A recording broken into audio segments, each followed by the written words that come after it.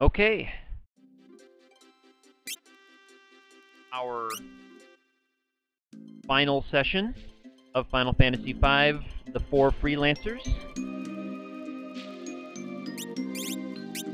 My setup looks good, except I'm not going to be using Sage Staff with you, of course. This is still the setup I was using a little bit earlier. I'm not going to use that, but I might use the Lamia Harp for her and Brave Blade. You get a nice start there. Yes, that looks good. Do we all still have running shoes on as well? Yeah, it looks like we're good on that. So let's head on in.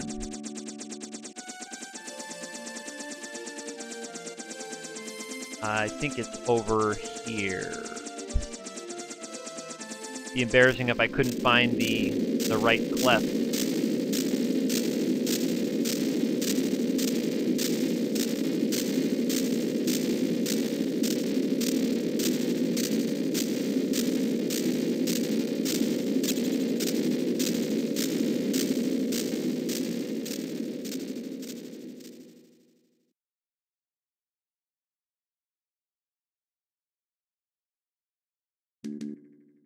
Alright, so this is a Brave Blade run, so I'm not going to be running from any battles at all.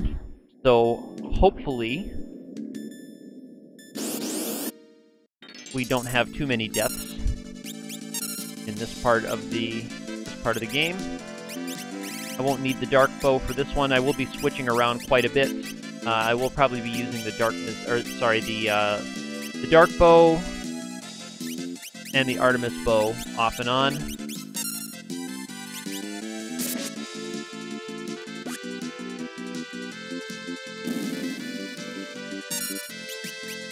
And the Lamia Harp just to keep a lot of these guys confused, and I'll use that to get the first hit on a lot of these enemies so that they lose as much health as I can get out of them, and then takes one out of the battle.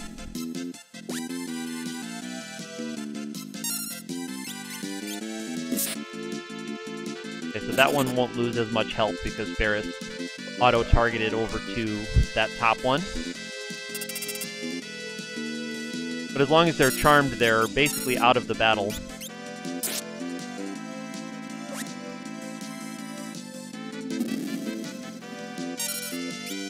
that worked out nice. If I run into any land crawl or sand crawl enemies here, I'll try to just get them with some instant death stuff. I'll just switch. I'll put the Darkness Bow on.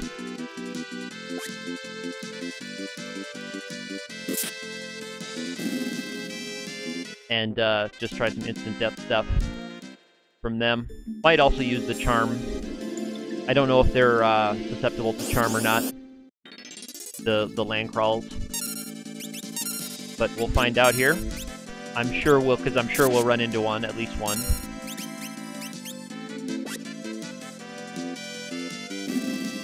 This is how a lot of this run has gone, though, because it's a Brave Blade run.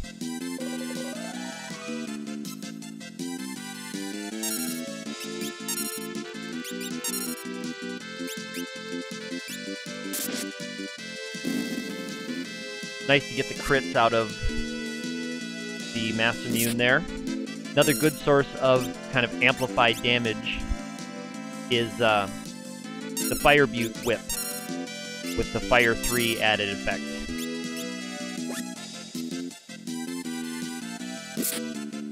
It's a nice way to get some amplified damage. It hits for about 700 or so, and then it casts Fire 3 for an extra big chunk.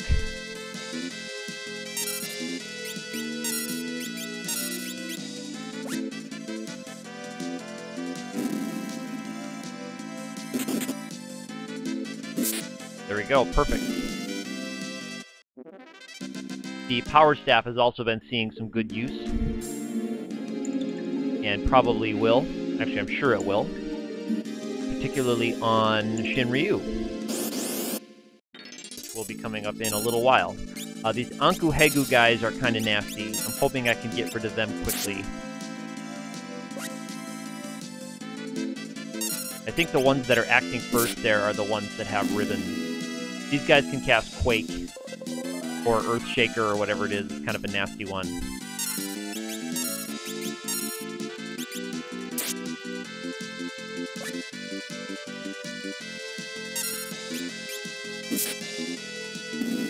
Okay. Perfect, and this might reconfuse it, although it'll be unconfused now when everyone else gets their turn, but that's okay.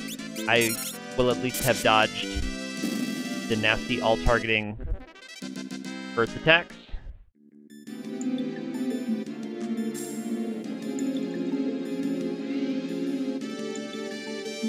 There we go.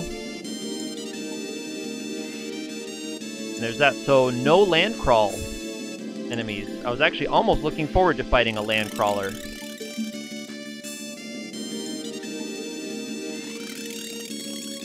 Almost. Not quite. Alright, cool.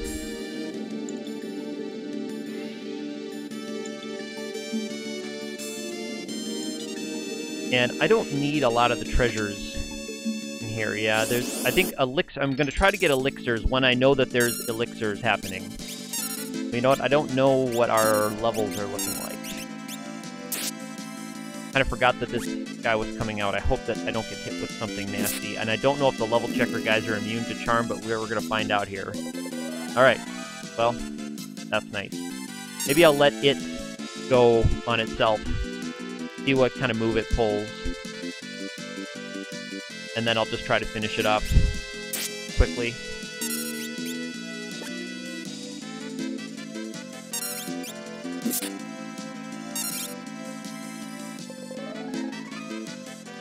Alright, one more hit should take it out. Because I think the Lamia Harp deals a quarter of its current health when it lands like that. Alright, the cabin, I'll be using that.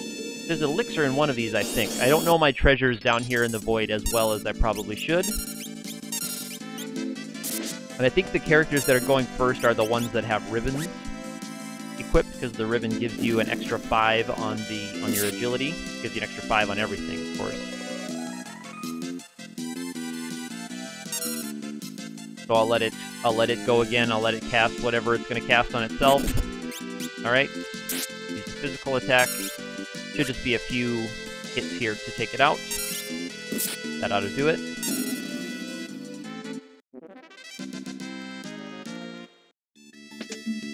There's the elixir. Yeah, dark matter. That's absolutely useless to me. As are the ethers. Really not of any use to me at all. That's okay though.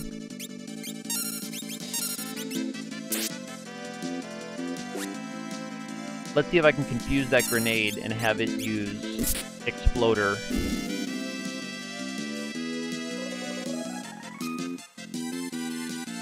I wonder if I can actually get it to use Exploder on the other guy.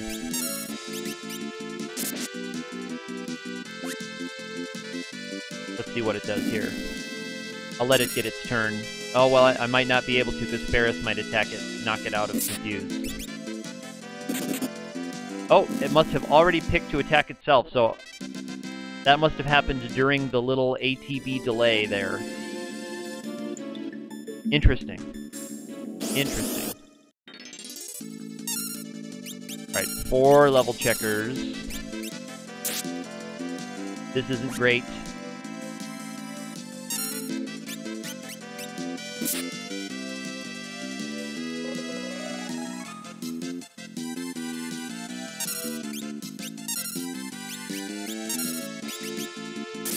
Alright, that should take that front one out. And Artemis Bow I thought had a chance to crit, but I haven't so far seen that come out.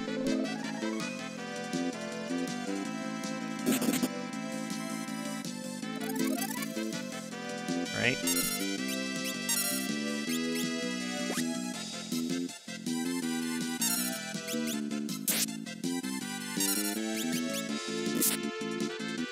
Alright, there's that one, and she charm this one. Yeah, she can get that one back under charm.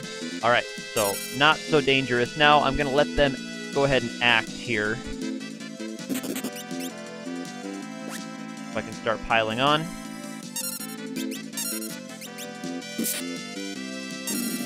Playing these battles as safe as I can.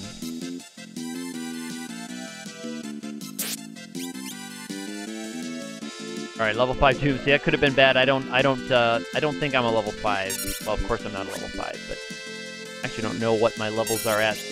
Close to 40. 30 something. 1,500 experience. 38 at the top. So 38, 37, and 36. So some of those could have been bad. Let's see. I can never remember which one of these has the chest, because one has a chest and then one goes to the door to continue on. So this battle's going to be hopefully the same as the last one. Now I know that level 5 death is not a concern. I'm not so worried.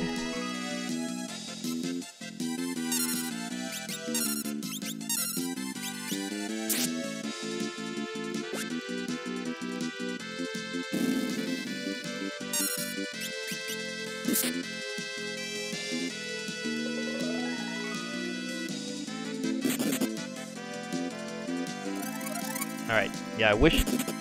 Okay, so he had that top one, again, had already picked the action to attack itself, so that happened in the little ATB delay there between selecting an action and performing the action. So that was nice timing.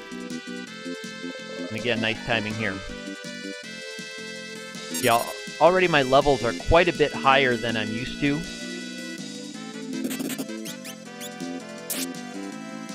For completing the game, which is going to be good because I'm going to need just those raw levels for more damage.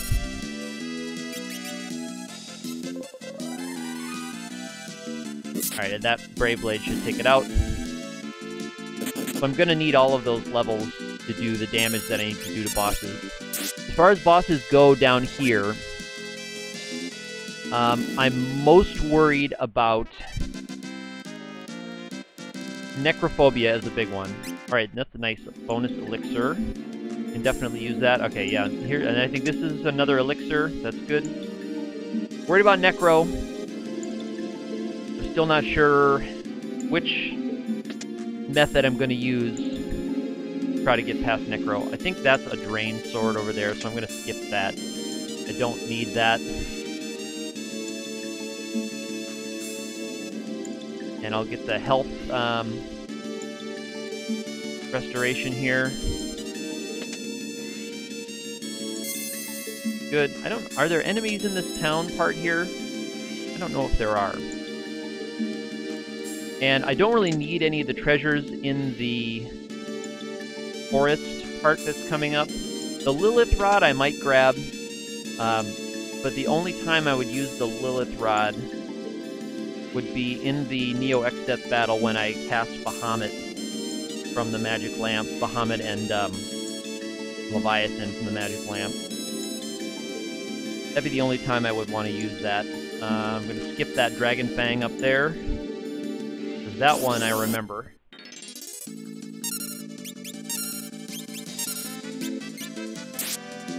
And these guys I never fight.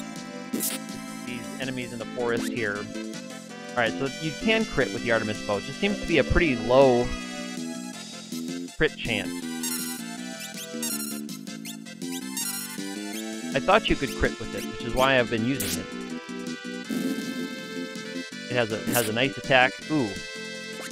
One at the back. Oh, I bet it has... Okay, it must have a... It's not a chance to crit, it's a crit against a certain kind of enemy. So I bet it's the creature or animal type enemies it does critical damage to. I bet the Beast Killer would do the same. Alright, and that charm missed. Yeah, so that's its attribute. It doesn't have a chance to crit. Some of those bows have a chance to do a critical hit. But that one must do a certain kind of enemy. Big damage multipliers. Because there's an enhancer down here, I won't use the enhancer.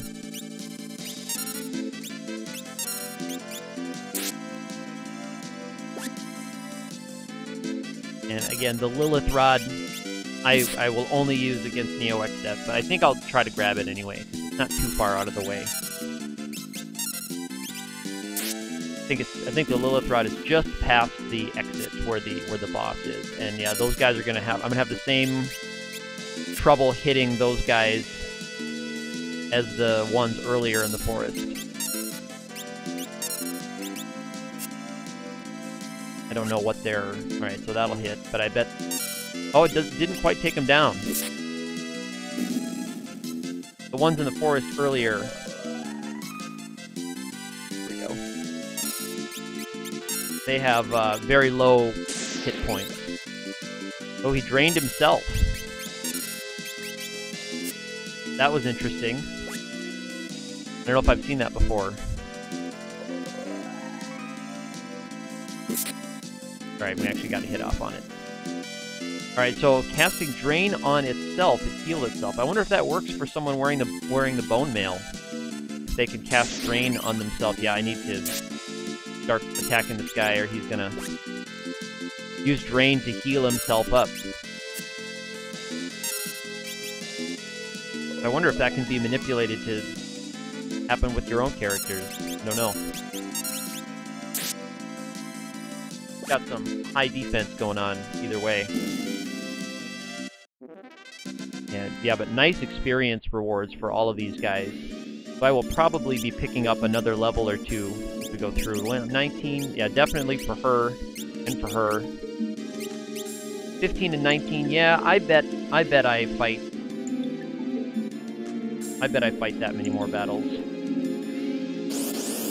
before I'm through with this long dungeon.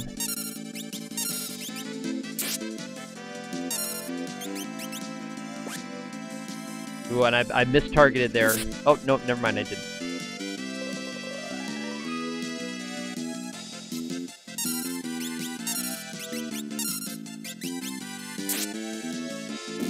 Alright, good. I remembered that correctly.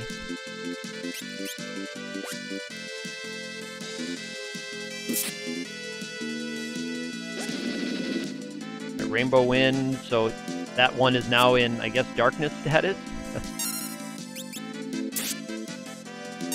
I guess is what you would say.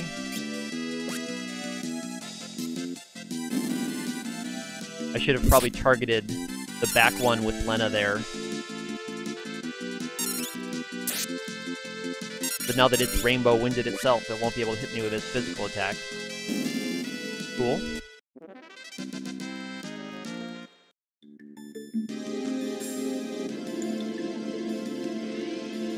Alright, I don't remember if this is the Enhancer or the Lilith Rod. Okay, there's the Lilith Rod, and that's the only one I really want. So, we're good there. I want to make sure we get past Wood Sprite here, so I'm going to give her the Bone Mail. That's a safe way to deal with this one, and I'm going to give her a Flame Ring.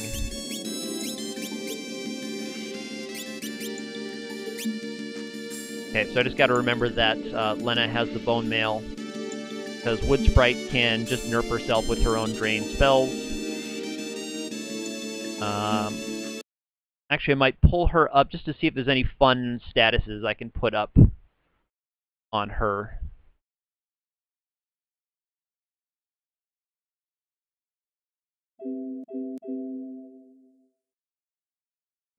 Alright.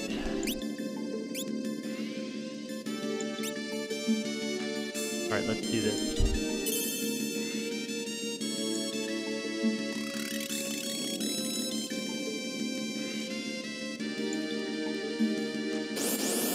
I need to get the correct...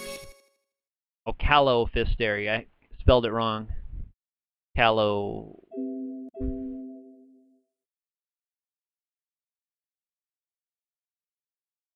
Alright, she's immune to Deadstone, Charred Berserk Stab. So I can old her. I could put old on her. I don't know if I'm going to do that, because I think it looks like the Artemis Bow will do critical damage to her as well, so I think I'm just going to go for straight up.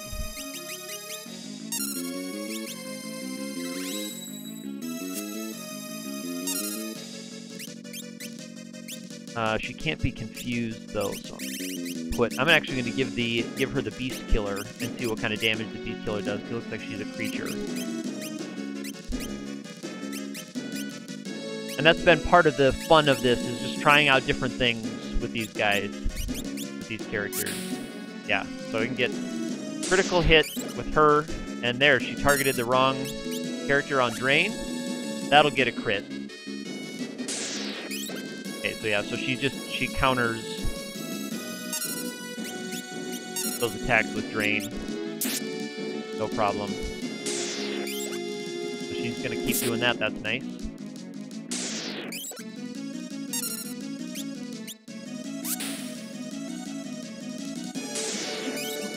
Yeah, it's good that she keeps targeting Lena.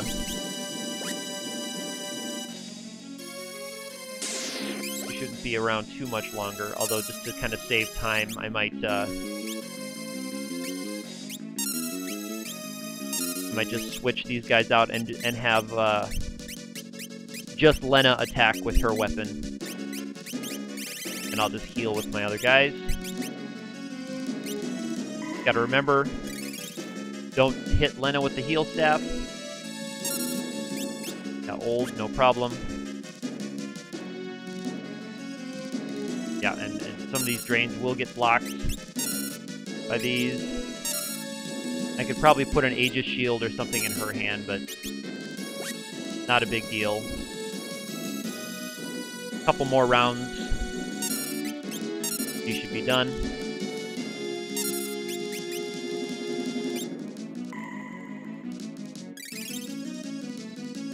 And yes, even at this point in the game, heal staff can come in handy just to save on some of my healing items. I don't think I'll really need to.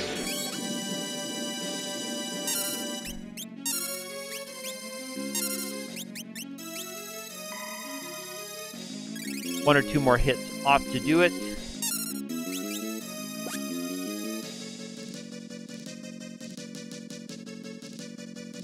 Yeah, we're blocking a lot of the spells with our shields because I've got two Aegis shields, and I think that's what I have on both of the dudes.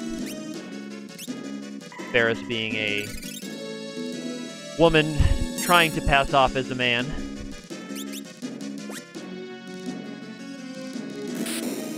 Alright, there we go. So, there's Callow dead.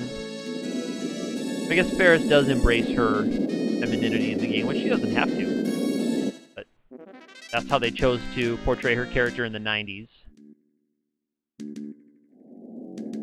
Alright, I'm going to get the heal staff off of her and get the Lamia harp back in her hand. The Apollo harp has seen some good use as well. Yeah, so it's Kara is the only one who doesn't have shield. Alright, now these enemies down here can be nasty. So I'm going to try to get to the save point here to log my progress as quickly as I can. Yeah, these kinds of battles are tough. Ooh, and I forgot to put the flame ring back on Lena, or the running shoes back on Lena, and so she still has the bone mail then also. I should have done a better job re-equipping. What does she have for a weapon? She has the Artemis bow. Can I get... Alright, so I'm not going to get critical from that. Okay, and big damage to these guys. So this is going to be a pretty dangerous battle.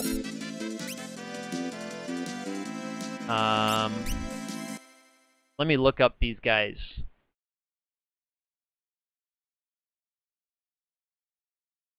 Because I usually don't fight any of these battles, so getting a back attack right away from these guys is pretty nasty. They've got 70 defense. That's pretty big. They've only got 3,200 hit points, but yeah, big time defense. Not so much on the magic defense. So actually I might break a rod on these guys. They have a water weakness. Yeah, and they can do a lot of nasty stuff. So actually I might try breaking a rod with these guys. Because I did buy a bunch of rods.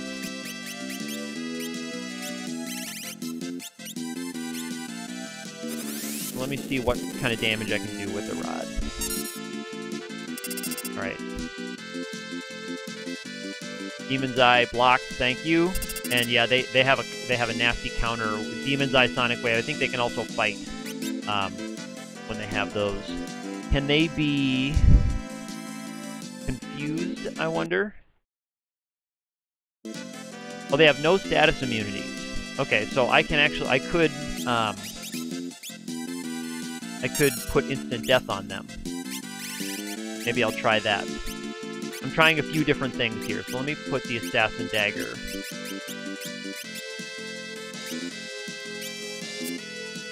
Yeah, they have nice nice evasion. She's been hit with Sonic Wave, I think, so the rod's not going to do a whole lot for her. Let me see what I can do. I think it's going to do like 200. Okay, so it's 500. Yeah, boy, these guys are nasty. These guys are pretty deadly.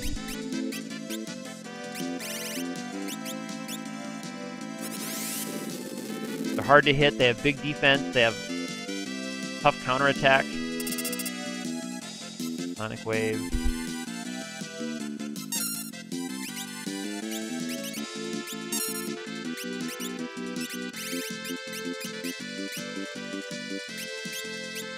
See if I can get one with the Doomax. And I'd have to hit him. What's their evasion is? Yeah, they have 70% evasion. Straight up. So actually, I might try the Gale Bow, see if I can get a, I have to take her shield off first. I don't want to take her shield off.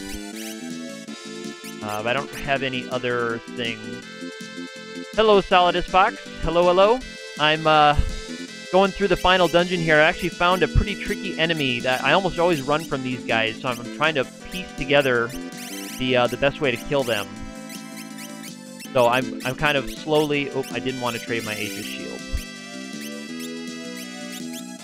So I'm kind of slowly piecing together the best way I can take these guys down. They have a whole bunch of nasty stuff. Yeah, you're here for the final dungeon, and I was hoping to do it in about 3 or so hours. So I think we'll be able to do it, but these guys are just really giving me a hard time.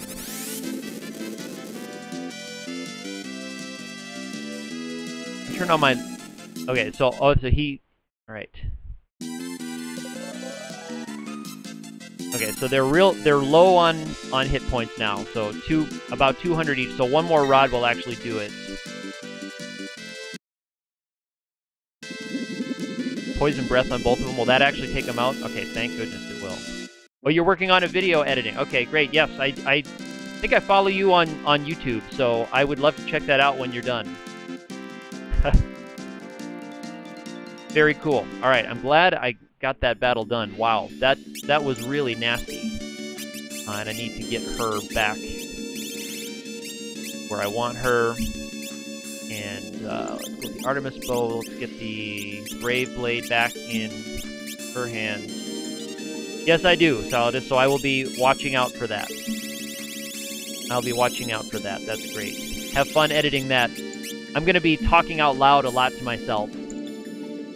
Yeah, level 38 in the final dungeon. This is actually quite a bit higher level than I am almost all the time, but because this has been a Brave Blade run, I've not run from anything. So just doing all of the dungeons has got me to this level. But normally when I'm using jobs, I'm in the low 20s.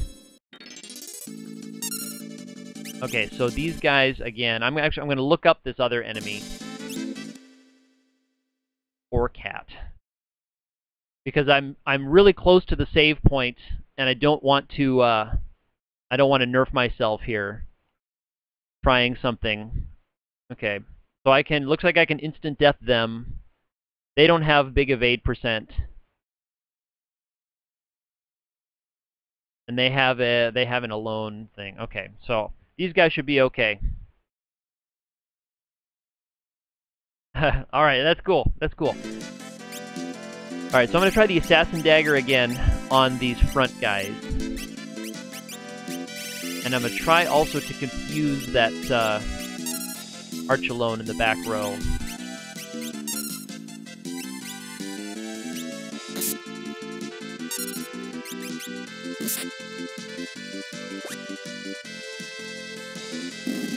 I will try to phone them. I'll see if I can get confused to land on him in the back row.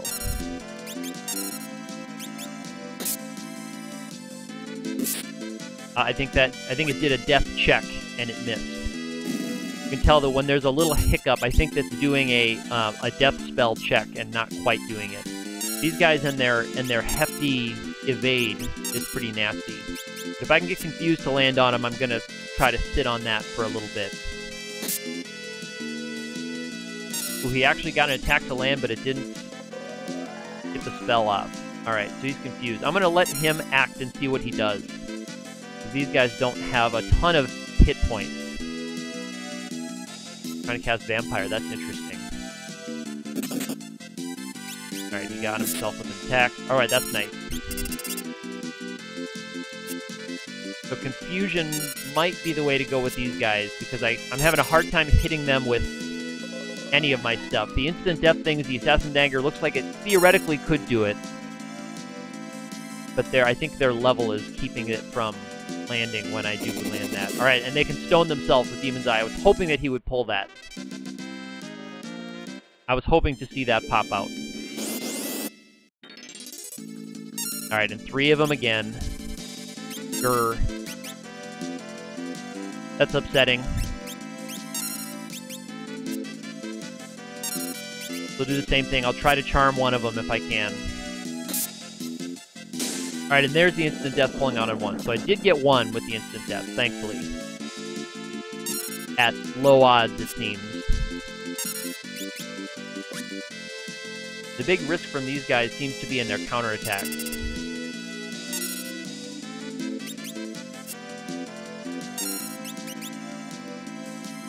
Okay, and I got confused on that one. Thankfully, he cast Poison Breath on those guys, but he's countering with Sonic Wave on us, because they counter with hit point damage with Sonic Wave. That's how these guys roll. I'd actually read that this was kind of a nasty part of the final dungeon here. Try to get a death spell or confuse to land on these guys. Alright, so I'm just going to hang out for a minute here. See if these guys either attack themselves out of it or stone themselves. Alright, he Demon's Eye himself. Very cool. That's been the cool thing about this run, is things like that. Using statuses from weapons on enemies and watch them do fun stuff to themselves. He still has a pretty good amount of health. I think he still has about 800 or so health. I should have waited for him to attack there before going after him with the Assassin Dagger. That was a slight miscue on my part.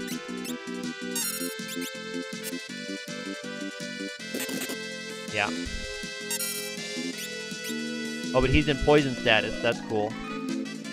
Yeah, he only has a couple hundred health left, so I'm going to see if he attacks himself. So it seems like he's not missing... These guys don't miss themselves as much as they should. Ooh, he missed on the Demon's Eye on himself.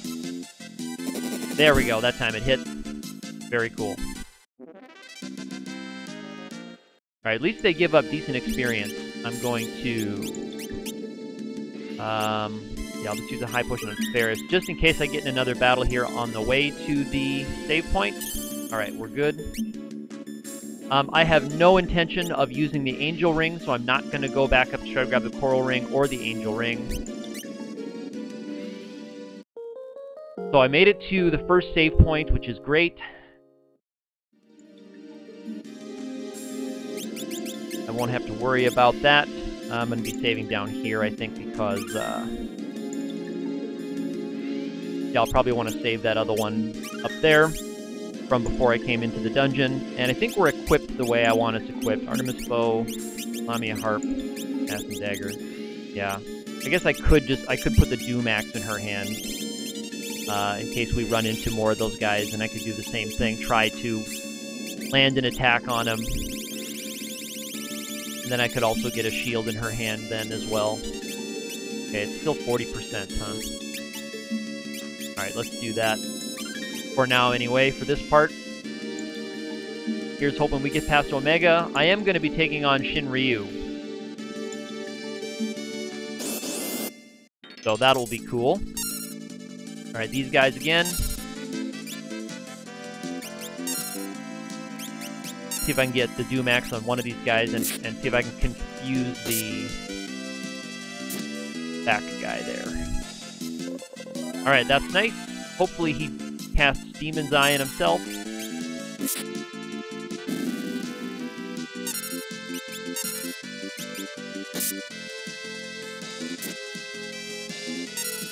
Nothing.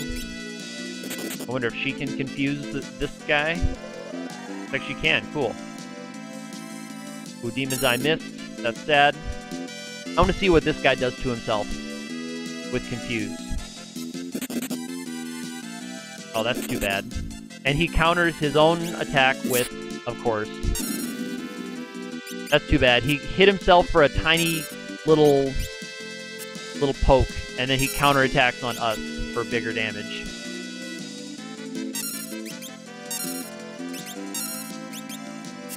Okay, and the Dumax is really going to have a hard time landing because it doesn't have 100% base chance to hit. So it's very unlikely that that will land.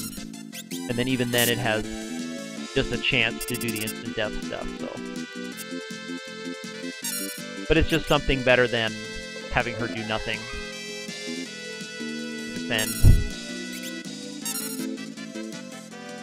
I'm gonna let him try to... Hopefully he can Demon's Eye himself here. Didn't work. But it's much safer to have him confused and waiting to nerf himself than to have him alive and me trying to hit him. So hopefully he can hit himself with Demon's Eye. Poison Breath would be nice. I'm trying to cast Vampire. That's an actual spell that takes MP. Alright, he missed on the Demon's Eye. I don't know if it got blocked or if we just resisted it from the level. Varus is not going to act. She has just the Brave Blade.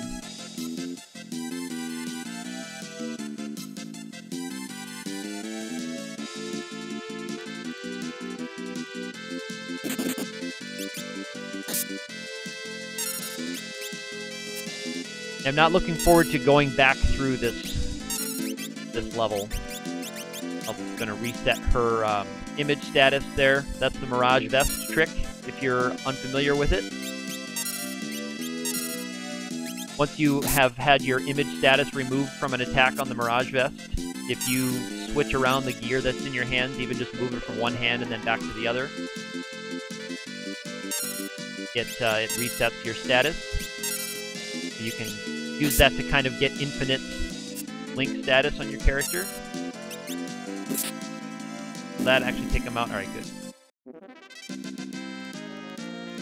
I should have kept that in mind. I think I can take him out. Okay.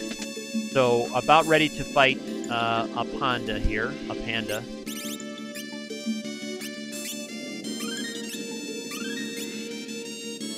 Alright, so we're good on that. Let me just check our equipment. He has a weakness to fire. I'm actually going to see what else I can do to him, just for fun.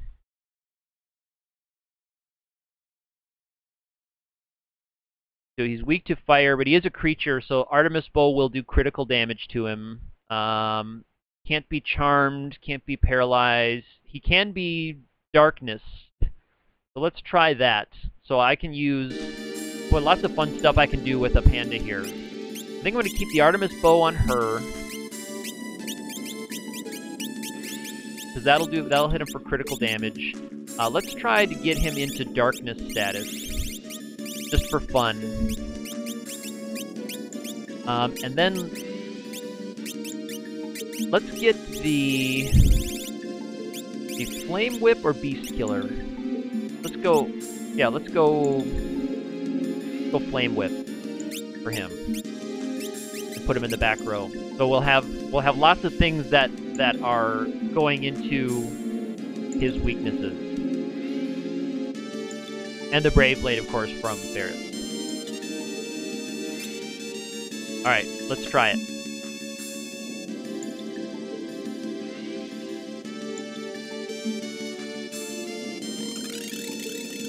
Alright, our lives are up already. Something tells me that's not true. Alright.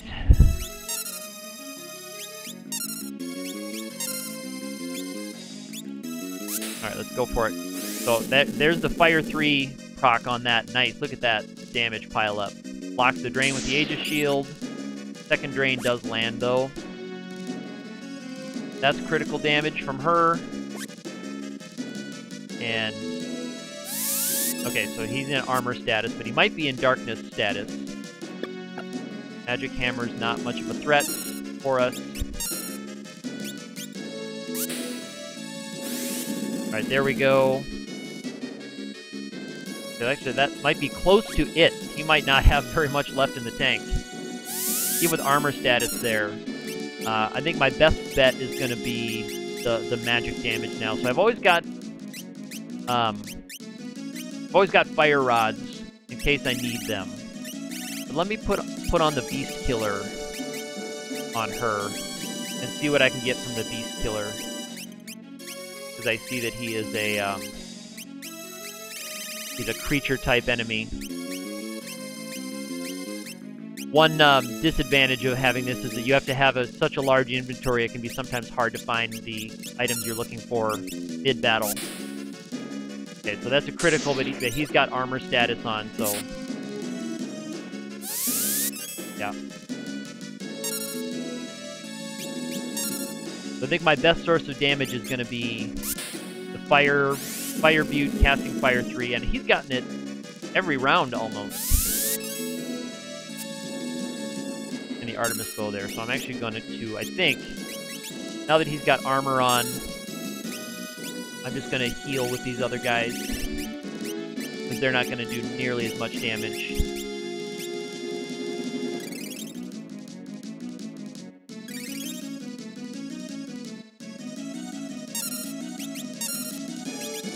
As these top two.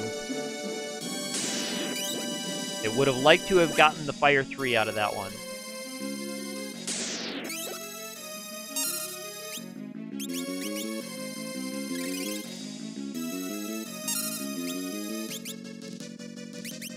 You.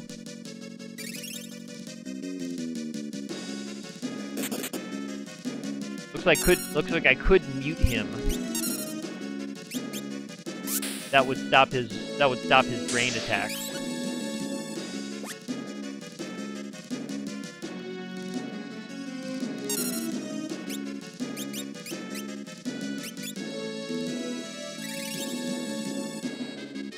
Yeah, looks like he is susceptible, but if he's heavy, mute status doesn't last very long. That's the problem with those kinds of bosses.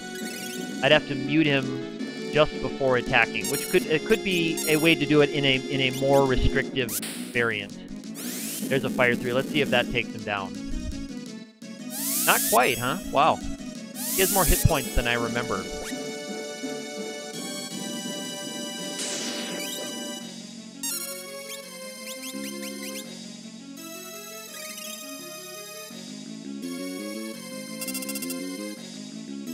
Alright, that's fine.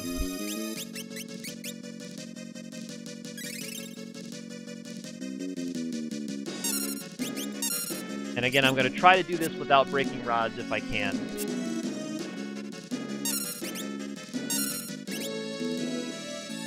Just had Ferris just jump into the back row.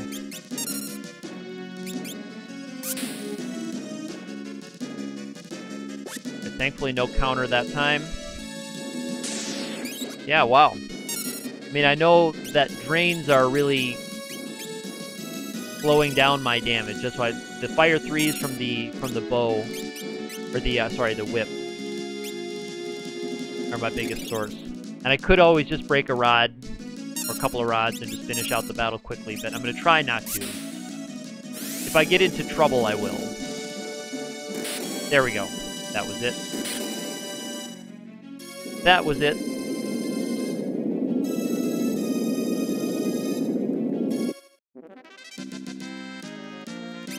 And I get the soot from that. Okay, so now the next area is got the ninjas and the dragons. Has ninjas and dragons, so I'm gonna change my equipment around a little bit. I'm gonna give you the defender. Where's my defender? Not gonna be down here. Because I'm gonna be casting protect on my guys, and I'm gonna give one of the ladies the Apollo harp.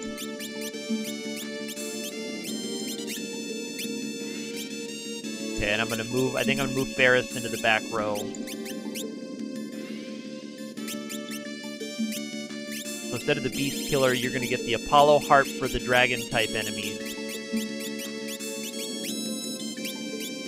And I'm gonna keep the Artemis bow on her for now, but I may be switching that around a little bit as we go through, because I'm gonna be using protect status from the defender sword.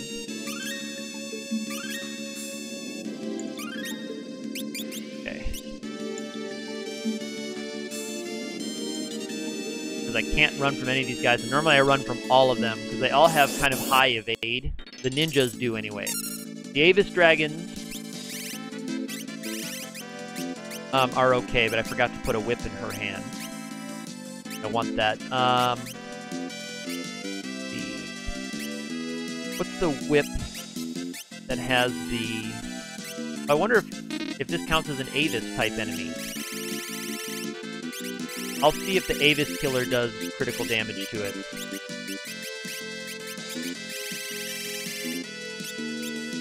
Just trying this out. Good morning, Blue Mage Danny. Hello, hello. And still the Apollo Heart. So I'm seeing if it counts as an Avis or as a dragon.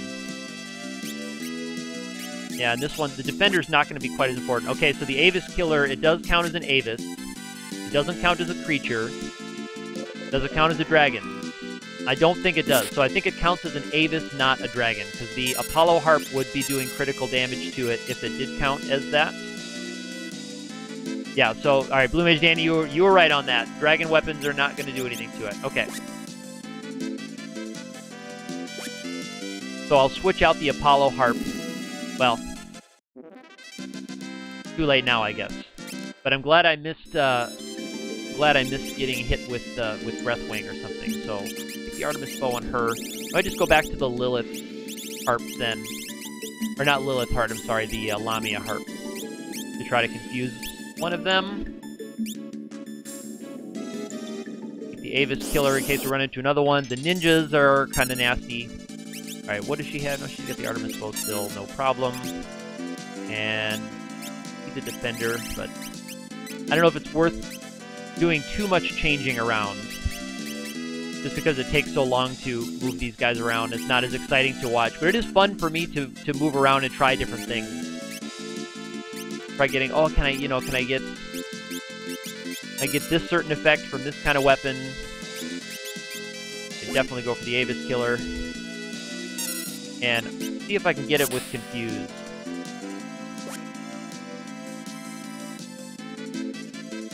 No. And I don't know if it has a resistance. I'm not going to look it up. I'm not going to bother looking it up.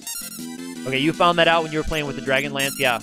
That's interesting, Danny. I've been playing around with it a little bit. The Avis Killer I got from the Tote Avis guys in the Island Shrine, which I had never fought before because they just are awful. They have a ton of hit points, and they don't give up any experience or gold.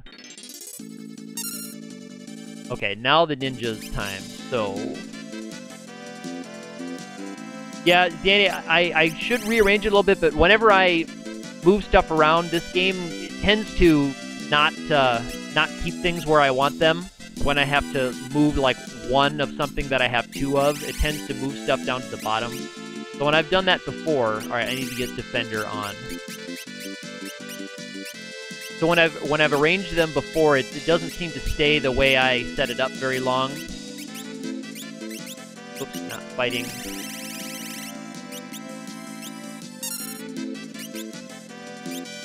It's going to be hard to hit these guys.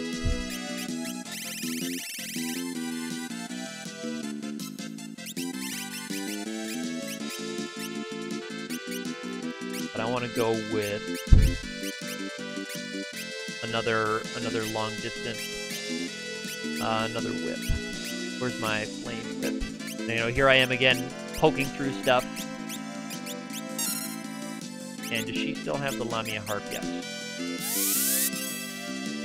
Soniku, no, that's okay. I actually haven't been streaming very much of this run, Soniku, so you haven't missed very much of it. Yeah, there's image status, so this is going to take a little bit longer now, even. But yeah, I have not been streaming very much of it, because a lot of it has been stuff like this that's been me kind of slowly working through dungeons that take a long time. And I'm going to have to get through their image status before I can start landing hits on them. And I don't know, I think image status still protects them from harp hits. I think it still does. Harps have that weird damage calculation.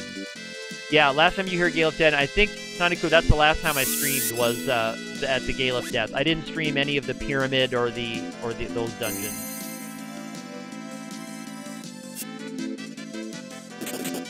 Alright, so they countered what little damage we do with that. Let me turn on my Lewis script and see how much hit points they have, how many hit points they have. And they're both in image 2.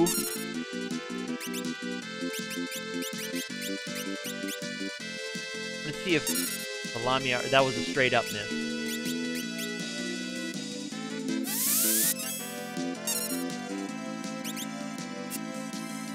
And yeah, these are the enemies. These are the reason why I brought some rods down. I kind of had these guys in mind when I brought down some rods. I might put on the Gale bow and see if I can get a. I'm gonna turn off my Lewis script. That is hard to see sometimes. See if I can get an X-Bite out of my Gale bow. But if it's taking too long, then I might just start breaking some rods, because I did bring a bunch of them down. Okay, that'll take out their images. Anyway, so that should take out all of their image statuses. X-Bite is a guaranteed hit. So all 4 images are going to be gone now. So I think I'm just probably dealing with their 70% evade or whatever it is. And are they going to counter with image?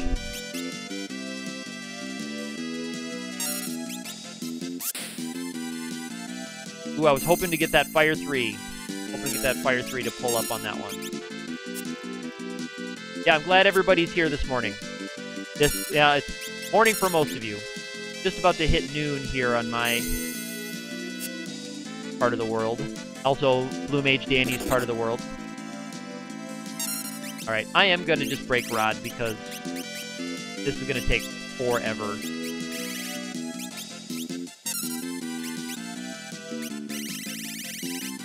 And I can't run from these guys because I do want to maintain a perfect Brave Blade to the end. More noon, I like that. Good mornoon. And they're not doing the kind of damage I would like to do, sadly.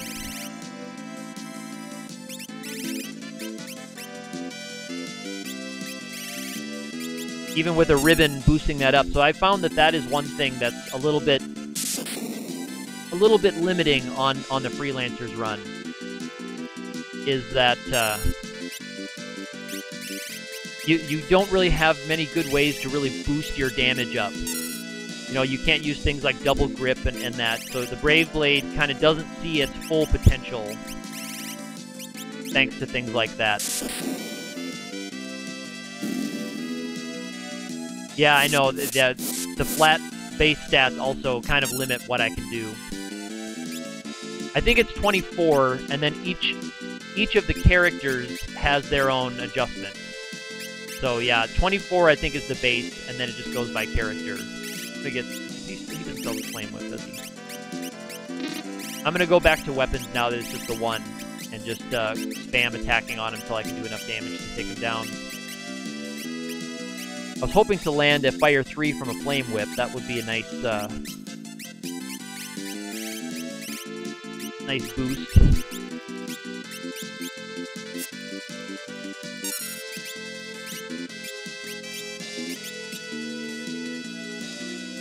So those ninjas might just have a straight-up immunity to confusion, which might be why I haven't hit even once with those.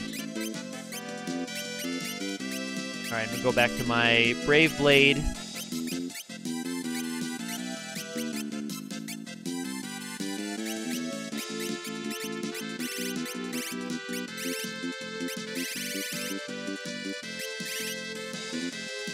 Picked up the sequel to 10 Million yesterday. I'm not familiar with that one. I'm sorry, I need to get back to my menus here, guys. I'm sorry.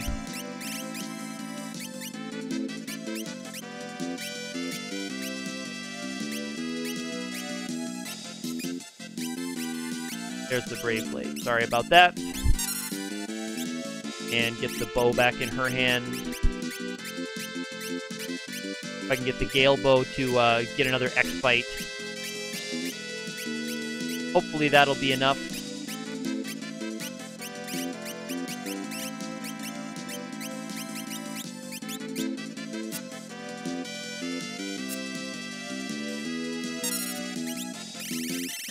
We all have a real weapon now. Yeah.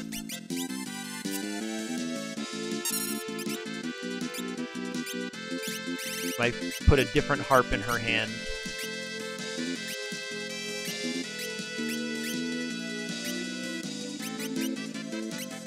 Or a different long-range weapon for her.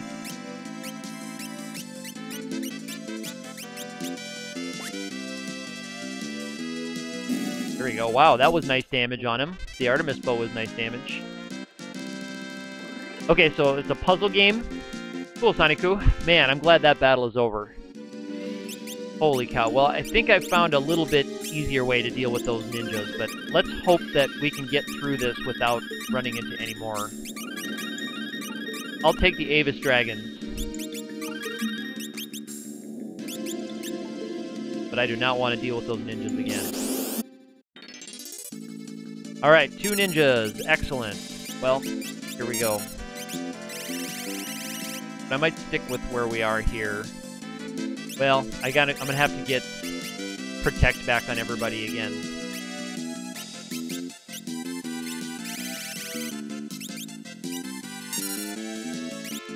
Still have Artemis Bow. Yeah, maybe that can be something. And she still have the Gale Bow. Yeah.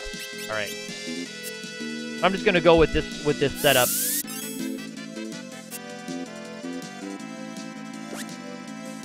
Just hope I can get enough X-Bites to wear these guys down. That Artemis Bow did real nice damage when it hit there.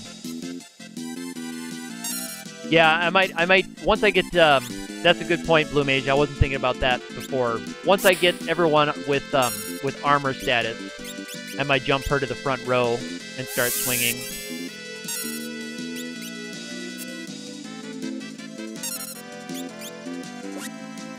There we go. Good damage from the bow. That's doing more damage than the rods were. Sadly.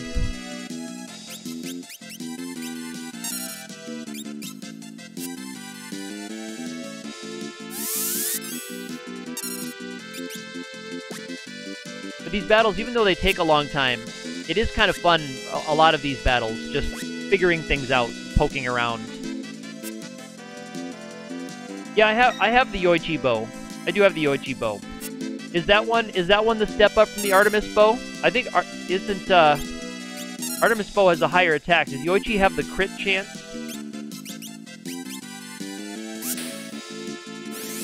There's a Fire 3. That's what I've been waiting for. Land that whip. Land that whip attack. Go nuts.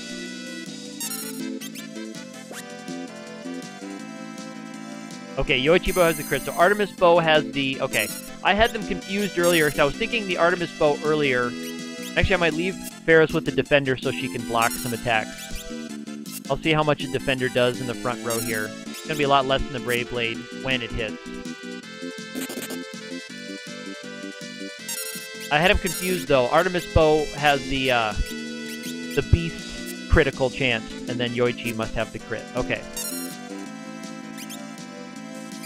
So definitely keep the Gale Bow for her, but maybe I'll try the Yoichi Bow for her. Because yes, I did grab all of the legendary weapons.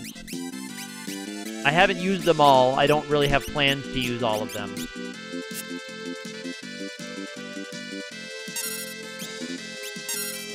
Okay, Artemis says, oh, it's attack and magic beast crit. Okay. Because I noticed that before. I was getting crits on certain enemies in the forest is when I was getting most of them.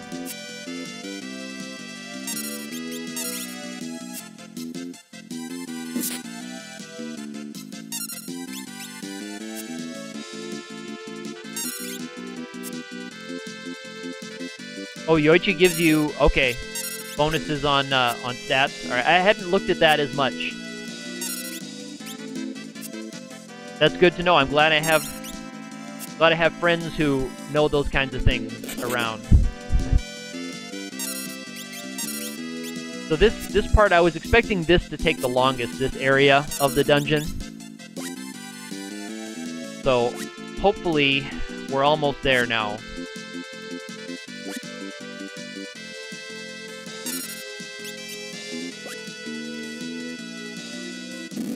There we go. Alright, so I'll stick with the Yoichi for any more ninja battles if they come. Alright, well, here we have one of each.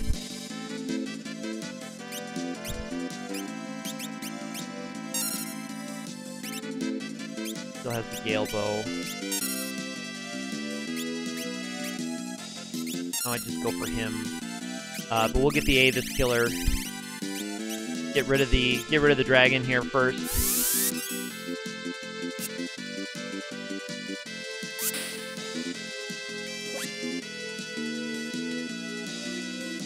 Oh, she doesn't have the same stats as Ferris did.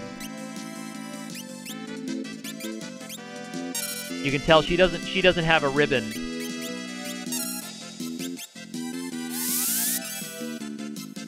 So she's doing significantly less damage with the even with the critical attacks on the bow.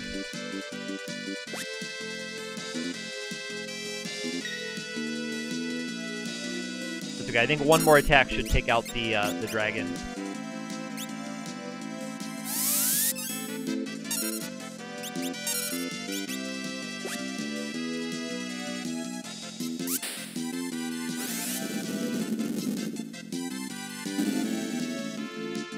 Krill's not good with the physical stuff. And I think Ferris is a little higher level, and then Ferris also has the ribbon, so she's got the bonus that she gets from the ribbon. There we go. Nice crit on that one. There we go. Thank you for the tip on that, Danny. Good to get the crit on the ninja. Now he's got image status, so we're going to have to miss a few times here to knock that out.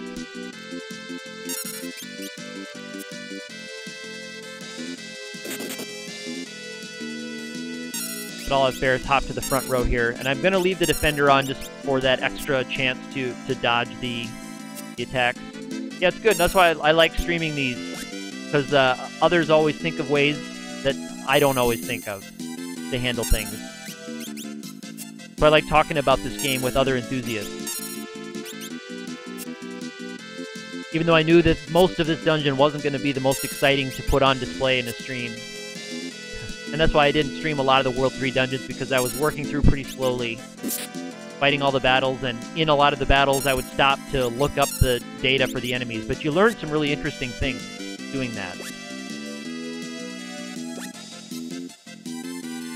So I have learned a lot about this game, even after having played it as many times as I have. Still able to learn some new things.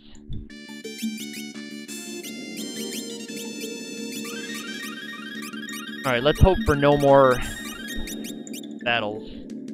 Now watch me, I can get no more battles here, and then watch me get an Iron Giant here in the next thing before I can get down to the basement.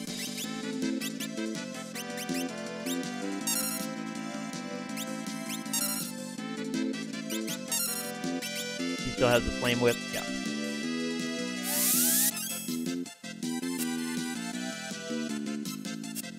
And the whip, I don't even know if I don't even know if the whip is the best weapon to go with for these guys, because the whip's I think the whip is less than 100% accurate to start. but the chance of getting Fire 3 as a bonus when it does land it is pretty tempting. Don't you have something more important to do? Yeah, the world's like ending here. These ninjas, presumably they're humanoid, they're human ninjas. So they work for X-Death who wants to destroy the world. But you get that a lot of times with henchmen who work for bad guys who want to destroy the world. Like, wouldn't the world be destroyed for you too? You're working for this bad guy whose ultimate goal is to kill everything, including you.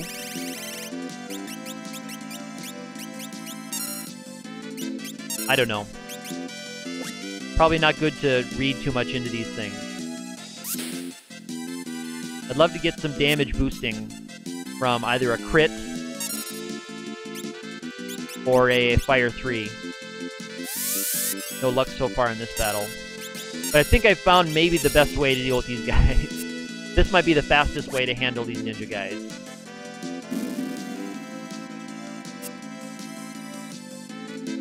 Okay, whips don't have the axe, so did they start at 100% base accuracy? Okay. I wasn't sure about that. I've been using whips pretty generously throughout the game when I've needed things like paralyze on enemies. I found that whips that can paralyze and also the Lamia harp that can confuse has been really nice. Also the power staff for berserking. I've used that a ton on enemies that have kind of annoying magical attacks. So berserking and then darkness status has been really helpful on a lot of enemies. All right. Hopefully that's the last ninjas we deal with. And I hope you all aren't mad at me, but I am going to be using a little bit of save stating before some of these bosses just to avoid long sections of backtracking. So before we fight Apocalypse here, I'm going to create a save state just to prevent having to go through all that again. I don't plan on using the save states, except possibly before Necrophobia, which will be in a little bit. Necrophobia, I might have to examine my strats a little bit, but I am planning with Apocalypse here. I am just going to plan to break some poison rods at him and call it a day.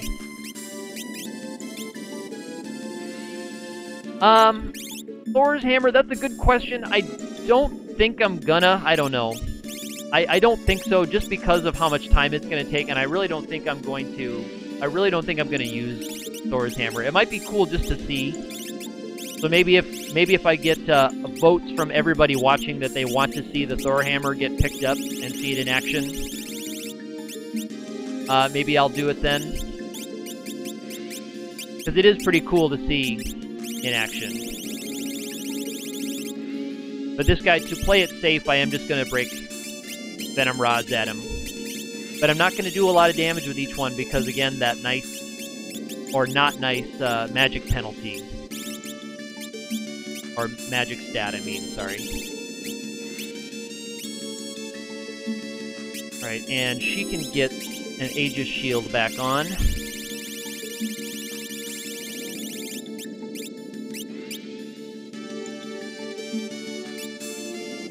Yeah, it won't take too much time. I don't want to get into too many extra battles down here, although the battles here will be pretty quick.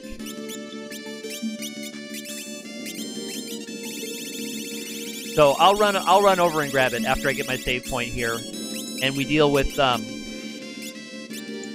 Catastrophe there. Okay. Just so I don't have to do that setup again in case something weird happens. But our levels 37 and 38, so the level 2 old can get us. But 37, I think 37 is a prime number. Yeah, Berserkers, then you'll go for it, absolutely. I'm using Berserker Risk, so I'm certainly going to get one. Let me see how much damage the Venom Rods are doing. And I guess I didn't put on any specific equipment for trying to boost it. Yeah, okay, 16, 17, and I bet Kara's will be significantly less. 17, okay, no, never mind. She must not be getting too much a penalty. Ooh, she's gonna die. Yep. Alright. Okay, I'll use my Sage Staff.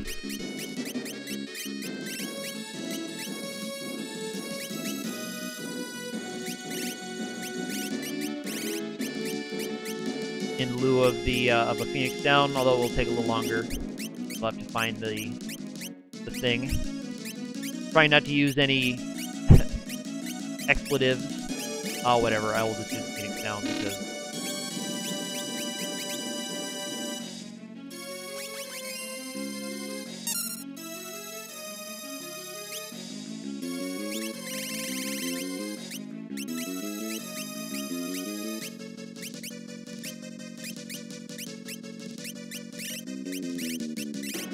Alright, where are my Venom Rods at?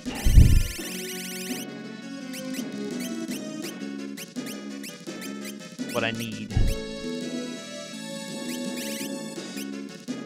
There they are. Not too far down.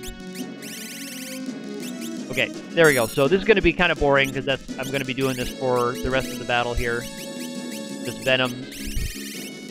I know it's not very exciting. It's not very good. This guy can do some nasty stuff that I want to avoid.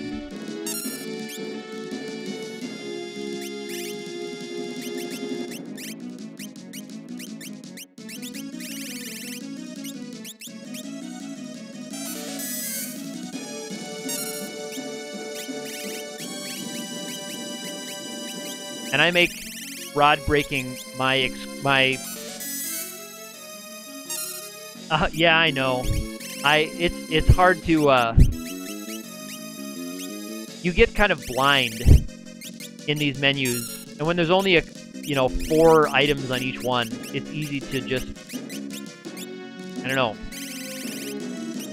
You get menu blindness.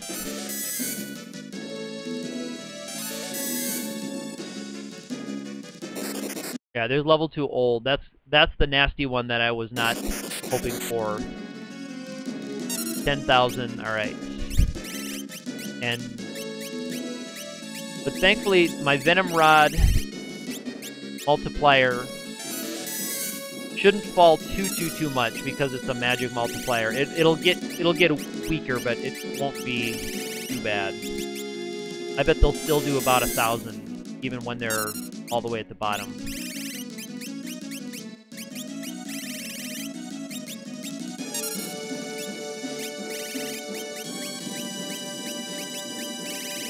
I do want to save one Venom Rod because I want to, on this save file, I want to make a demonstration video for taking on Omega. So I want to save at least one. But I think I'll just use them with Lena from now on here. Because she didn't get hit with old.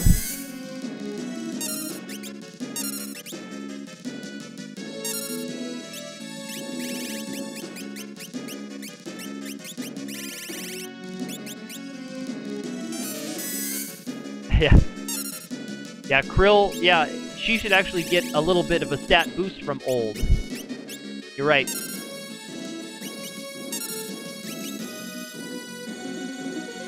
Yeah, Tiny Song. Alright, this is the last one, so, and I should still have, yeah, have a couple more Venom Rods to use later on. Okay, cool. I know that wasn't very exciting, but without running that too many times, I wanted to be safe. Yeah, and I think it's Kryl rhymes with smile. I think that's what it is, but it's just kind of funny to call her. I like calling her Kara because it's OG like this, and it's also just fun to hear people call her Krilly or Krill. Okay, so let me check my equipment again here. Ferris has been rocking it with the Brave Blade, so I'm going to go with that for her. And I'm going to go on the Mass Immune with you.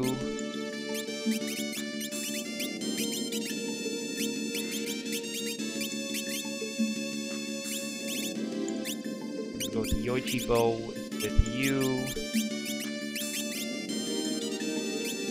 And I'm gonna check Apocalypse. No, it's Catastrophe. I'm just gonna check real quick. See, I don't think he has any weaknesses to anything. Possibly, it looks like I can get him with aging, but that's not going to be very useful with his low.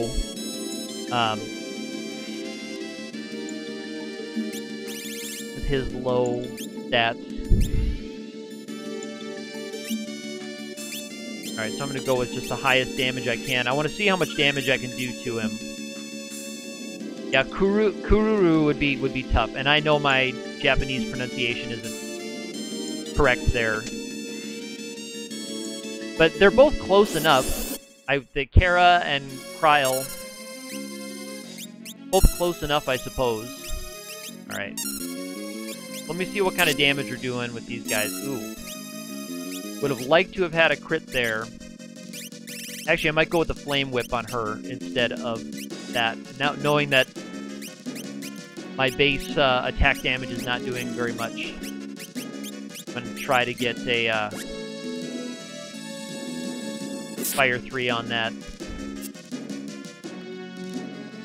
And I want to see how much Earthshaker does. Should do about 800 maybe to everybody. Ooh, okay. Enough for us to survive one. Alright, that's good.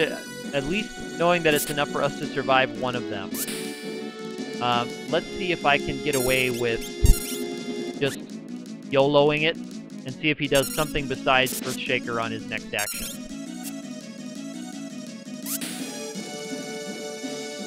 Nope. Okay. That's okay. I wanted to see if I could get him to do something besides Earthshaker on his second round. So his... Okay. Yeah, because he only had a 1/3 chance to use Earthshaker on the second round. So I'm actually going to try that again. I'm just going to try the same strat. I'm not going to bother healing or anything. But I will start her with the Flame Whip. Yeah. Alright. And I'll turn on the Lewis script this time. So we can see how close we get.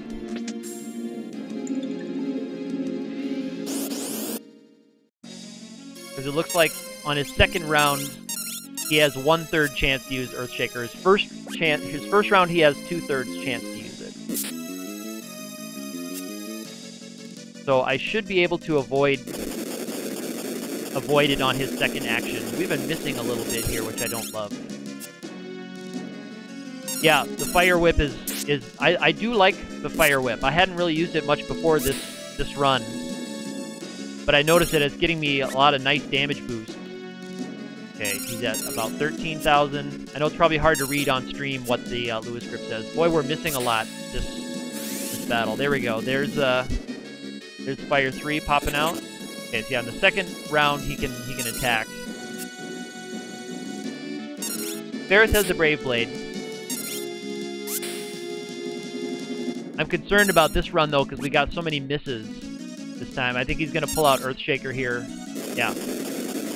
We need to get a few fewer misses on those.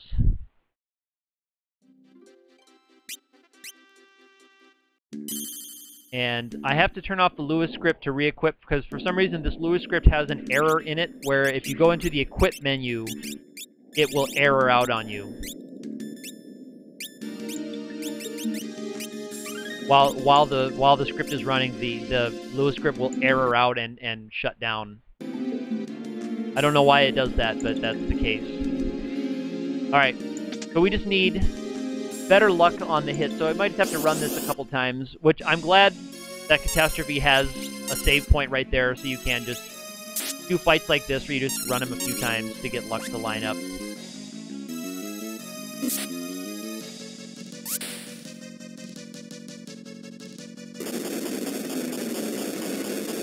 Again, these guys and their low stats, they don't really have good ways to multiply damage, except for luck-based things like hoping for crits or hoping for Fire 3 to pop out, like it just did there on the Fire Lash.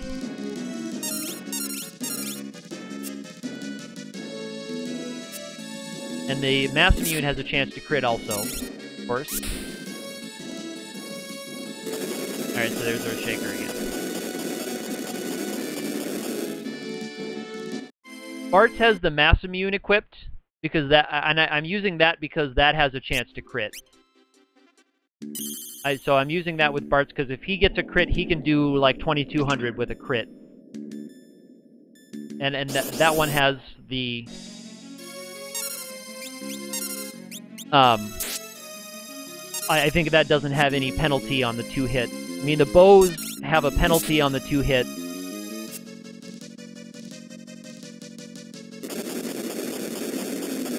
Because I don't want to be dealing with throwing around elixirs in this battle. I guess I will if I really feel like I have to. I'll start throwing around some elixirs, but I don't love that idea.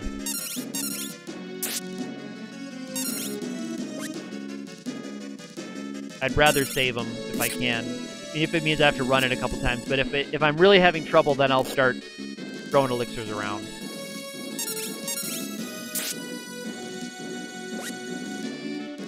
Alright, got him down to 8,000. 6,000.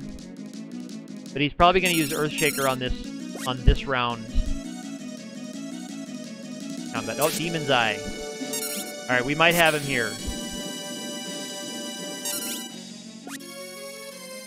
1,700.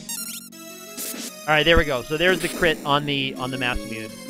So there we go. How many times did I have to run that? 4 or 5? I think 4 or 5 times for, Thank you, I'll take my soft now. Alright, so I did get him on the crit from the Mass Immune, thank you. Alright, I'll turn my script off. Yeah, there it was. So I figured I just needed things to line up correctly on him. Alright.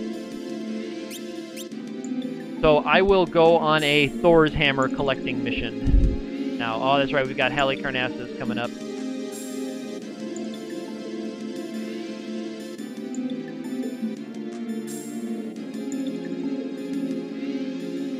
Masamune, yeah, it probably is, if it's a Japanese word. But, you know, growing up as I was without access to the internet, Mass Immune it was for me. And here's where I think I might start playing around with statuses again. So I might see if I can confuse one of those sword dancers. I might go with the Lamia Harp. This is kind of my standard way to play defense, was to use things like the Lamia Harp.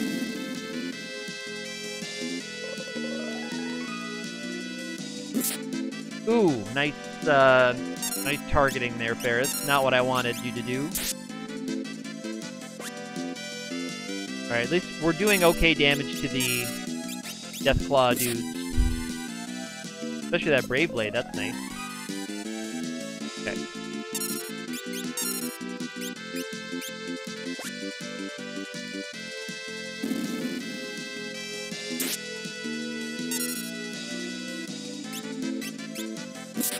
Does Halicarnassus, that name, does it translate to anything? Masamune. You're happy to change when you learn how to correctly say it? Yeah. Hey, there it is. Strong Fight showing up for the win. And there's a crit. I love when enemies can use Strong Fight when they're confused.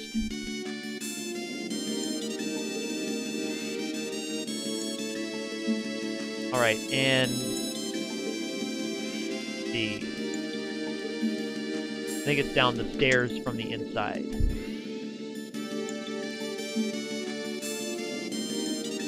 And then, well, I'll get Hallie first.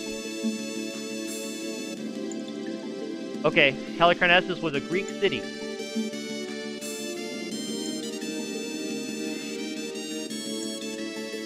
Okay, cool.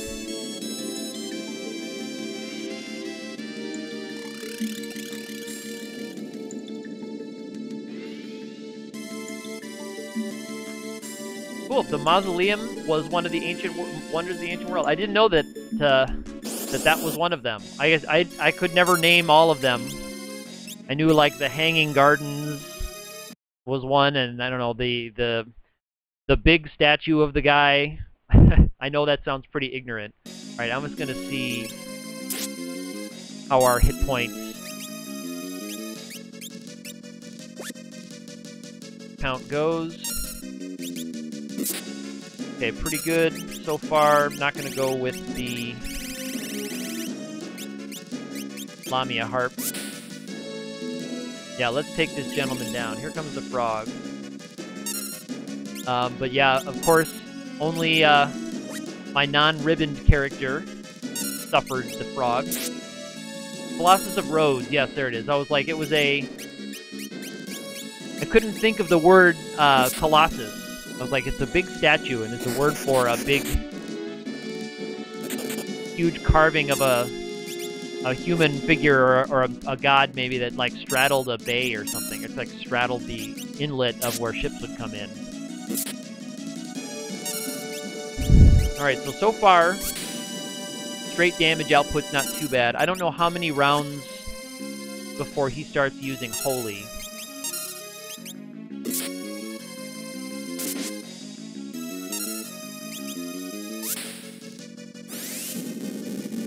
Fire 3 popping out. Alright.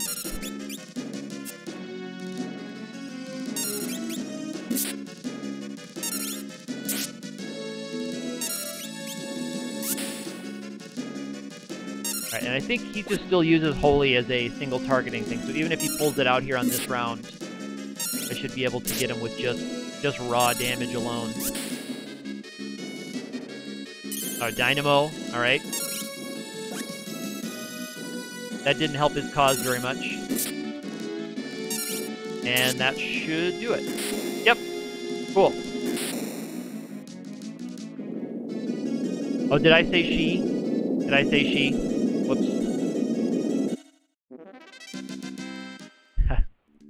Didn't mean to if I did. Alright, I'm going to head back down and save before I take on Twintania, because my my Twintania strat just involves, it's a little bit of a luck factor. Oh, and there's the Thor hammer down there. Okay.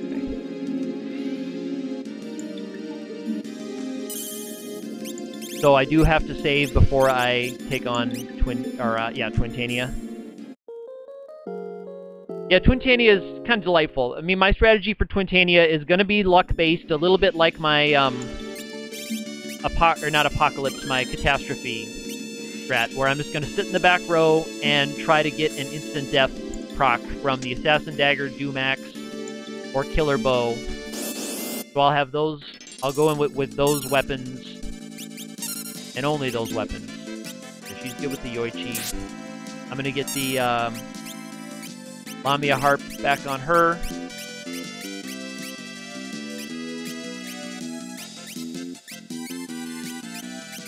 But yeah, I found myself using statuses much more in this run than I ever had before. Yeah, Ferris might retarget. Okay, good. So it was kind of cool when you have access to bigger damage. I want to see if he uses Strong Fight on himself. There it is. You have access to bigger damage, you kind of stay away from the statuses. Or I tend to, I shouldn't say everybody does. I tend to stay away from statuses when I have access to fast damage. But when you don't, in runs like this, it's kind of cool. So I'll try Twintania, and then I'm going to come back and save after that, so that's when I'll grab the Thor hammer. After I beat Twintania, and I'm on my way back to save before I go into the void. Alright. So it's just going to be Assassin Dagger and Dumax.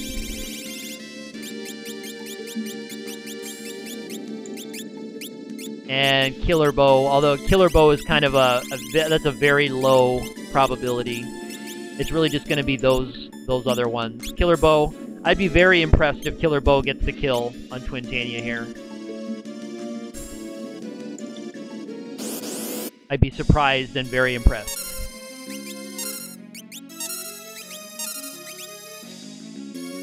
So I just got to keep healed.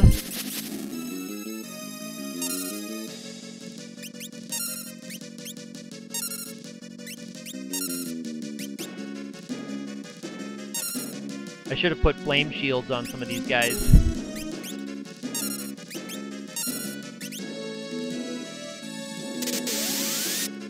Or fire rings.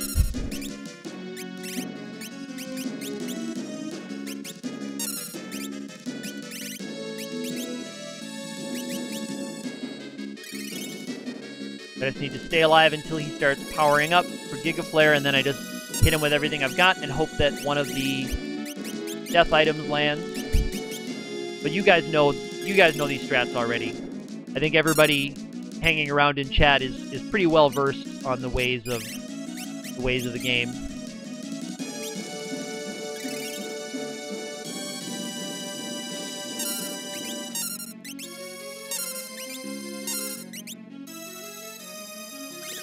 Mind Blast. No. That's the only real cost of this battle is going to be just a number of high potions to stay healed. I guess I could come in with guard rings and then use the Masamune to get everybody hasted to save on some high potions, but it's not. I don't think it's going to be an issue. Because he might do Wind Slash maybe one more round and then power up. Okay, Wind Slash, and then I think his next turn is going to be powering up for Giga Flare. Sandbag raid. Hello, Sandbag.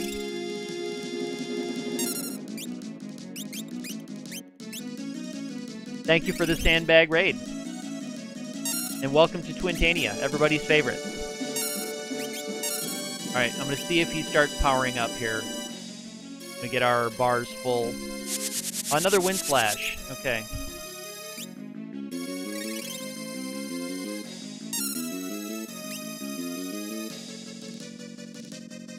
Sandbag, you've decided your next speed run. What is it going to be? What game and what category? Alright, here we go. So time to hold A and hold on to your butts. She's got the charm thing on. Can he be charmed? Holy cow. 9,200 on the charm. On the charm harp. Alright, so no kill on the first round. I think I have one more. Oh, not quite. Not quite. I don't quite have enough speed. I don't quite have enough speed to get 2 rounds in that. Okay. The quest to save the world in time for dinner. Huh. Interesting. All right, so I have the long walk back to Twintania now. Okay, again, I knew it was a little bit luck-based. And she's still Yoichi Bow, Great Blade.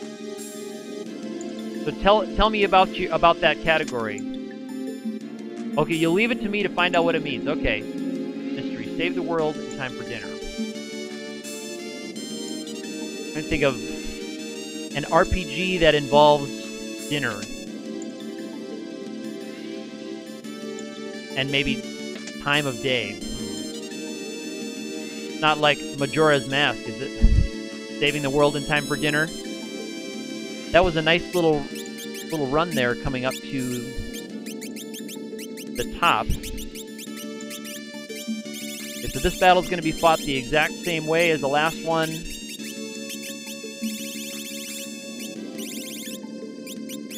With just me staying alive. until he's powering up, and then try to land the instant death spells on him. I'm going to give her the heal staff. I think that's down here at the bottom. Yes.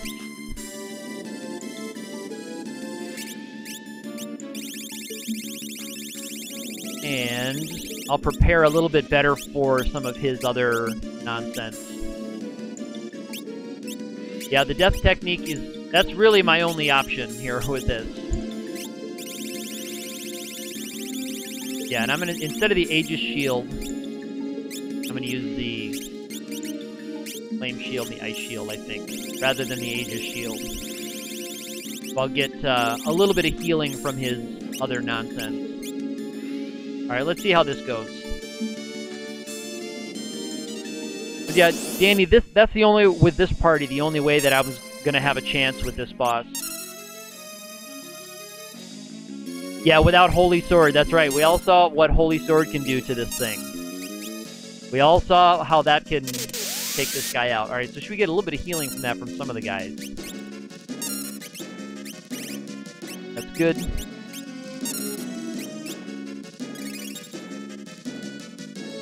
And Kara can heal staff. Toad from the Wonder Rod.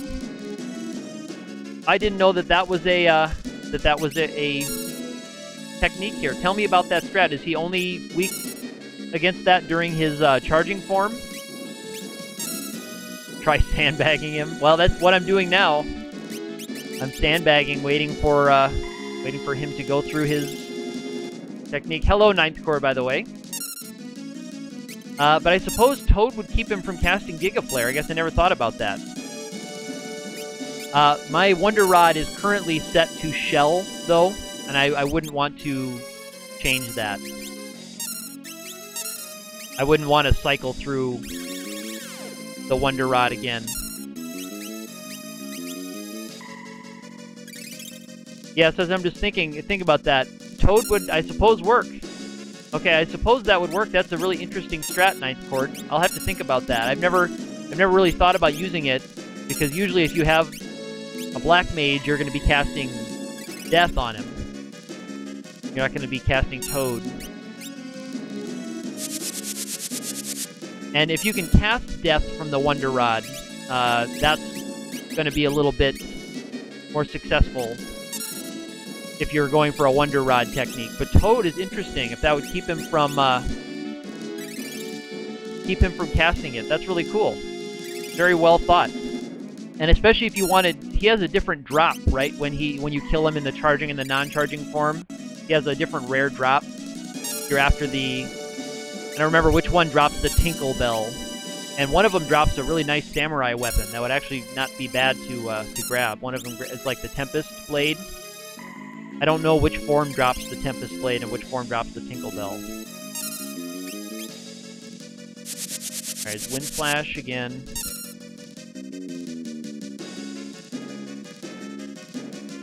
Okay, he drops a bell when he's not charging. Okay.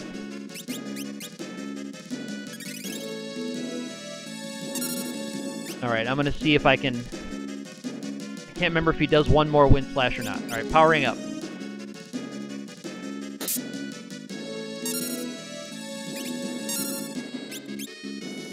Alright, there's the kill. Actually, from the Killer Bow. Look at that. Killer Bow gets it. I got the 8% chance to land on the Killer Bow. Less than 1 in 10.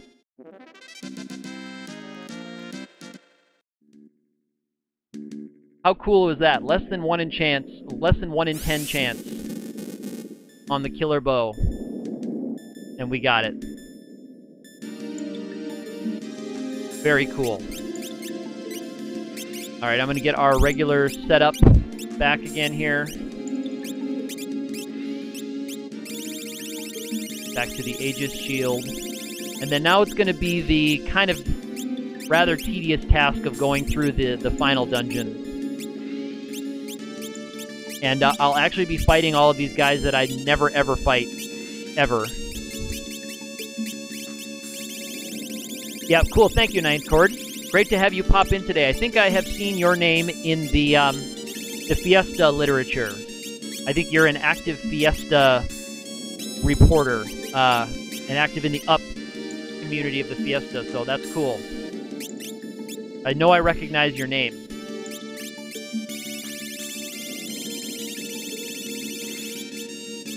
Alright, so on my way back down to the save point, I'm going to grab the, make a save state here. Again, I know you call me a cheater, I don't plan on using it, but just in case something weird happens.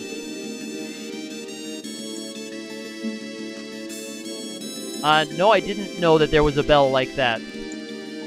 Danny, is that what the tinkle bell is? Because I actually got that drop once from Twintania. I did that, I got that drop. Iron Giants. Alright, I need to actually look these guys up because I never fight them, but I know they're pretty dangerous. But I've never actually fought one. 18,000 hit points. Looks like he's immune to just about everything I can throw at him. Oh, the rune chime is the... Okay, is the big bell. Yeah, I'm glad I made that save state, because these guys look like they're pretty nasty. Aging Sleep, Paralyzed Charm, Berserk, Mute. So most of the statuses I can throw at him, he's going to be immune to.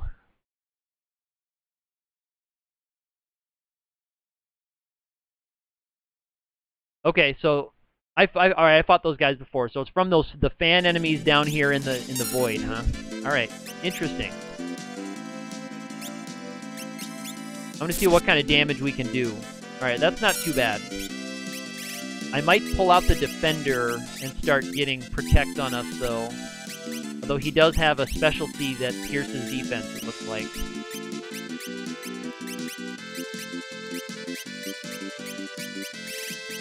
My Defender get put to the bottom? Yeah.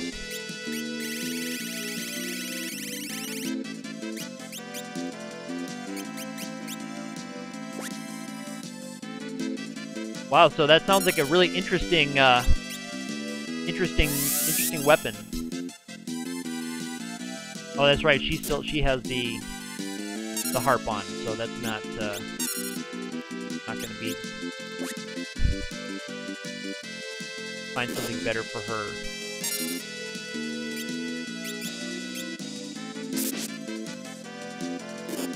I'm glad I'm getting these crits, but ouch.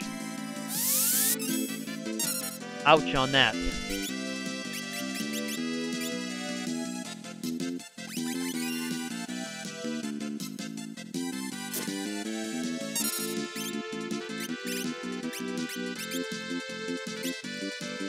Alright, I have to take a couple of rounds here to get healed up and get protected again before I attack him, because it looks like that's his counter, is that nasty swing down ability.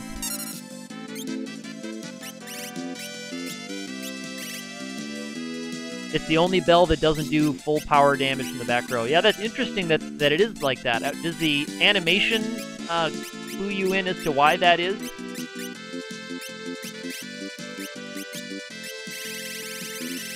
Okay, its description does say that it does, though, huh? Interesting. But I wonder, like, if the animation looks different, like the Thor hammer, the animation they throw it, which kind of makes narrative sense as to why it is still full power from the back row.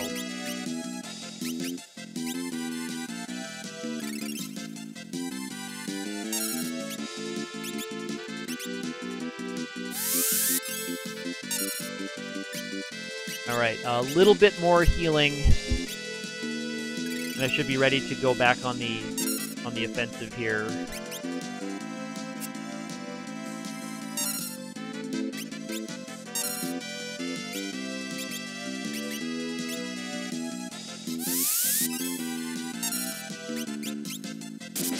Alright, there's another crit. That's nice from the Masamune. I'm going to try to say that correctly.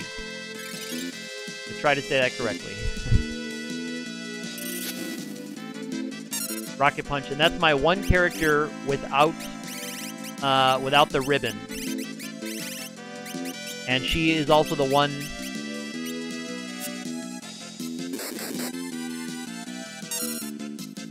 Okay, so whips whips are not perfect on that rate, huh? Okay.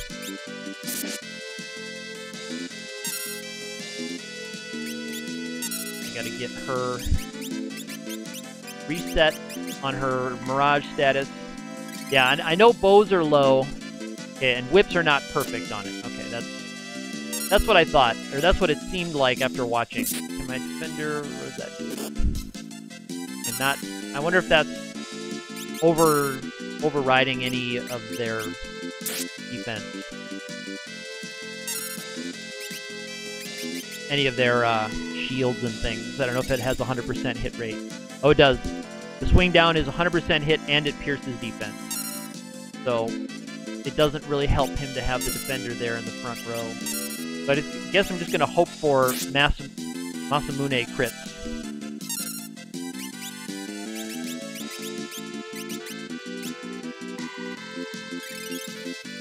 Okay, Avis and Artemis are 100. Yoichi's 90. Wow, thank you for looking all that up. I would be looking those up if I wasn't streaming, because that's how I've been playing a lot of these.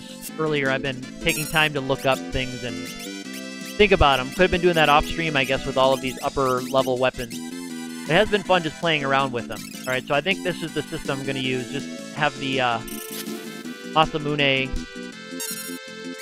and hoping for crits on the Masamune. So I might just bop Ferris to the back row next round, since I'm dealing with nasty counterattacks.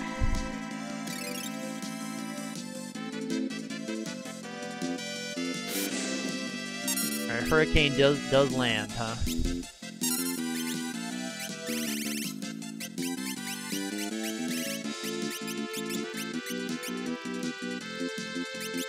One.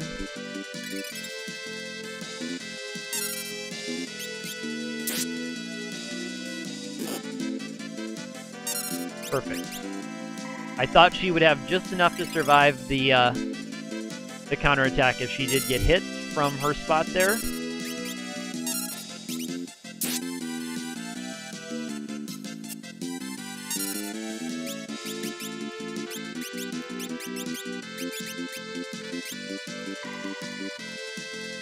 Hopefully it's not too much longer now.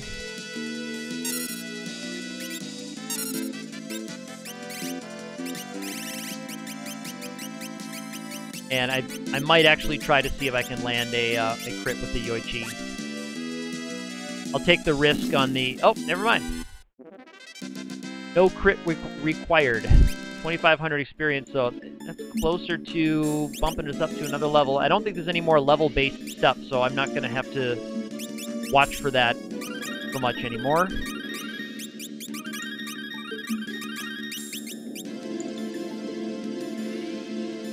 Right.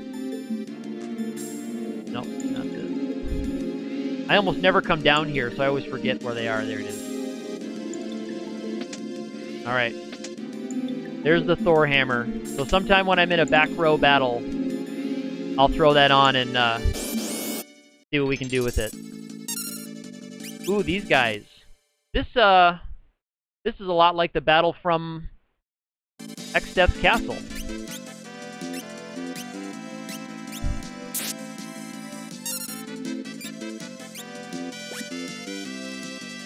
Cool. And won't need a defender. I'll go back to the Brave Blade, which I actually think is all the way down here. And these guys have some evasion, so that's nice. We got that in the first round. I'm going to try to confuse, because I think that guy in the back can cast Life 2 on everybody. I'm going to try to take him out of the fight if I can. There we go. Nice.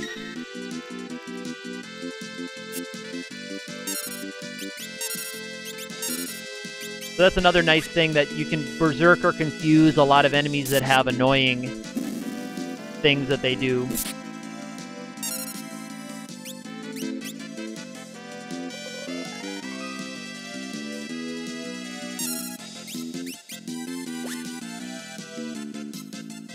Let's just take care of him. Alright. And I think these two combined should be able to kill the rabbit. Yeah. Remember, the rabbit's not having a lot of health. Another one pretty quickly. That's okay. This will be an easy one. These battles I can take. I wish I could fight more of these here on this in this dungeon, rather than those ninjas from the last floating castle area.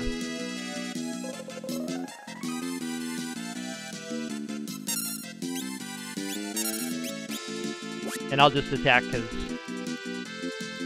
I think I've got enough damage to take them out. Yep.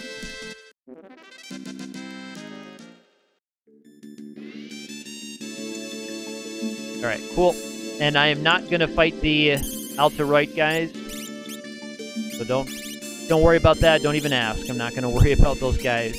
I'm going to save up, and then I'm going to take just a quick break. I'm just going to step away for less than a minute here. Just take a quick break before we head on to the next area.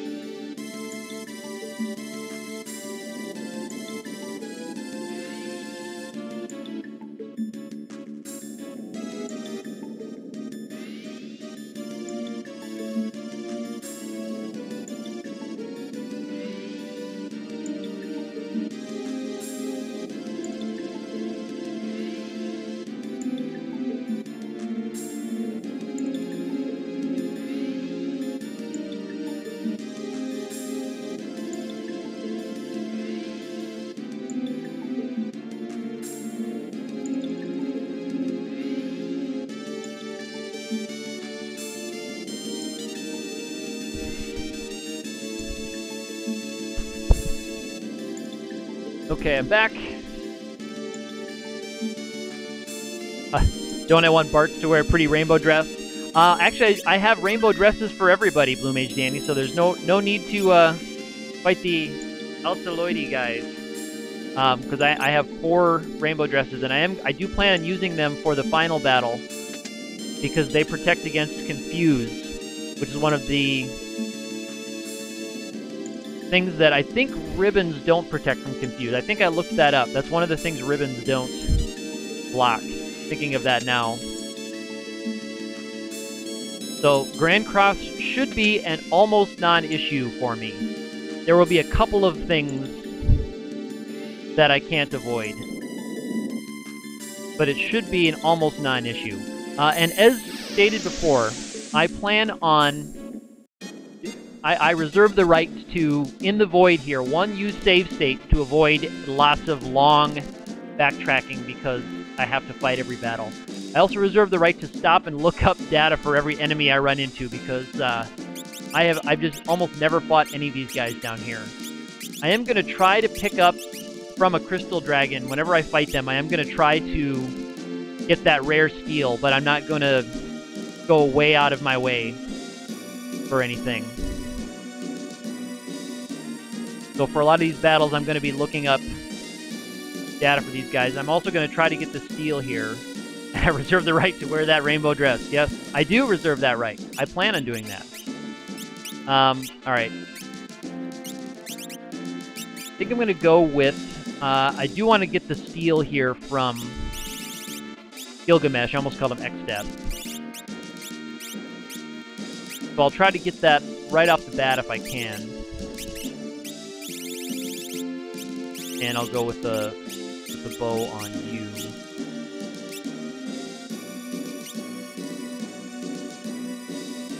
Yeah, behemoths are nasty, I know. It's like I'm not looking forward to the behemoth guys.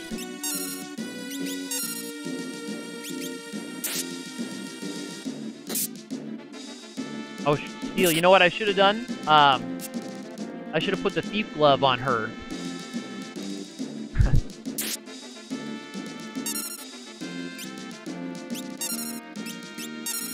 Yeah, you're thinking about that. I should have stuck it on her and then cast haste from the Masamune. Yeah, it is strange that you can steal a Thief Glove from Necro. Yeah, that is strange.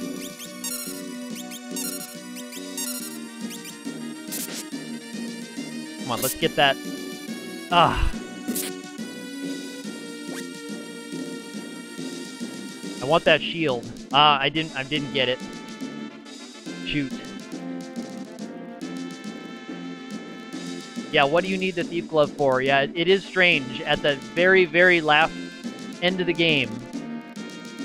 And I didn't get the Genji shield from him this time, so I'm not going to get the 50%. I should have made a save state before I fought this battle, but that's okay. I'm going to continue on.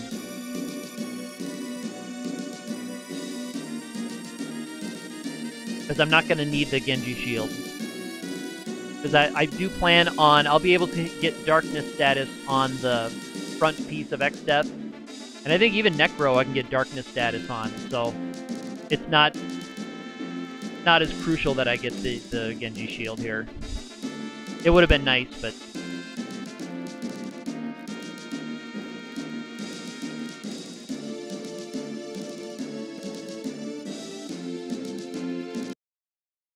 Alright. So again, creating the save state. Reserve the right to go back to it if I need to, but hopefully I don't.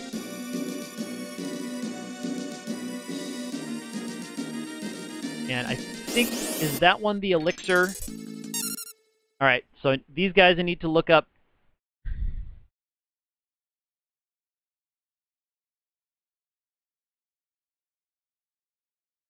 Gore Chimeras.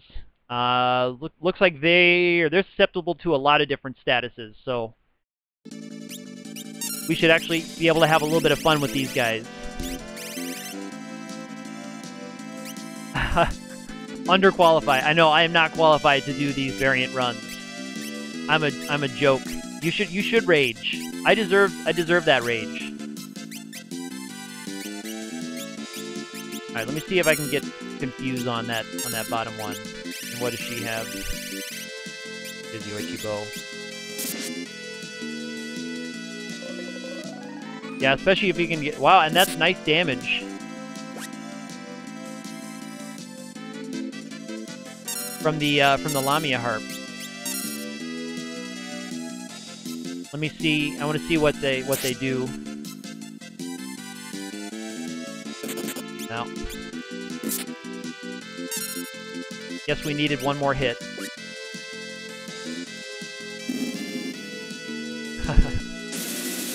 Ooh, blaze on itself. All right, that's not fantastic. I'll see what it does next. I'm just curious to see what kind of moves it pulls out. Alright. I'll go on the offensive again here. And I'll line it up with the Lamia Harp attack at the end. To reconfuse if I get the hit. But I don't want it landing Blaze on us. So let's go ahead and get it dead here. Okay. That should do it in. Yep. Another circlet that I'm not going to use.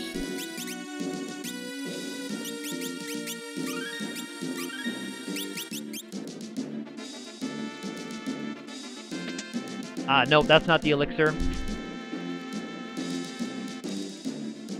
Must be that next one. Alright. So, same deal, same battle. I'm good with this.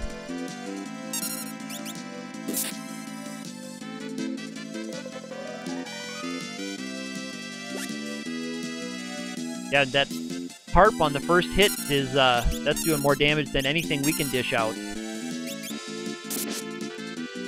Well, the exception of the crit from the Masa.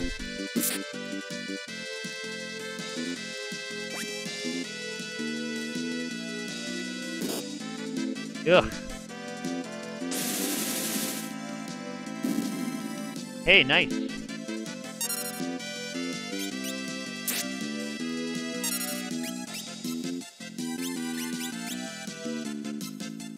Use it.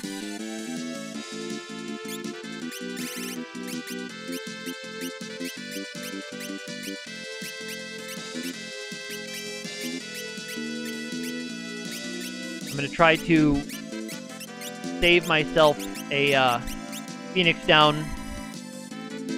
Whoops. I needed to use it as an item, not as a fight. Whoops. That was my bad.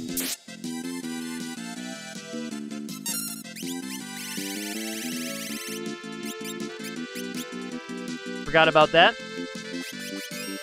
It's item, not fight, that does it. Alright, cool, and Ferris blocked it.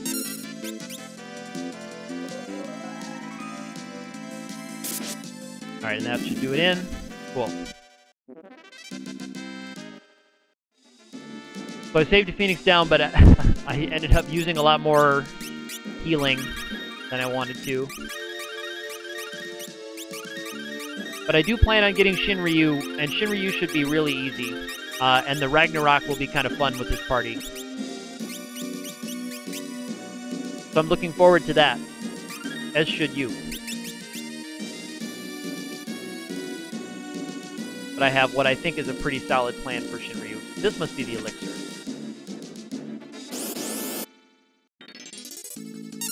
Okay, so Necromancer here.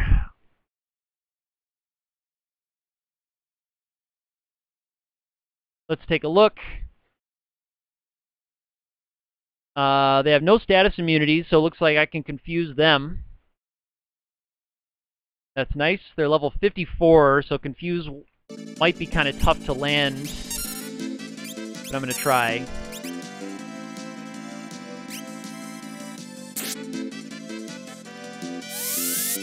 Armor on itself. Alright, so he has... Looks like he's using this as a reaction. Okay, the Necromancer can use Zombie on us. Alright, oh, she still has the Sage Staff. That's not what I want. I'm going to try to get him confused.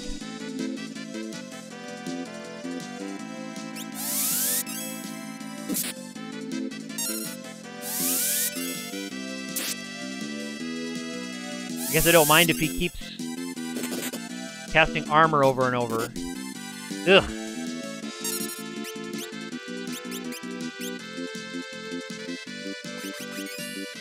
Oh, Sage Staff is a weapon on the Necromancer. Is he, the undead? An undead nasty?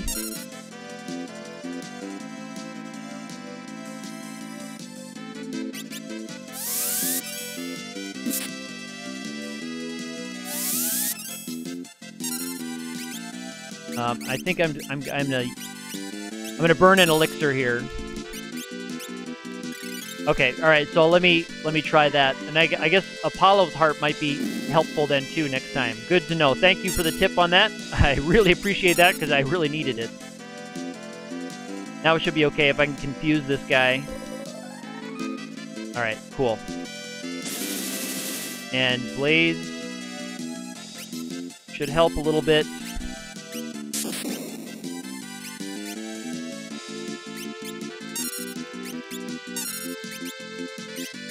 I'll just get a little bit of free healing here while he does himself in. Thank you very much for the tip on that. So if I see another one, I will get out the Sage Staff and the Apollo Harp, and I'll go after him hard with that.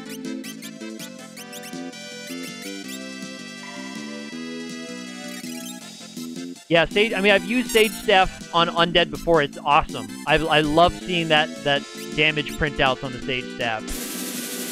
Flame on himself, right? That should... Oh, he's not quite dead.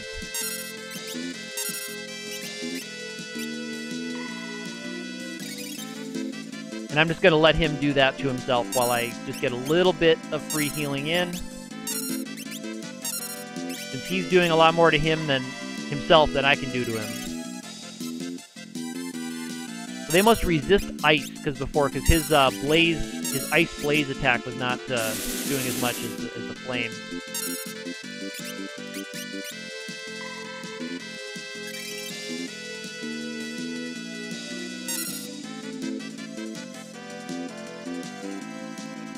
Alright, I'll get all our attacks lined up here. Alright, he's nerfed himself. Alright. Played yourself, sucker. That's a little J-Rock joke there. Any Trailer Park Boys fans out there?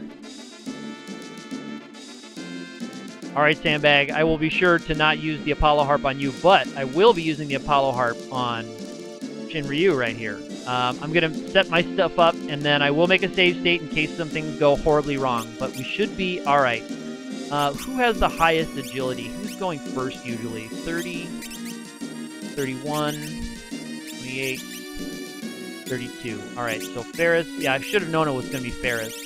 So I need to get the power staff on Ferris right away. We're going to get Berserk to land first thing. And then we need the Darkness Bow, and I want to get Dark to land right away. If it doesn't, we need to get it going as quickly as we can. Alright. It doesn't... Front row, back row doesn't really matter, because anytime Shinryu hits me, it's going to be a one-hit kill for anybody. But I need the Apollo Harp for big damage. And I think, yeah, I'll keep the Master Meme because it has the crit chance. Alright, so I'm going to save state, and I'm going to turn on my Lewis script so we can all see when darkness status gets put on.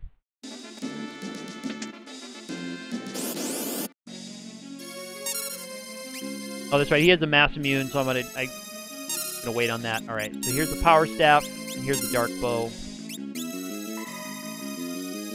So we skipped tidal wave. We actually didn't get darkness to land that time, so I'm gonna have to take a punch here. Oh, all right. We actually survived a punch from Shinryu. That's good. All right. No more of that. Now we just need to go to not Excalibur. Get my Brave Blade back in my hand.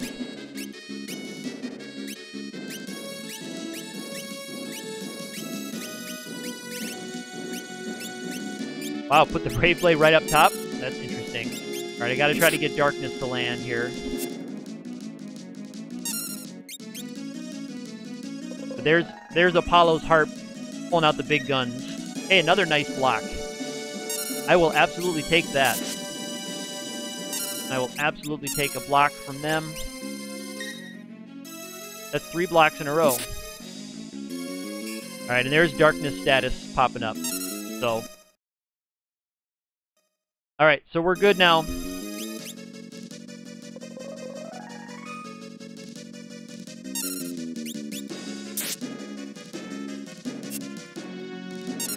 Nice.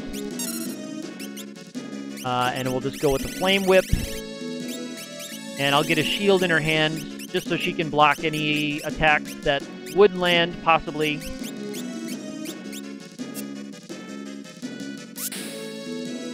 And now we might be able to just hold down the A button, ladies and germs.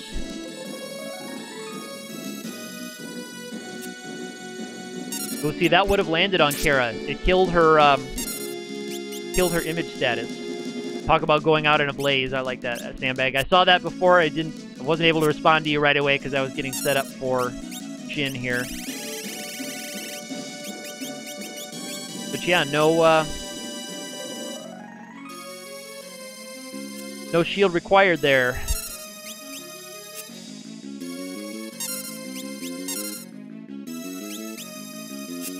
Yeah, I don't love Shinryu's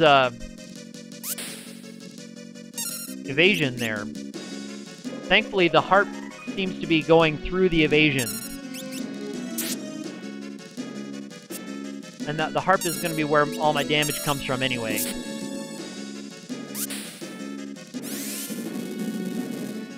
That and a little bonuses like that from Fire 3.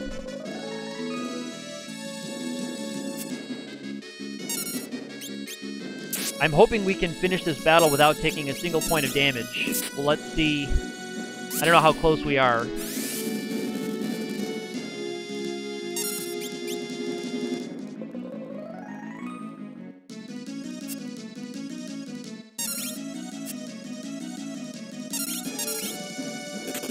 Ooh, not quite. We were not quite able to,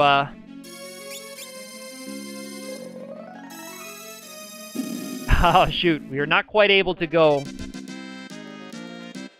with nothing. Here's the Ragnarok, though. All right, cool.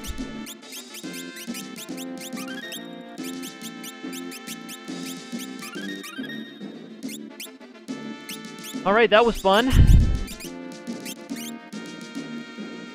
I'm going to use the Ragnarok a little bit here. I know it's doesn't have the crit chance. Thank you, Blue Mage Danny. So it's proof that just with clever equipment manipulation in this game, you can take out Shinryu almost without taking a hit. Almost without taking a hit. That would have been nice to have had a perfect battle with Shinryu, but it did land the one on Ferris there, and you saw it did like 8,800 damage. All right, here's a Crystal Dragon. So I'm going to actually look this up. I will try to get the steel. I will try to get the steel here. But I need to look and see what kind of... So they are dragon type, so I'm going to keep the Apollo Harp on her. Can do Breathwing. Like it absorbs a lot of those. No weakness. Looks like it can be darkness, and it can looks like, oh, it's immune to, sorry, it's immune to darkness. Looks like it could be berserked, but I don't want to berserk it probably because I can't put darkness on it.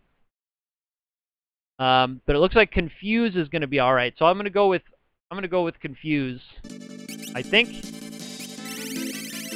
But let's start with the steel. Let's see if we can get the steel. It looks like it's also not immune to dead status, so maybe I'll try that too.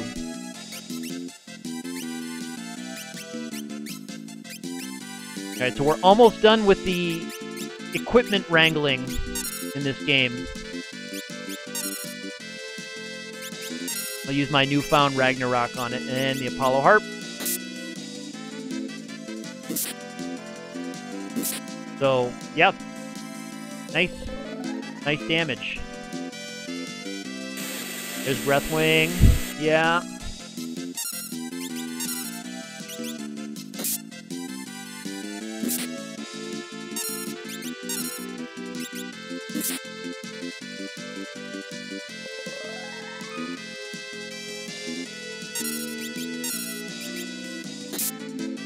Alright, got the elixir out of it. That's alright.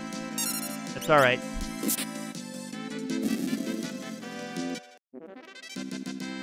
$10,000 Jill, that's nice.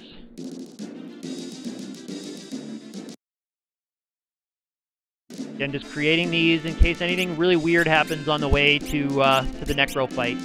But I do have to... I'm going to experiment a little bit in the Necro fight. I'm not exactly sure what's going to be the best way to deal with it, because I need to see how much damage I can do to the barriers. So I don't know if it's going to be better to try to bounce death spells off of a Reflect Ring, or if it's going to be best to just play defensively and wear down the barriers. So I'm going to set it up for playing defensively first, and then we'll see what we can do. Okay, so Aegis Shield there. Flame Shield. So she's going to need... Yeah, we're all going to need either an Elemental Shield or the Aegis Shield. We're all going to need that. She'll need the Thief Knife later, of course.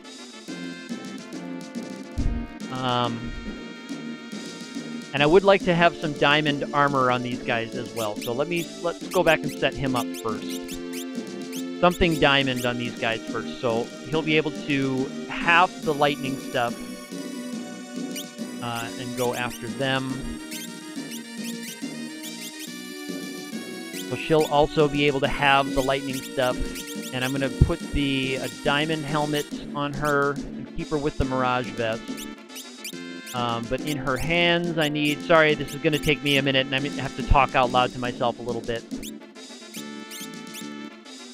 Something that can do most damage. It can do... Might be the Yoichi Bow, I think. But I'm going to want a shield in her hand. I'm going to want a elemental shield in her hand.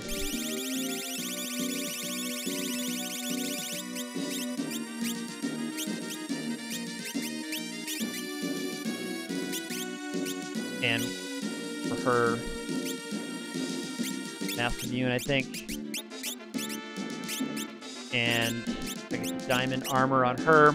Okay, so this is the setup I'm going to go try in first. I'm going to try to just damage them down. And play a little bit defensively here. But I'm going to see how well this tactic works. But I'm going to create a save state here. This might be the only save state I actually use. Because another way I could do it that's a little bit more luck dependent would just be trying to bounce off instant death spells from a wall ring. But that's not my first choice for strats, because it's a little bit too luck-based. So we'll see how much damage I can do to the barriers here. Wish me luck on the Necro fight.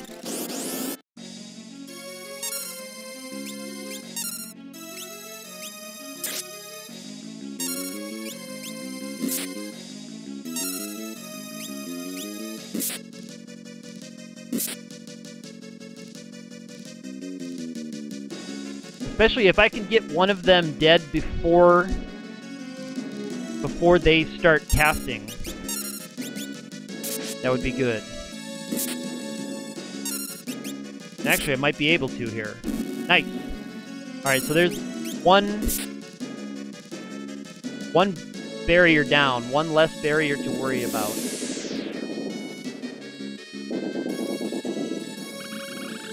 And he should be able to survive the flare. Yeah, just barely.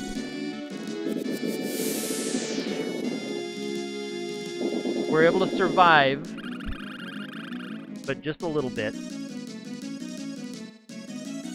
So I do plan on using a couple of elixirs in this fight, in the opening chapter here.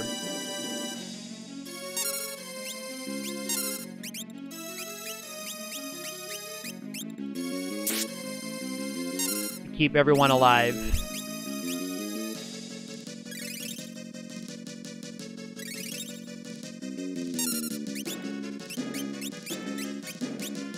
And now they're a little bit less dangerous once they start with their all-targeting third-level elemental stuff. Because lightning will get halved, and a couple of them will absorb ice. I thought about using flame rings as well, but I think the running shoes are the way to go.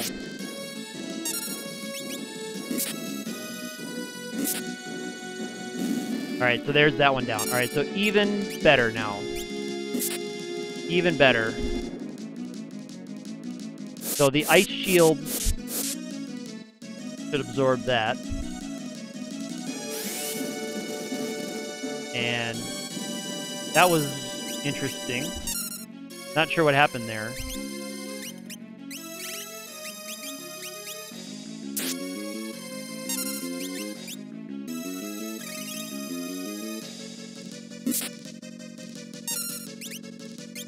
Oh, these guys are back rows? Ugh.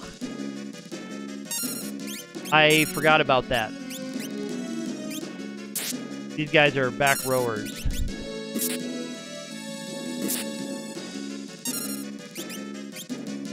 I wonder if I can't use the fire whip. Yeah, so now we're going back to holy. I can't use the fire whip, because that'll reflect back onto us.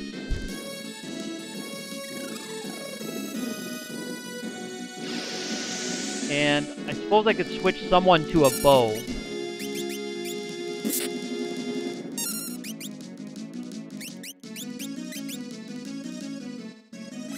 I could switch someone to the Yoichi bow and try to get a crit out of them.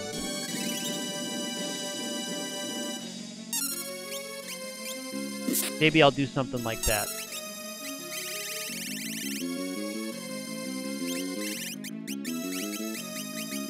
Just to try to get a little bit more damage on these guys.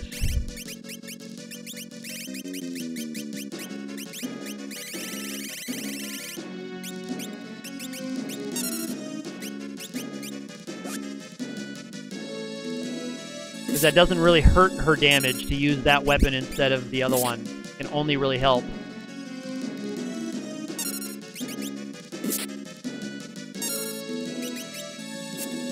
Ugh. Bad miss. Okay, so just the one left now.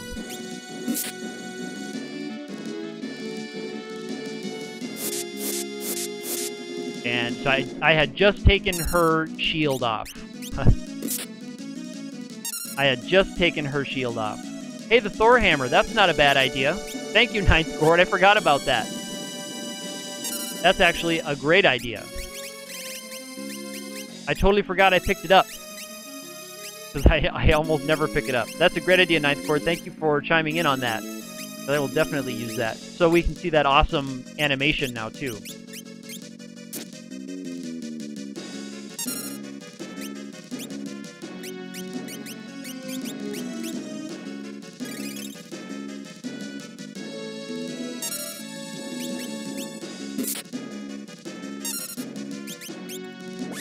Excellent. Another crit.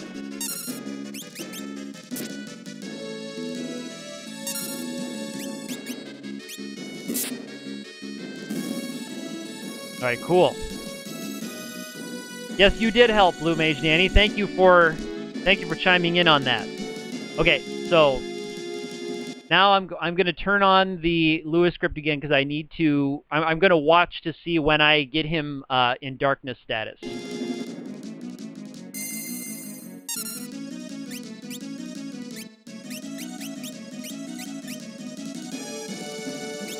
Yeah, it's easy to forget about. Thank you, Ninth Court. I appreciate that.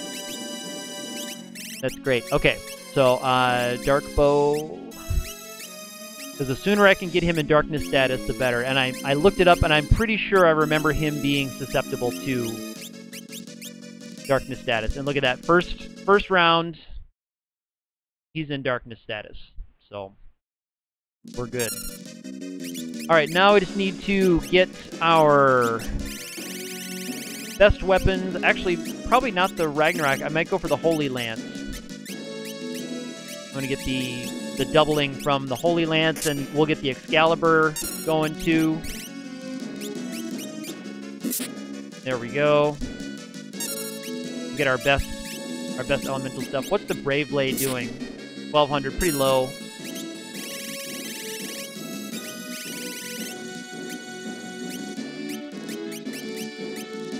Actually, I might put on the Flame Whip and see what that does.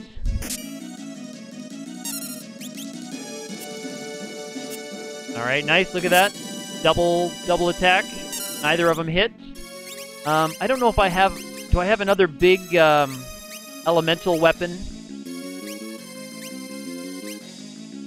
I don't know if I have any other elemental guys that have high enough attack power that would make it worth going over that.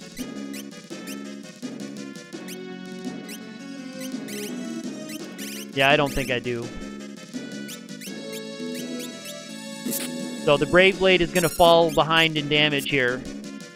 Ooh, missing on the whip. I think we're falling to a little bit to the whip's slightly lower accuracy, but that's okay. The sword and the lance are doing pretty good damage. And, ooh, we did get a vacuum wave to land there, huh?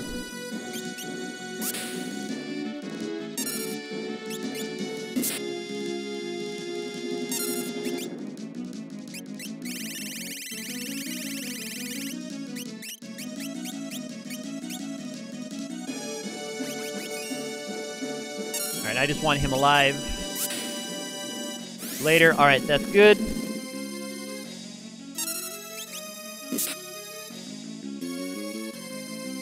Hurricane, that's not really all that deadly.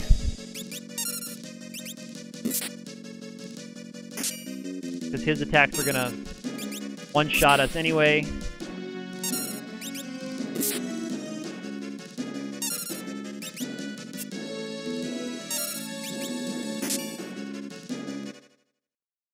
Alright, here's Gilga. I will try to get the Genji armor. Although I don't know if I'll use it for the final battle. I'm not sure if I'm going to use it, but I'll try to grab it anyway. Because I might be using rainbow dresses instead of armor.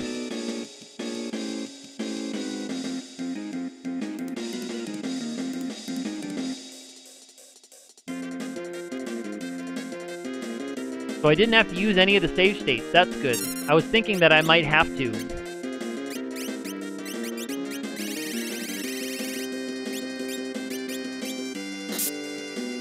Alright, there we go. So, now we can just sit back and wait.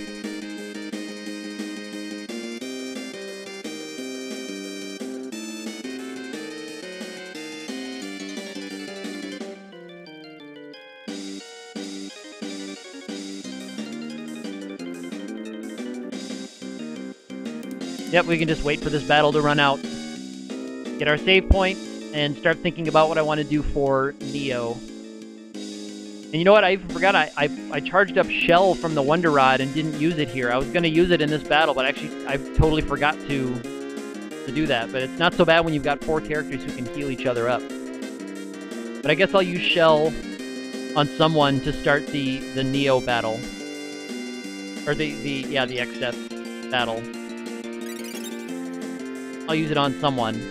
So, once we get to Neo, the first priorities are going to be to land Darkness on the front attacking piece and Old on the Almagest piece. Those are going to be my #1 priority right away. Grand Cross is not going to be all that bad for me, and neither is the back piece's magic. They're not going to be bad. The back piece is probably going to be one-shotting me or almost one-shotting me with its magic attacks. But the big threats are going to be Almagest. So I'm going to try to get Old status on Almagest as soon as I can, and then just try to pour damage into it as quickly as I can. So Darkness on the front piece so it can't attack me, and then just give everything I have to the Almagest piece. So it's going to be Brave Blade, Ragnarok,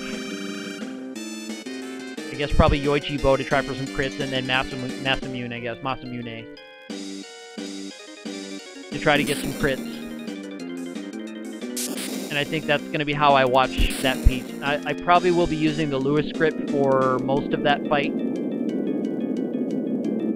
so I can see where I am. And I'm going to save the magic piece for last, again, kind of like I did with my warm-up run, where I'll take out the physical part second to last. And then just pull out the magic lamp on the back part.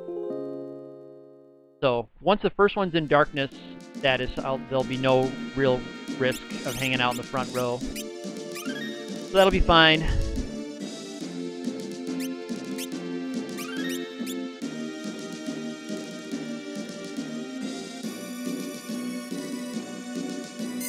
So I'll trigger the cutscene here, and then I'll come back and save. As per usual XDeath strategy, get through the cutscene, come back and save. And I know I don't need to leave this text up here because I'm sure everybody present knows what happened. If anyone is watching and doesn't know what's going on here, chime in and let us know, and we'd be happy to explain it to you.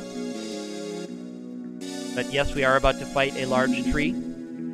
Yeah, great call on the Thor hammer. I'm glad I finally, I've never actually used it before, and I was encouraged to go grab it. I'm glad I did now, so I actually got a little bit of use. I thought, like, I'm going to have to use that thing on something, but I didn't think about the other barriers being in the back row. I didn't, because I usually try to one-shot the barriers some way in most of my Fiesta runs if I can.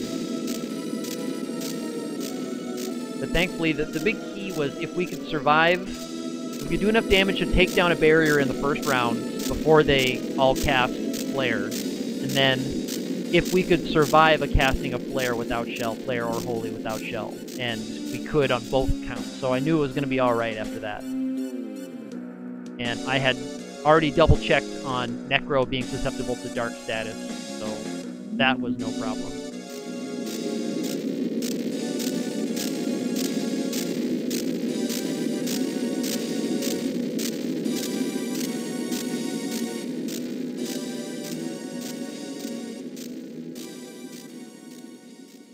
Yeah, things that could go wrong in the XDeath fight. Not getting Darkness and Old status to land in the first couple of rounds of the Neophyte would be bad, because Almagest is going to be really nasty. I'll put Shell on somebody, but I think Almagest is probably going to kill everybody if I can't get Old status to land. I do have 4 Ancient Swords, so I'll be just having everybody pile on with 4 Ancient Swords.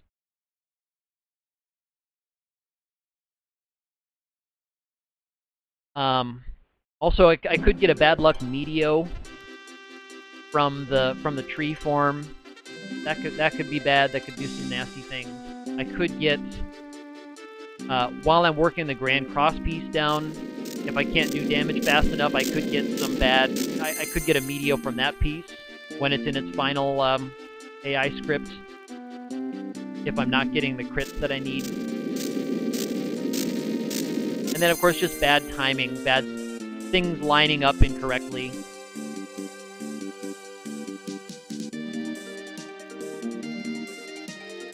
So lots of things could go wrong. Alright, cutscene over. Head back and save. I hope for no more battles. I don't want to deal with. I don't want to deal with anything. But I guess just in case, I should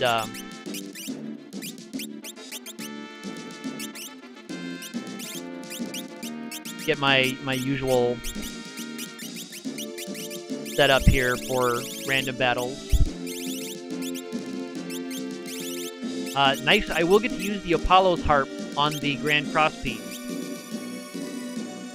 I should get a nice bonus in damage on the Grand Cross part, so that's nice. Alright. So this save will also be set up for a random battle should one happen. And there it is. Alright, so got the Mind Mage, Belphegors, and Things. So I'm going to have to look for this.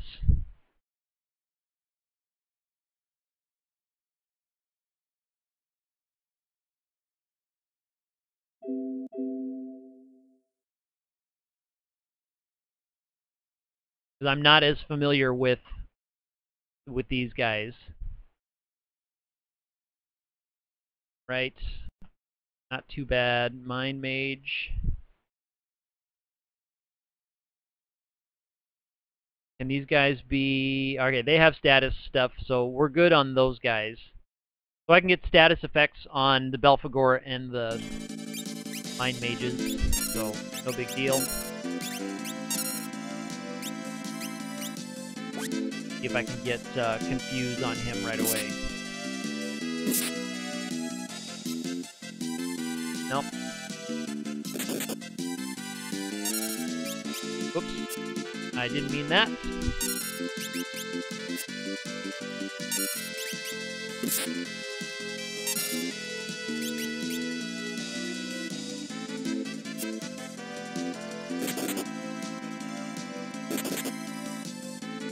Right, take attacks, I suppose. Alright, that's nice. Okay, he's in the back row. Not good. I wonder if that is a counter or if that's his regular move. Alright, cool, got that to land. I think these are the ones that only have like 3 hit points, right? The thing enemies. They only have a couple of hit points. They just have a big evade percent.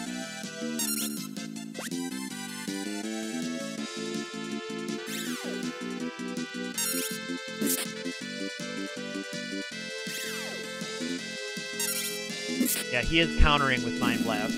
That's not tons of fun. Plenty of money from that fight. But, golly, would you believe it? I'm just going to use a cabin, because that's going to take up so many high potions. I do want a bunch of those. I'm sure I won't need them all, because I've got plenty of elixirs, which will be my first go-to in the final battle. Alright, let's see if we can go no more fights. Alright, there we go. So I'll do my final setup here, and hopefully we get a first try X-Death kill.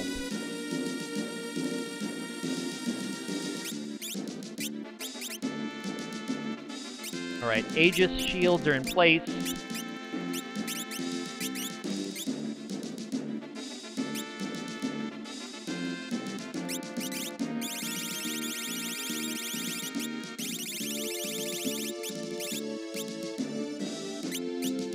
Alright, I definitely want the Mirage Vest on her.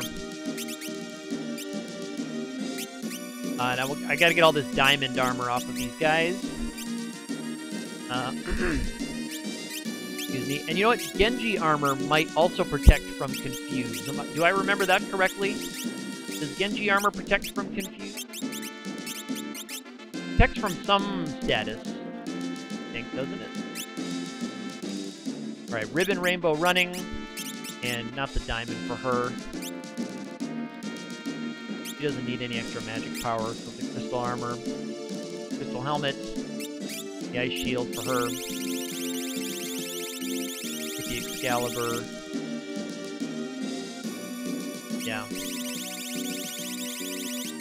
And I have the Wonder Rod for Shell. I'm gonna try to use that. Actually, you know what? I'll go for the Mass Immune instead. For her. Got the Oichi Bow, Ragnarok. Okay, so for someone, I'll have Ferris. First round will cast Shell. I guess on herself. Doesn't really matter who.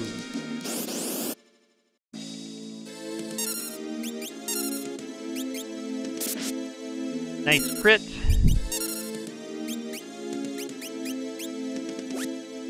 Nice crit.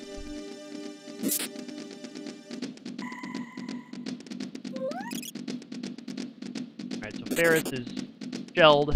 Whoa! Whoa, Nelly.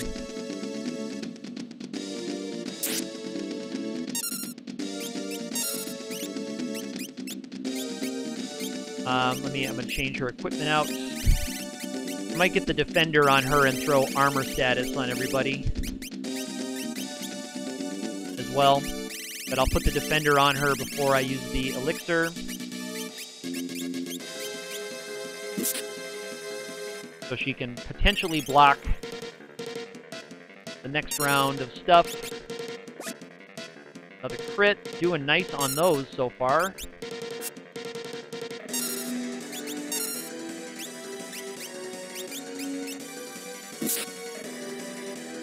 Alright, so Ferris is shelled and protected. So that's a good start anyway.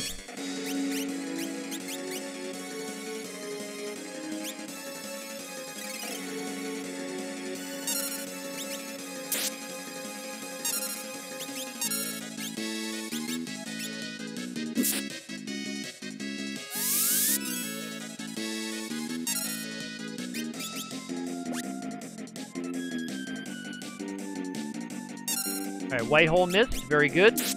That may have been aimed at Ferris. That may have been why it missed. Although it could have been aimed at any of us and still missed. It does have a small chance to miss anybody.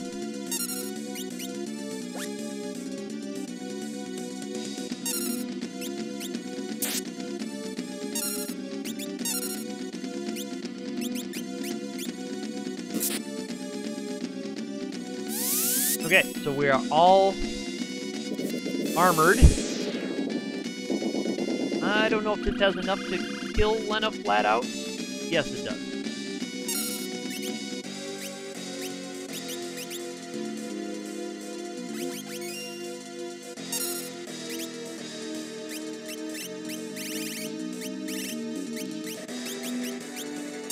It does have enough to kill flat out. Alright, so now we can go back to the Brave Blade and just start wailing.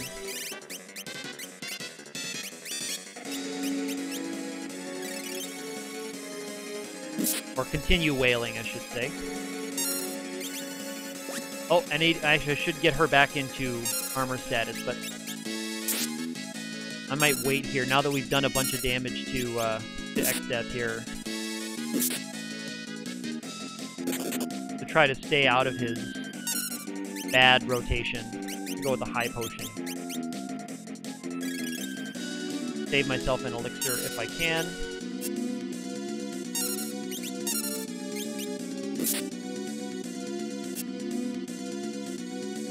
X-Death flashing the evasion there that he has.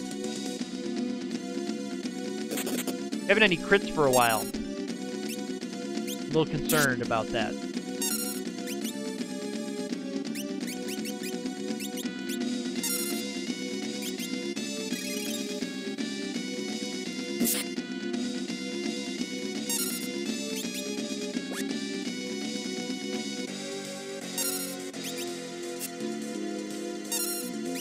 We had such a great start to this battle with a lot of critical hits. Now we're getting a lot of misses. Alright. Condemn that's not so bad.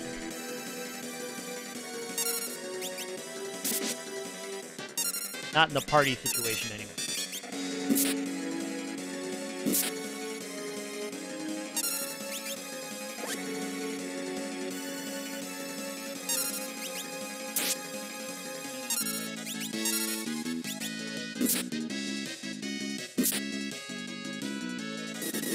There's Meteo. Yep. So that's one of the things that could do some real nasty things to this attempt is a Meteo showing up at a bad time like that. Well, there's never a good time for Meteo to show up, but and I've got to make sure Ferris is the one with Shell, and that's the one that I can't recast. And Protect is not going to be all that important anyway once we get to the next phase of this fight. Because I'll have Darkness on the physical attacking piece, and we'll all have shields. Except Lena there. So it's going to be really difficult for him to land a hit on us. So once this piece comes out, I am going to turn on the Lewis script, and it's only so I can see when Darkness lands. Because there's no visual signal for when Darkness lands on that piece. Unlike the Ancient Sword, where there's aging.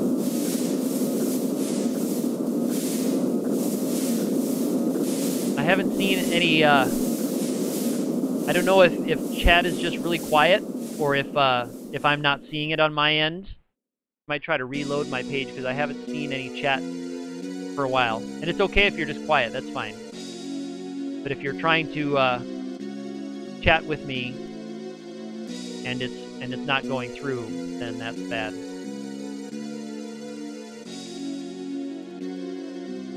And here's where I'm gonna have some dropped frames on this battle now.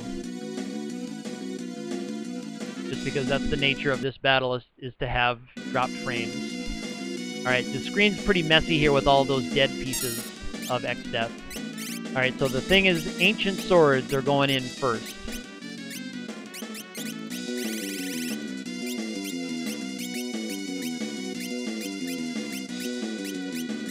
No, come on. I need to... Okay, you're just quiet, trying not to fall asleep. That's okay. I need to get targeted. I can never remember how to target the Almagest piece. Come on.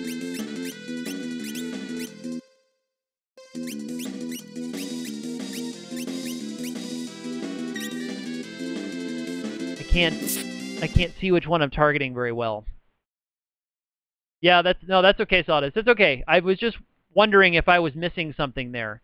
I'm having a hard time. I always forget. I think you have to go down from the top piece. Now that I'm thinking about it, I let him go a little bit too far while I was trying to get targeted on the correct piece.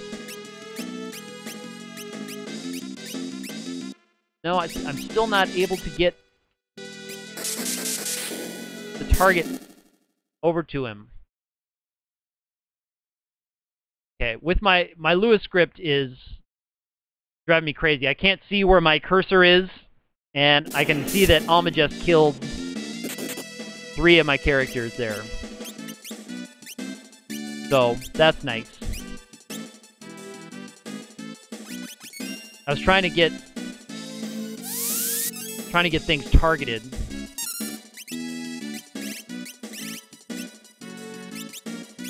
Alright, so I'm not gonna use the Lewis script, I guess, until I'm trying to get darkness to land. Or I might just pause and check after an attack.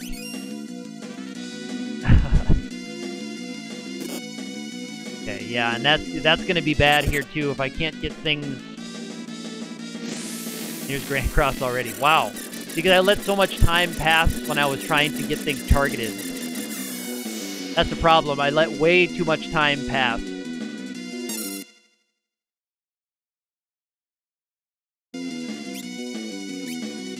Jeez, holy cow.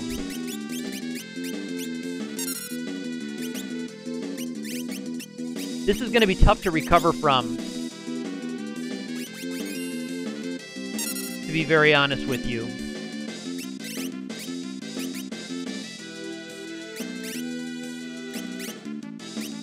Did I already set someone to use a luck mallet on her?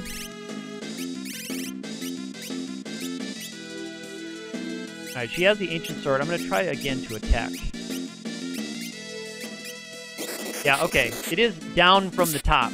It's down from the top that does it. Okay.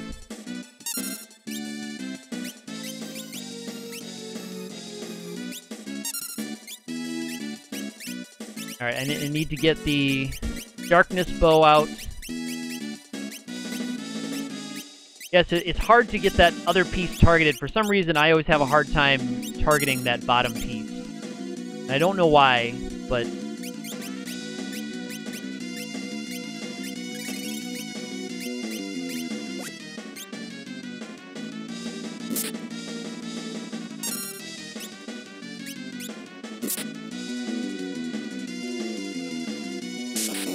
Bolt 3. So it's going to be one-shotting me a lot here, but that's all right.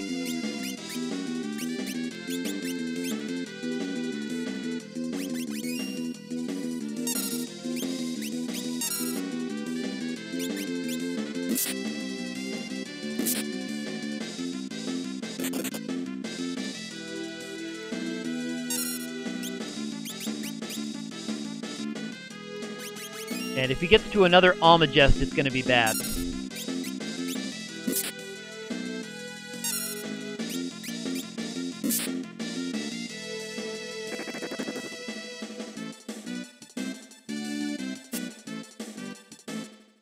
Alright, so he did miss an attack there. Let me see. Is he dark? Okay, yeah, the front piece is in darkness status, so we're okay. I won't have to use the Lewis script anymore.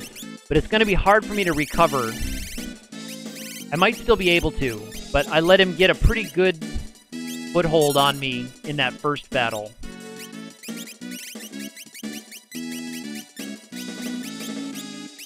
Or in that first round when I was trying to target that bottom piece. But I forgot that you have to target down from the front.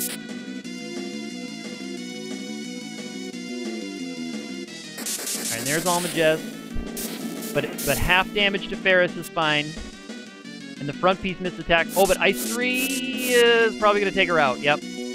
So that was bad timing on its turns. Almagest, an attack, and then the Ice 3 all happened right away. But that's okay. That battle was kind of doomed from the beginning when I couldn't get the stuff out that I wanted that first round. And now, I guess this is the same battle I fought, so resetting wouldn't help me much. I'm gonna have to do this again.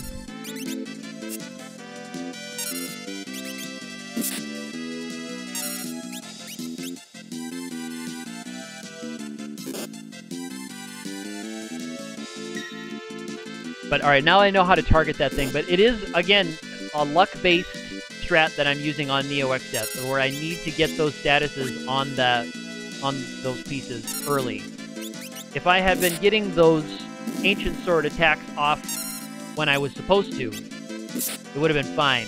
I think I probably could have landed it before it got off 2 or more Almagest, because once I get it olded, Almagest won't actually kill everybody.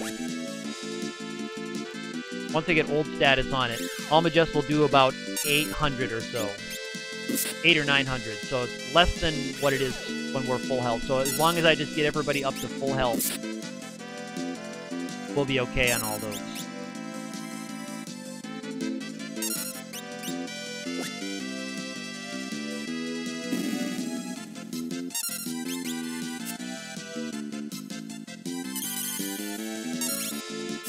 Alright, Dynamo. Someone land a hit. There we go. Thank you.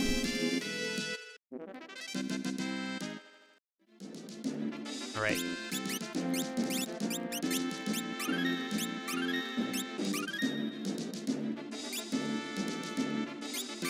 Whatever. Okay.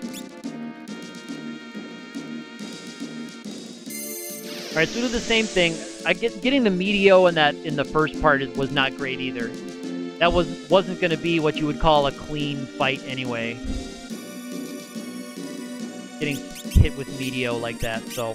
Alright, so we'll do the same thing. We'll have Ferris get herself with Shell right away, because that was the saving grace at the bottom for when things weren't lining up the way I needed them to. Yoichi Bow for her. And we'll give her the Masamune. Masamune.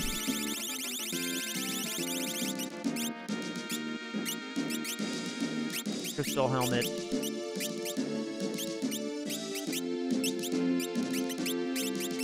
And let's get some better stuff on these guys. Let's get you the Genji armor. Let's get you the rainbow suit. And I think you also need a rainbow suit. And she's good with what she has. Okay.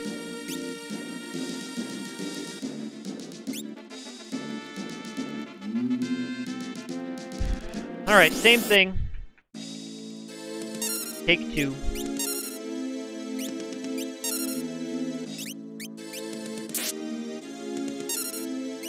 And I'll have Ferris cast Protect too also. The defender after she gets Shell on herself.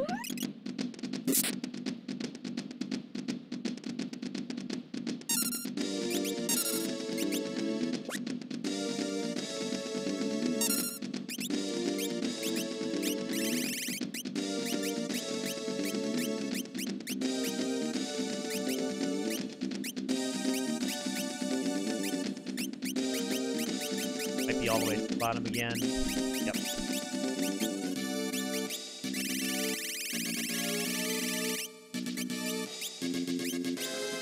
Yeah, the emulator in the Neo XF fight, it lags. Only when I'm streaming is when I get the lag problems. So just my computer can't quite handle playing all that animation going on in the final battle and streaming it.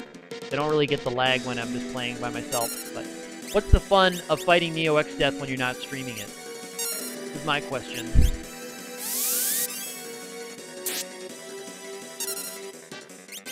It's a great battle to be playing live, especially when you're not messing up like I was.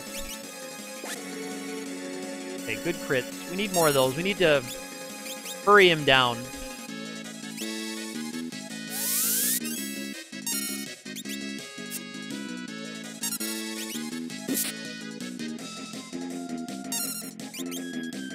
And it was my mistake to turn on that Lewis script at the beginning, too, because there's just so much going on. Because you can see all 4 of Neo X Death's parts plus the 2 dead targets are on there, so the whole screen is just full of noise.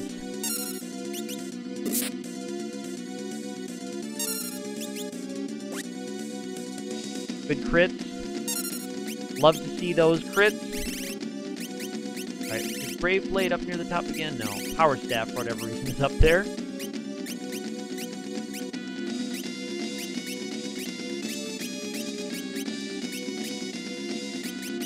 Here it is.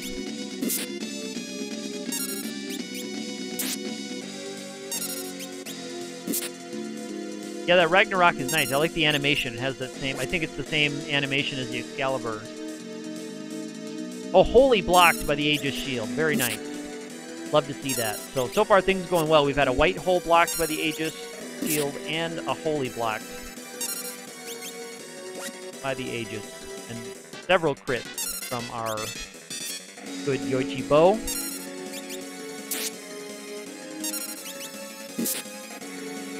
We're not missing a lot of attacks. So that white hole looks like it just straight up must have missed a level check. And I can't remember if it does that before the shield or not. Before it does the Aegis check.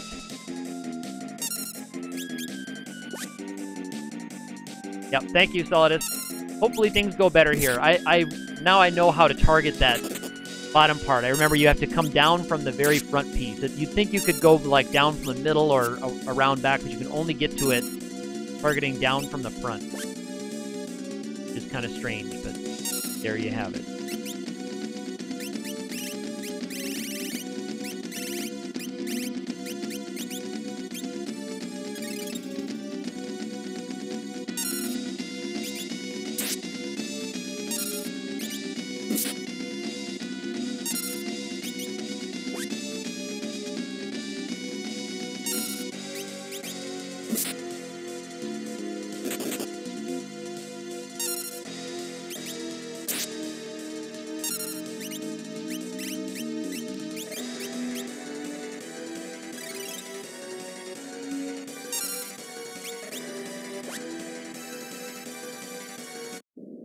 Okay, cool. So we came out much better on the other end of this first X-Death fight. We didn't deal with a Meteor. We're not kind of struggling to get our hit points back up. We're all set to go. Ferris is going to get a turn. I'll have her switch to the Ancient Sword, and then Kara and Butts can also switch the Ancient Sword, start wailing on that, and we'll have Lena go with the Dark Bow after the front piece.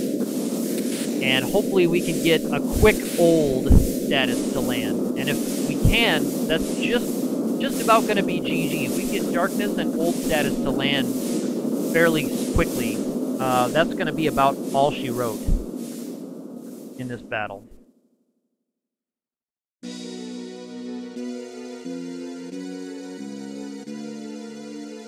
Because if the darkness keeps the front piece from landing hits, and if old status, especially if we can get it before the first Almagest, keeps that from targeting me, then it will be literally impossible for Neo X-Death to take all of us down like it did Ferris, where even though all three pieces got turns there, we had Almagest immediately followed by Ice 3. That's pretty deadly. So, here we go.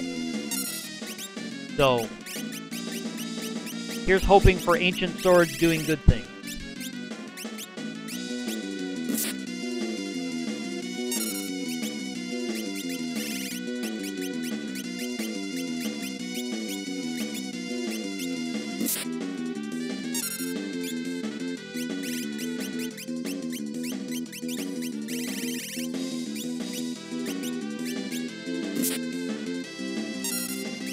She's going to go for the Dark Bow instead of the Ancient Sword. Alright, and I'm going to check and see if she did get that to land. She did get that to land. Very good. So now next round I can have her pull out an Ancient Sword also and start to wail away with that. Ooh, it did a check there. It did an Ancient Sword check. I don't know if you could see that little hesitation there, that little hiccup. And I think that's where it does a check to see if it should land it. Because I think you still have to land the spell as if you cast it. So it's going to be less than 1/3 chance for us to land it. Still kind of tough to get those to actually land. And I'm gonna make sure Ferris is full health here, because Almagest is gonna come, and I want her full health if we can. There's Almagest, and it's gonna kill everybody but Ferris. Oh, and Bart blocked it with the shield. Cool.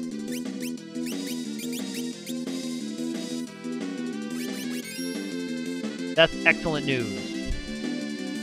And our first Grand Cross is going to be coming here soon, but again, it shouldn't be much of an issue.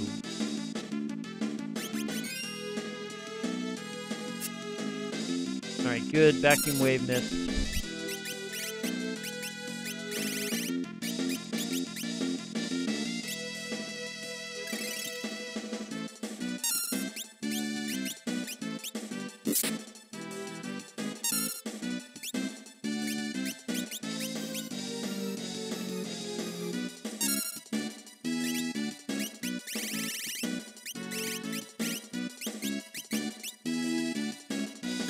Sorry, I'm going to be kind of quiet here while I'm focusing. All right, so let's get old to land here now. Have fire 3, and that'll take her out. The attacks, yeah, I pretty much don't have to worry about those. Yeah, Bart's is really blocking a lot of stuff with the Aegis shield. You're right, Ninth Chord. Bart's is really doing well, and thank goodness for that. Because I don't know how many times I've swung that ancient sword and not hit. Okay, what do we got? Looks like we got a weak status. It's not too bad. So I just need a couple of elixirs here, and we're back to our fighting weight. But we've got to get old to land. That's the priority. I can't really go on the offensive until I get aging to land on that Almagest piece. I think that did a check there.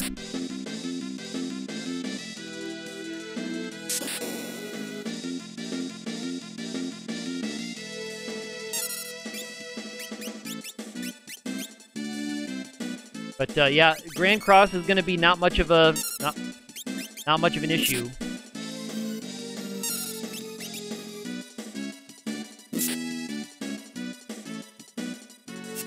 Yeah, and we're getting checks. We're getting checks on the aging status. It's just that it's kind of low odds to land.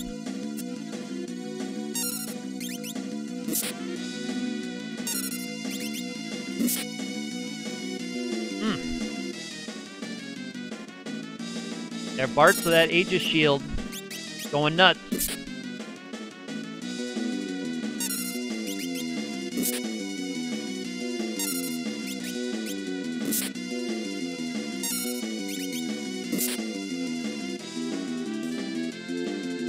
Keeps trying. I'm seeing it do the aging check. So this would be the equivalent of me casting old. About 1/3 of these wings would be me casting old. This is Almagest again. We do the same thing.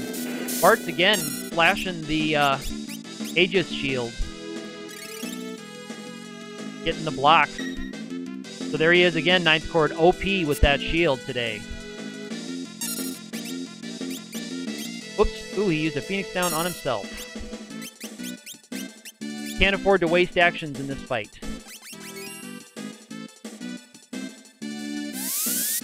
It's tough because normally it's not this difficult normally when I've fought this fight before. Not with this party, but when I've needed to dump statuses. When I've needed to dump aging status on that piece. Alright, so Flare is going to hit it. That is going to take out Butts. So he wasn't OP enough to block that time.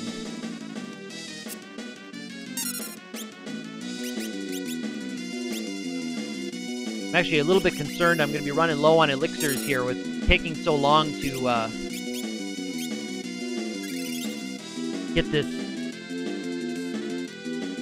Grand Cross piece out of the way. And Ferris should be fine on that. Ooh, I wonder if her shell ran out.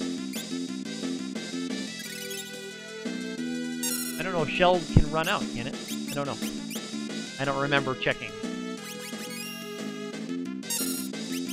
But we've got to get old to land, or we're going to run out of resources before X-Death does it. We can't get old to land.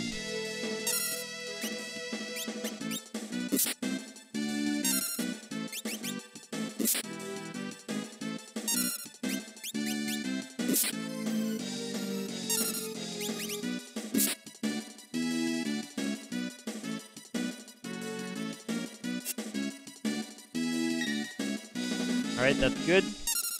Couple of attacks blocked. I think that back piece does have physical attack in its routine. I know we kind of commonly refer to it as the magic-only piece, but I think it does have attack in its routine, which is good, because we have better ways of dealing with physical damage in shields than we do that magic damage.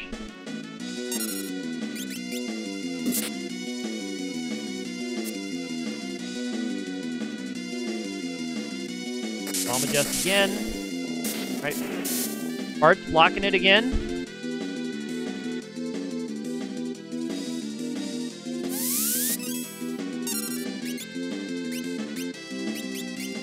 And Ferris needs to stay alive.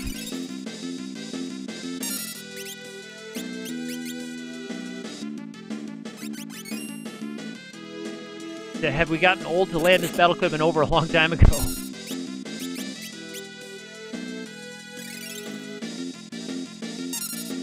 Because once I do start going on the offensive, it won't take too long to finish off each piece, especially the Grand Cross piece, because I'll have the Apollo Harp to do...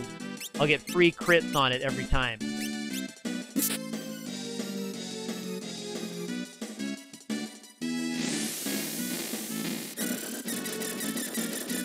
But here's 2 Grand Crosses in, and I don't know how many times we've hit that Ancient Sword.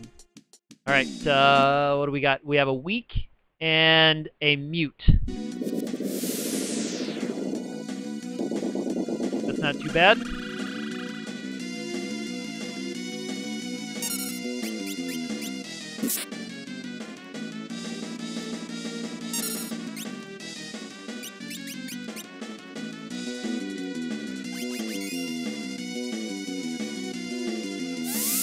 Alright, and Ferris, I think, finally loses her shell status if she still had it. And yeah, I would be worried about running out of elixirs with how defensively we've had to play this fight.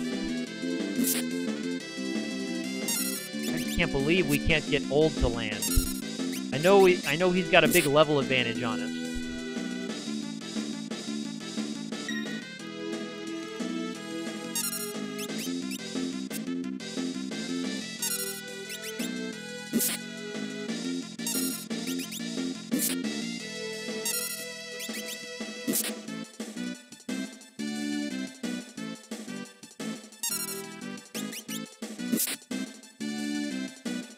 I don't think I've ever had it go this long in other battles when I've needed to land it with the Ancient Sword.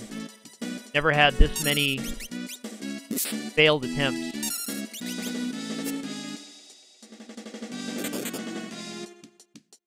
Okay, and actually I think this is going to be it for this battle unless Bartz can block this upcoming Almagest with his shield. This is going to be it for this battle. This is actually going to be a lost fight when this next Almagest goes off.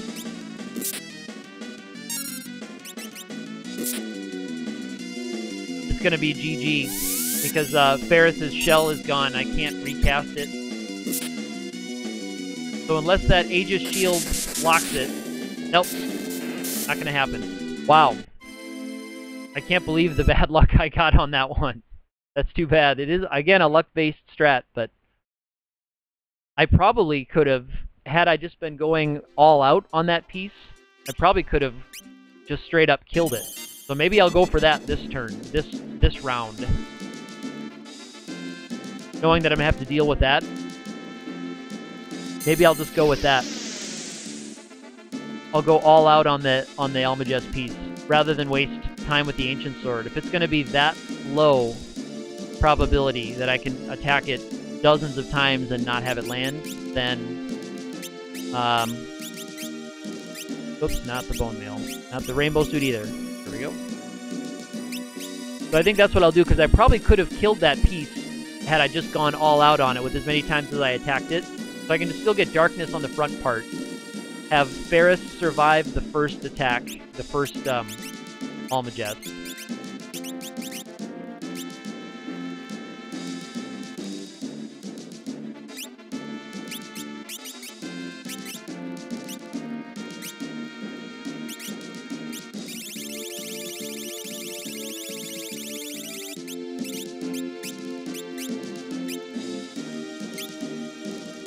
Oh, no, she wants the Masamune.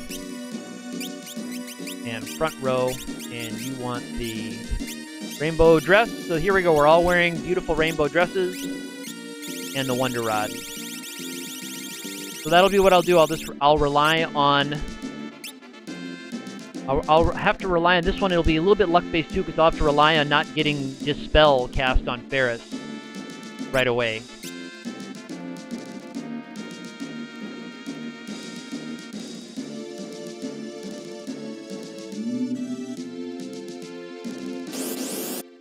That's the last attempt for you. Sorry about that. Yeah.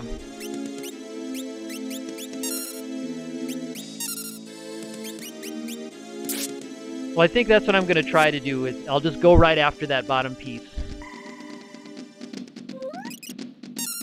If the chances are really going to be that slim for me.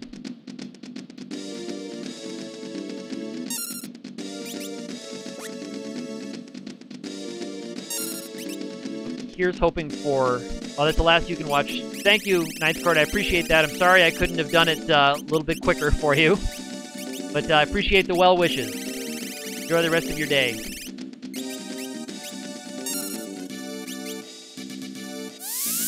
It is too bad that this takes so long to set up. The first part of this fight is not really very dangerous.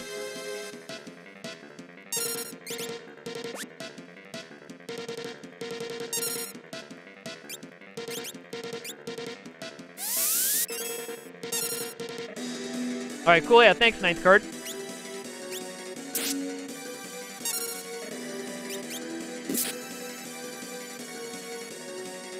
White hole blocked. Very good. Thank you, Aegis Shield.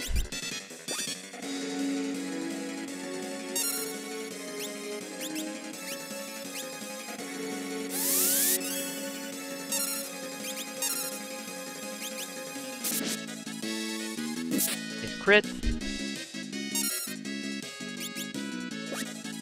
Right, good. See, this is the kind of stuff that I could wear its 55,000 health down if I was dealing that kind of damage, dealing a few thousand each turn to it.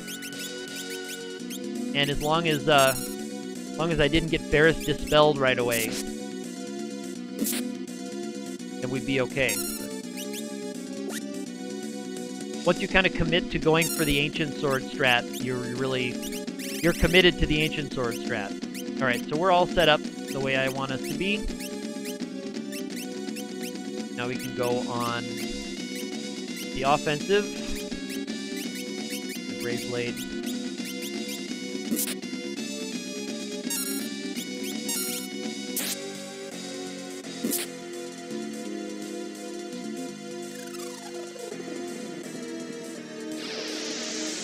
Okay, that's her, no problem.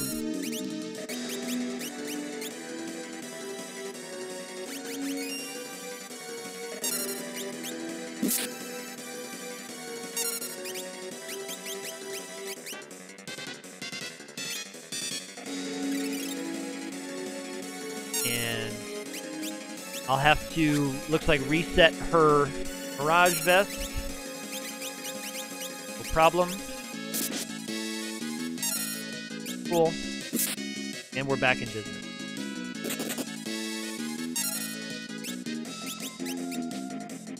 The thing is, I'll have to keep Ferris alive, and I'll have to keep Ferris from getting dispelled, which I can't really control by that top piece. But I'll have to see how we'll see how fast I can get damage on that bottom part. It might not. If I can do it in like 5 or 6 rounds, we might only eat 1, maybe 2 Almages if it takes me 5 or 6 rounds.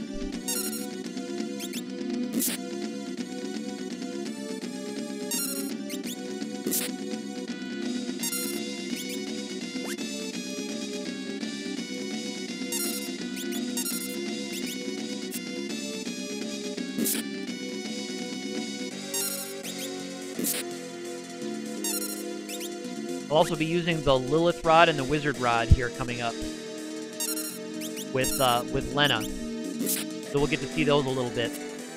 Because if we're going on the offensive first, I'm actually going to have her use the Magic Lamp. So I'll have her put the Lilith Rod on in the first round when she casts Bahamut, which I'll have her do as soon as I get darkness on the front part. As soon as I get darkness on the front part, I will have her cast Bahamut with the Lilith Rod, and then the next round I'll put on the Wizard Rod and have her cast Leviathan. Boost that, and then she'll go back on the physical offensive.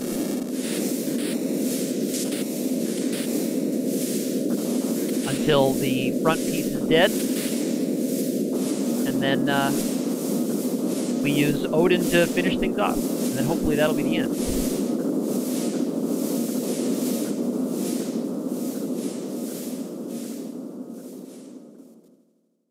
Wish me luck on this on the last part here.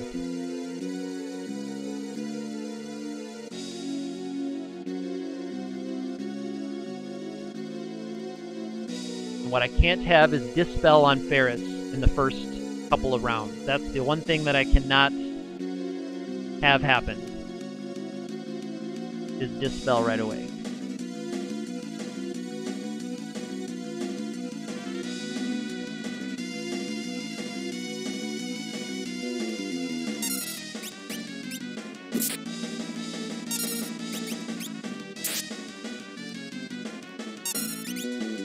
Alright.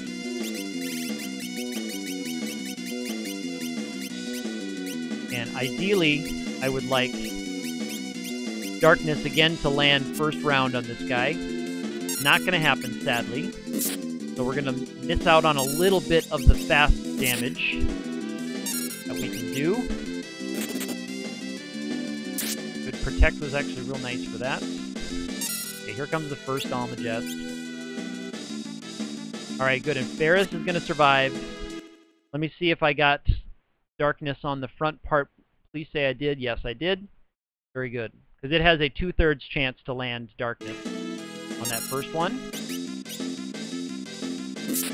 So now Ferris will be probably the only one who survives this Almagest. That's okay. Ooh, she might not. If I can't... Okay, good. She got hit with that attack there. If that attack had gone off and then Almagest came, Ferris might have gotten taken out.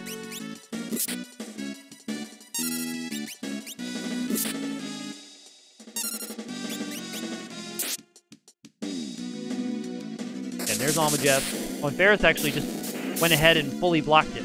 Good for her. Alright, there's Dispel. So that means now I have to get that other piece down, that bottom piece down, before that comes again. Before Almagest rolls around again, I have to get that piece dead.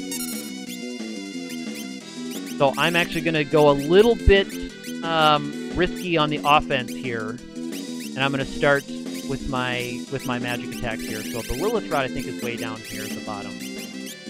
Alright, so Lilith Rod is in her hand, and that's going to boost... I'll put an Ice Shield in her hand, and that's going to boost Magic Lamp damage for Bahamut. Let's see how much this does. Hopefully it's about 3,000, but it might be less than that because their magic power is not very high. Okay, 2,300, that's good.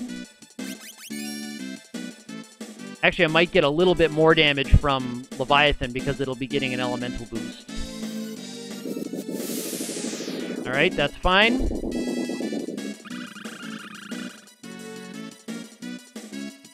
I can handle that. Alright, here comes Grand Cross. These guys both have ribbons, so there's not a whole lot that's going to be deadly for them. Let's see what we get. Looks like nothing. That's good. But those are going to be eating my actions. The problem is the attacks are going to be eating up actions for me. Very valuable actions that I'm going to need to be doing damage to that bottom part. Alright, so now she's actually going to put the Wizard Rod on rather than the Lilith Rod, because the Wizard Rod is going to boost water damage, and that's what's going to come out of the Magic Lamp here on this one. So she might actually do a little bit more damage with this one because it's getting a 50% elemental boost. Let's see what that does. Oh, nope, not quite. 1400. About the same as she's been doing with these. So now it's an all-out hope for crits. That's all we have now is go all out and hope for good criticals. I haven't really been watching the hit points of that other piece. Oops, she has a shield in.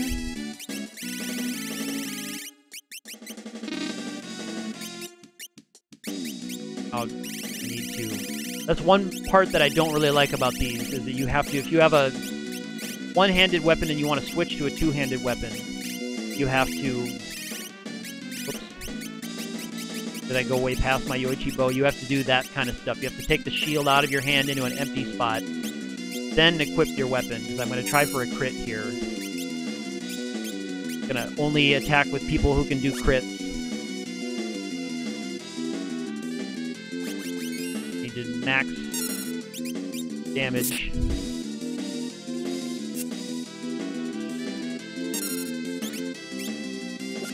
There's a crit.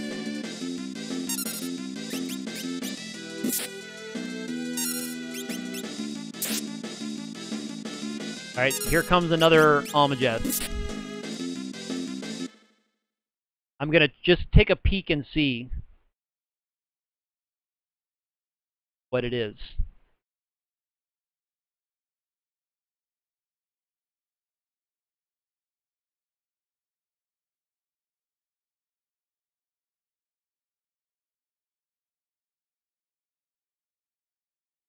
Yeah, it looks like we're not there on damage.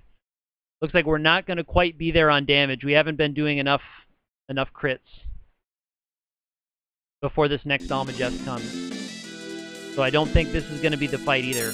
I guess we might have to go back to the ancient sword technique on the next fight, because we're gonna land short.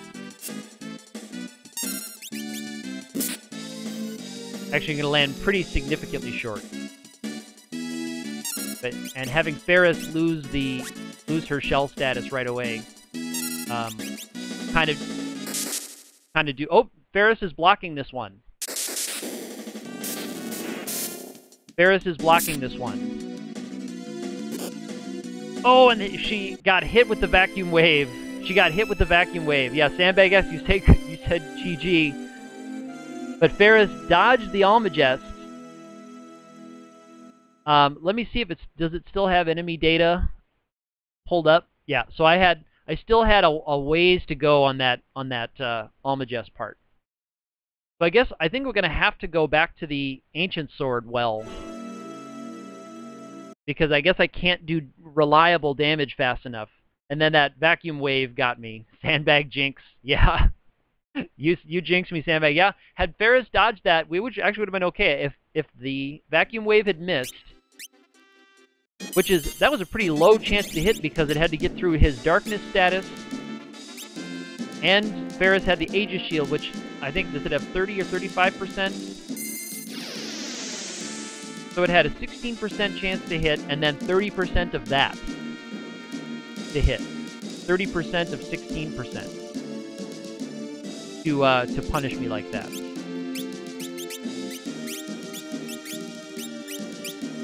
But c'est la vie. C'est la Final Fantasy V.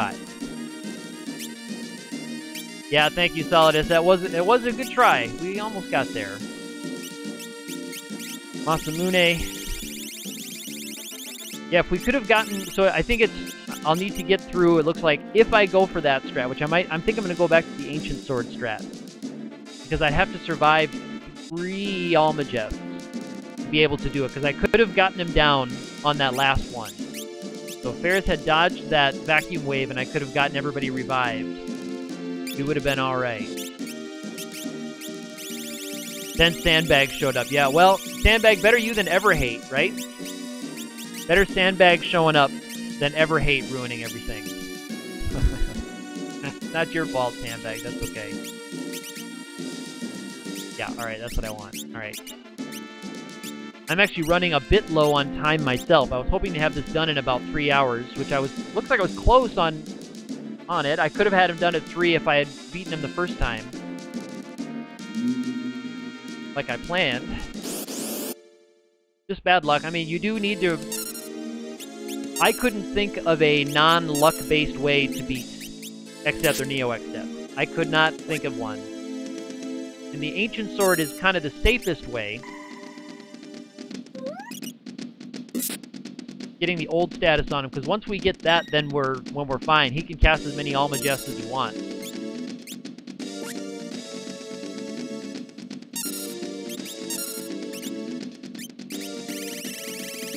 But if we can't get old status to show up,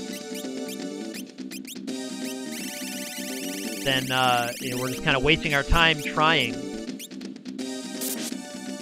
But I'm sure we can. I think old is it 90 base percent plus 40 for us minus level? So I should have maybe a 10% or so chance for it to hit. And that's on the times when it actually makes the check from the sword. So I guess, I don't know, yeah. 1 in 3, 10% chance of 1 in 3. So I guess that's a 3%, I suppose, chance. So I suppose it is 3% per swing. Trying to do that math in my head. I don't know if I'm exactly right with all of that.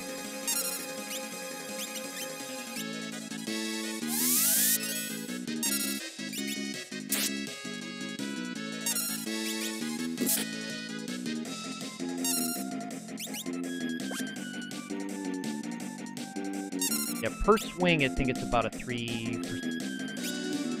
What it seems like.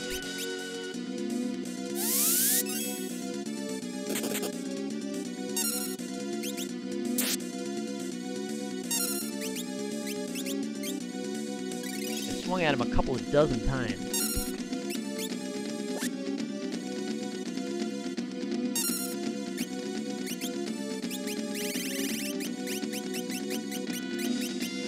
Okay, we'll get him.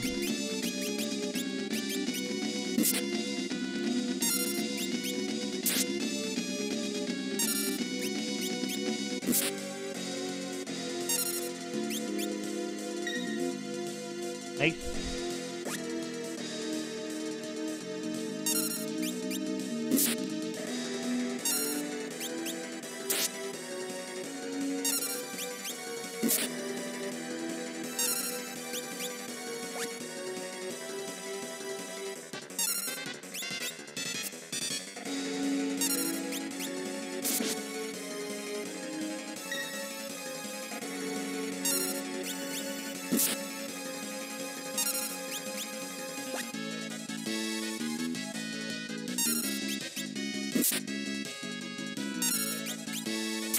Yeah, the only other alternative would be to go out and grind for enough hit points to survive in Almagest, but I don't want to do that. I don't want to go grind up somebody in the castle part. Here's Meteo again, just to troll me.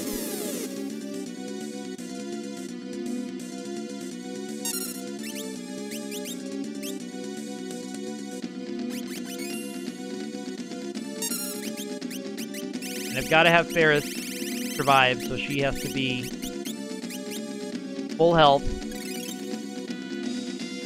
Wish I could just say, like, yeah, I can beat this part of the battle. It's like, skip. I know I can beat this part of the battle. I just take me on to the next part, please. That's what I want to say.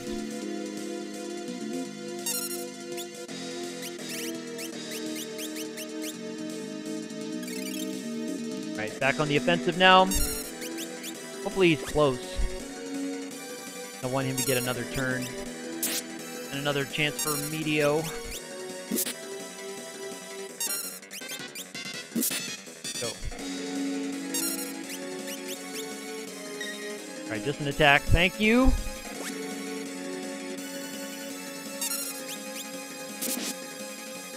Alright, there it is. Alright, so we're in pretty good shape coming into the last part. Looks like Bartz is going to get the turn first.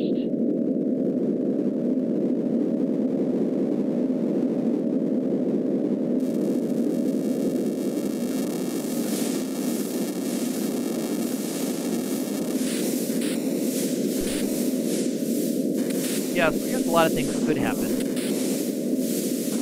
Whichever way I do choose to go about this. I feel like the Ancient Sword fits more in tune with the way I've been playing the game so far, of using items to get statuses on enemies.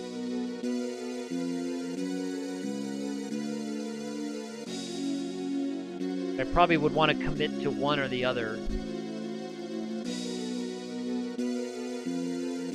You know, I could always use Ancient Sword as a backup.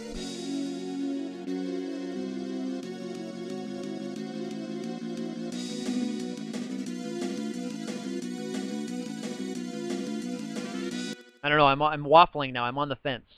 I could always use Ancient Sword as a backup if Ferris does get dispelled right away. I could always use that as a backup. Maybe I'll try that. Maybe I'll do that. I'll see if Ferris gets dispelled right away.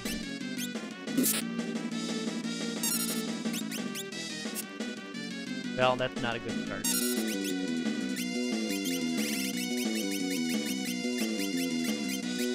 I don't want to deal with another long fight of just trying desperately to get that to land. A little more exciting, I think, when you're actually dealing damage. Let me just take a look. All right, he's dark. Very good. All right, no more Lewis script needed. Ouch.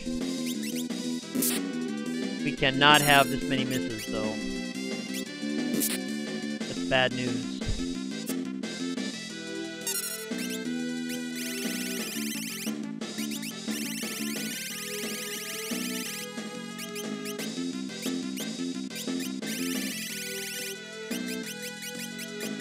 Alright, so we'll go back to Bahamut.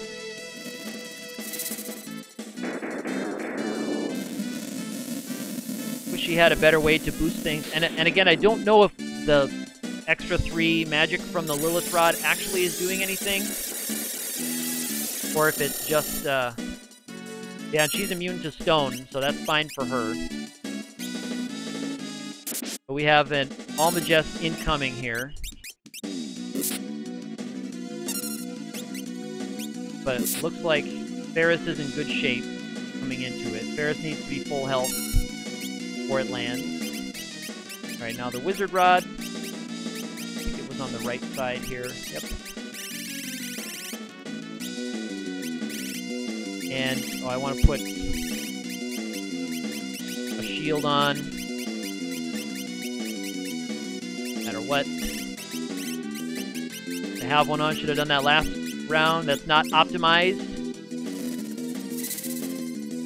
Bad optimization on my part. Alright, cool. I'll take the weak physical attack. That's fine.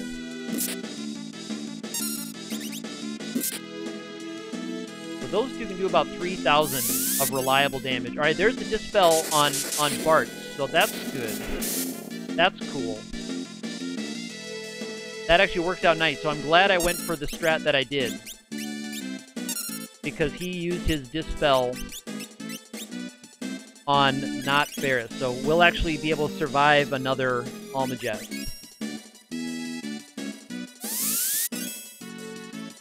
But those Dispels are coming with alarming frequency. You still have the Wizard Rod. Okay, yeah, I might leave her for now.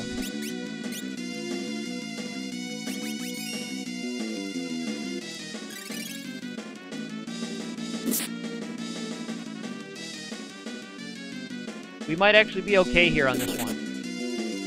Ooh, cool. And here comes Grand Cross. Again, with 3 ribbons, there's not a whole lot to worry about from Grand Cross. Anything? We have, ooh, this is actually the worst one I've gotten yet. We have a zombie, and we have weak status, it looks like.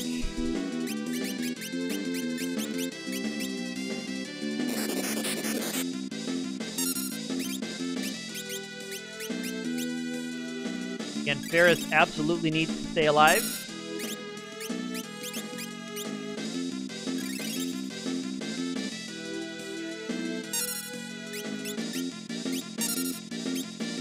Alright. Now we're back on the offensive fully.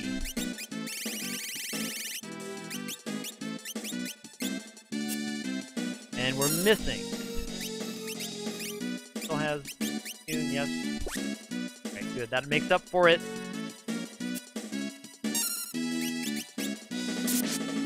Cool. Need to keep having crits. Stop having misses. That's alright. Mind that.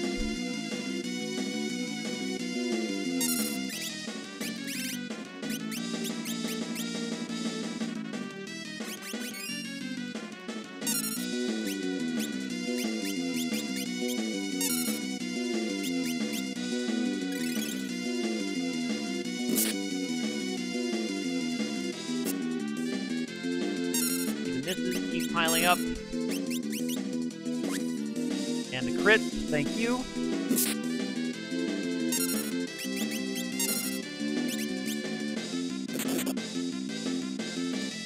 Alright, so we have another Almagest incoming.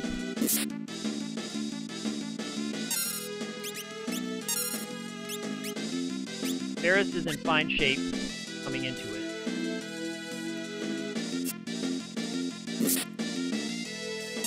Very good, very good.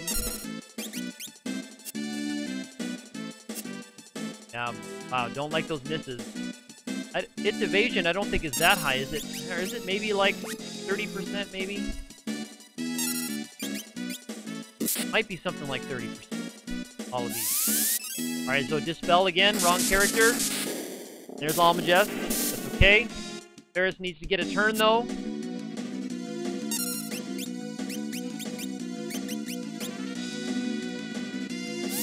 Alright, there's Dispel. Alright, so there's Dispel.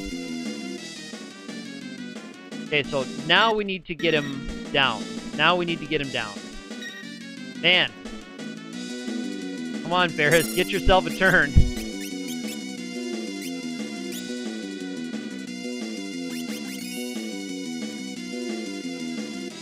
Okay, so Ferris has been dispelled now, so we're on...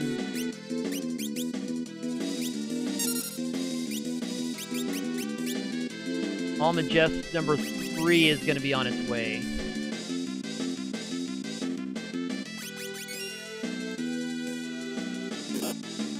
Okay, vacuum wave.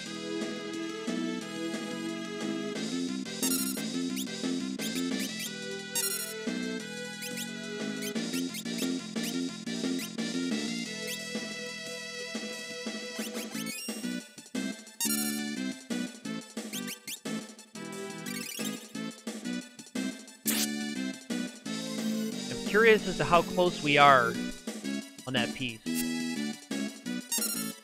I would be interested to see.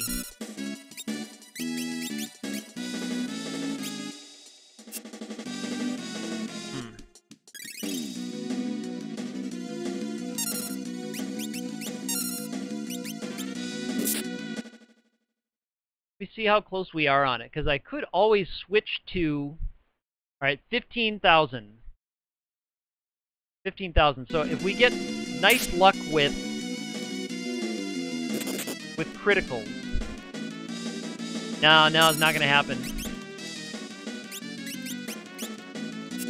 Yeah, not like that. If we had gotten nice luck with crits, may have been able to do something about it.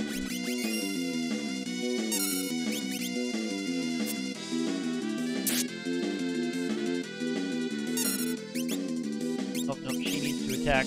Ferris needs to heal. So now we're just hoping for an Aegis Shield block from one or both of the Aegis Shield carriers. We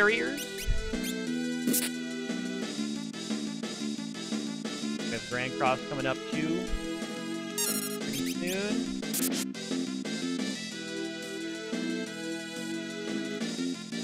Nice 3 blocks.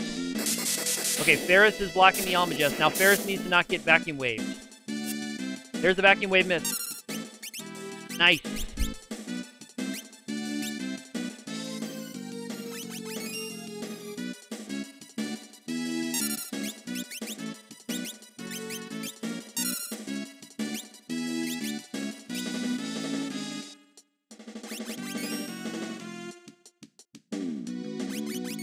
Alright, that's what I needed to happen, so I think we're okay. We're all 4 alive for Grand Cross. That's what I wanted to. I wanted to make sure all 4 were standing. I knew that was incoming as well. Okay, fire 3, not a problem.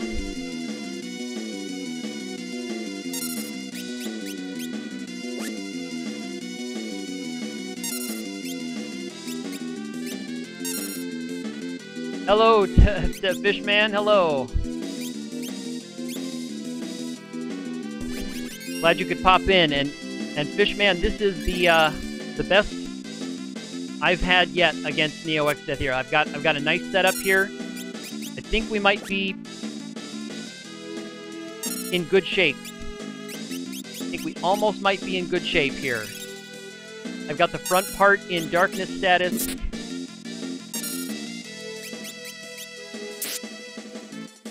And the Almagest piece is going to be getting close to death. Is that targeting? That's butt. Okay.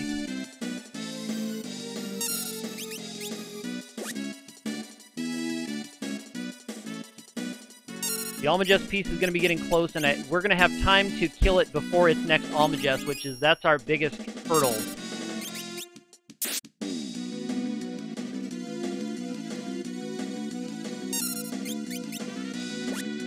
I need a nice crit. I think it only had about 15,000 before.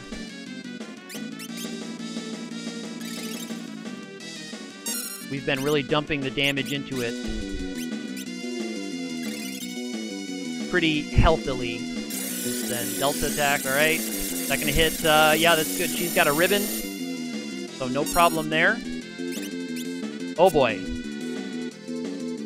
I'm sure we've got enough firepower to take it down, though, before that shows up. Unless we don't hit anything.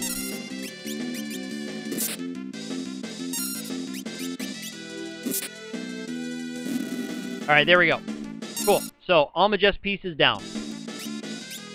Alright, I need to just collect my thoughts a little bit and see where we are. We got plenty of Phoenix Downs. Not a ton of elixirs, but that's okay. That's okay. We're gonna be alright. So now we go to work on the Grand Cross piece. And instead of the Yoichi bow, she's going to be using the Apollo harp for critical damage on that piece every time. I think my Apollo harp is down here. Yep. There we go. So that's going to be massive damage on that piece every time.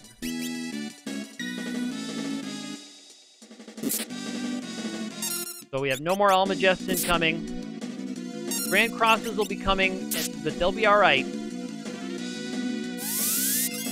The only bad thing that could really happen is a Meteo from that piece up there, but I think I'll be able to damage it quickly enough. With Lena doing 4,000 something every turn, I should be able to damage it quickly enough to bring it down from its critical range before it can get to Meteo. Nice. I have to tell you, that Apollo harp is pretty nice. Good stuff. We gotta keep Lena alive so she can just keep spamming that Apollo harp every turn, baby.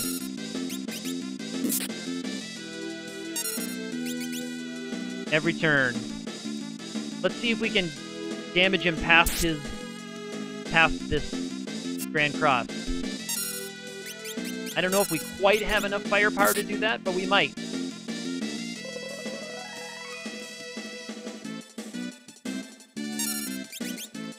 We'll know if it says the laws of physics are broken again before a Grand Cross actually shows up, then we'll know that we did enough damage to get it through its HP threshold to trigger the next AI routine.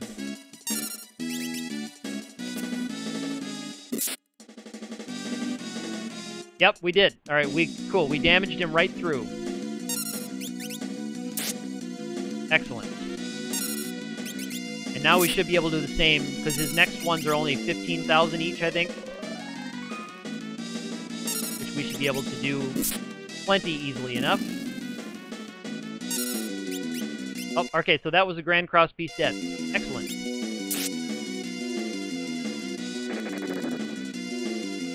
Arrow 3. Alright, that's fine. Cast that all day if you want. Okay, keep the Brave Blade. And we're going back to the Yoichi. Actually, I should have kept the cursor down there.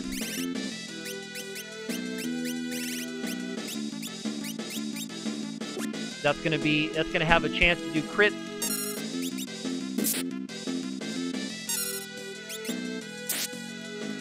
And Xed is completely out of all targeting abilities, and I have many more Phoenix Downs than I have Elixirs. That's why I'm leaving those characters as weak as they are, because Xdeath only has single targeting abilities. And most of his abilities, if they hit, will kill us at full health anyway, so it's not worth a round throwing an elixir.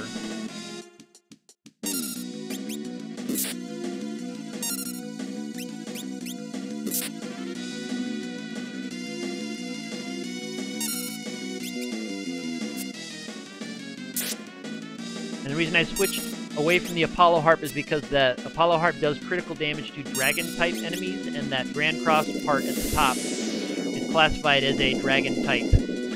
So the Apollo Harp would not do nearly as much damage to the front piece. And actually, it might not even hit, because harps have weird things with heavy-type creatures, or some of them do. And I might check into the Lewis script and just take a peek at the hit point totals of this front part, because I don't want to totally mess this up. Okay, we have a ways to go. Still has 30,000.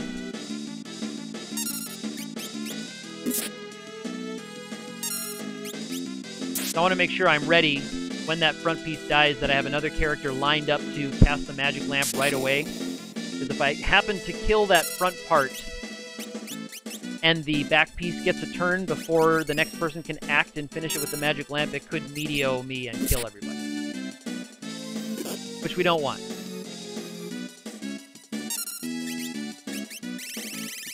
Here again, you can just see that would have killed her almost no matter what, so it's not worth getting them with protect status and all that with the defender, because the magic attacks will take them out. It'll just take too much time. So I just have enough Phoenix Down. We just chuck Phoenix Downs around at each other as we need to. Every time one of those pieces gets a turn, it's going to be a Phoenix Down from one of the characters.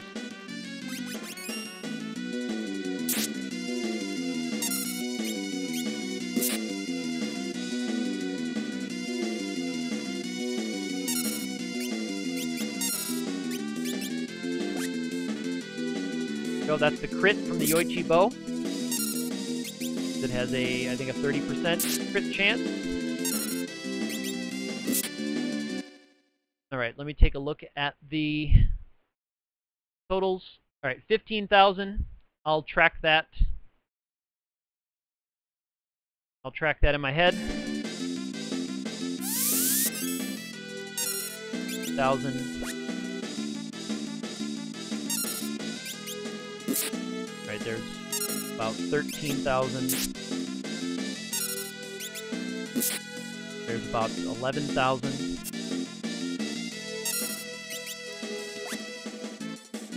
Okay, that's about 9. Okay, and that's, let's call that 7,000.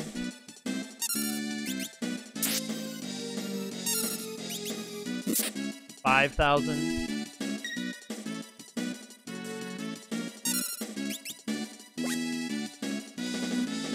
4.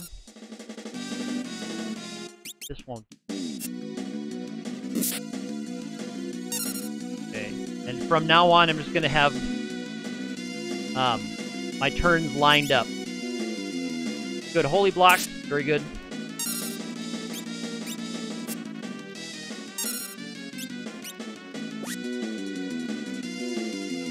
Alright, so do the same thing again here. I'm just going to get everybody's turns lined up. Let's see if he gets a magic attack off. Nope, not quite. Alright, there's a physical attack, but we might get him Yeah, alright, so that was the physical piece dead on that one. So actually Bart is not going to survive this one. Or should I let Bart survive? I'll let Bart survive because I want to see his ending animation. So I'll actually let him survive this one. So I was merciful to Bart's there and let him survive by chucking a Phoenix down at him. Just so that I could see him in the ending cutscene here. So that is Neo X Death.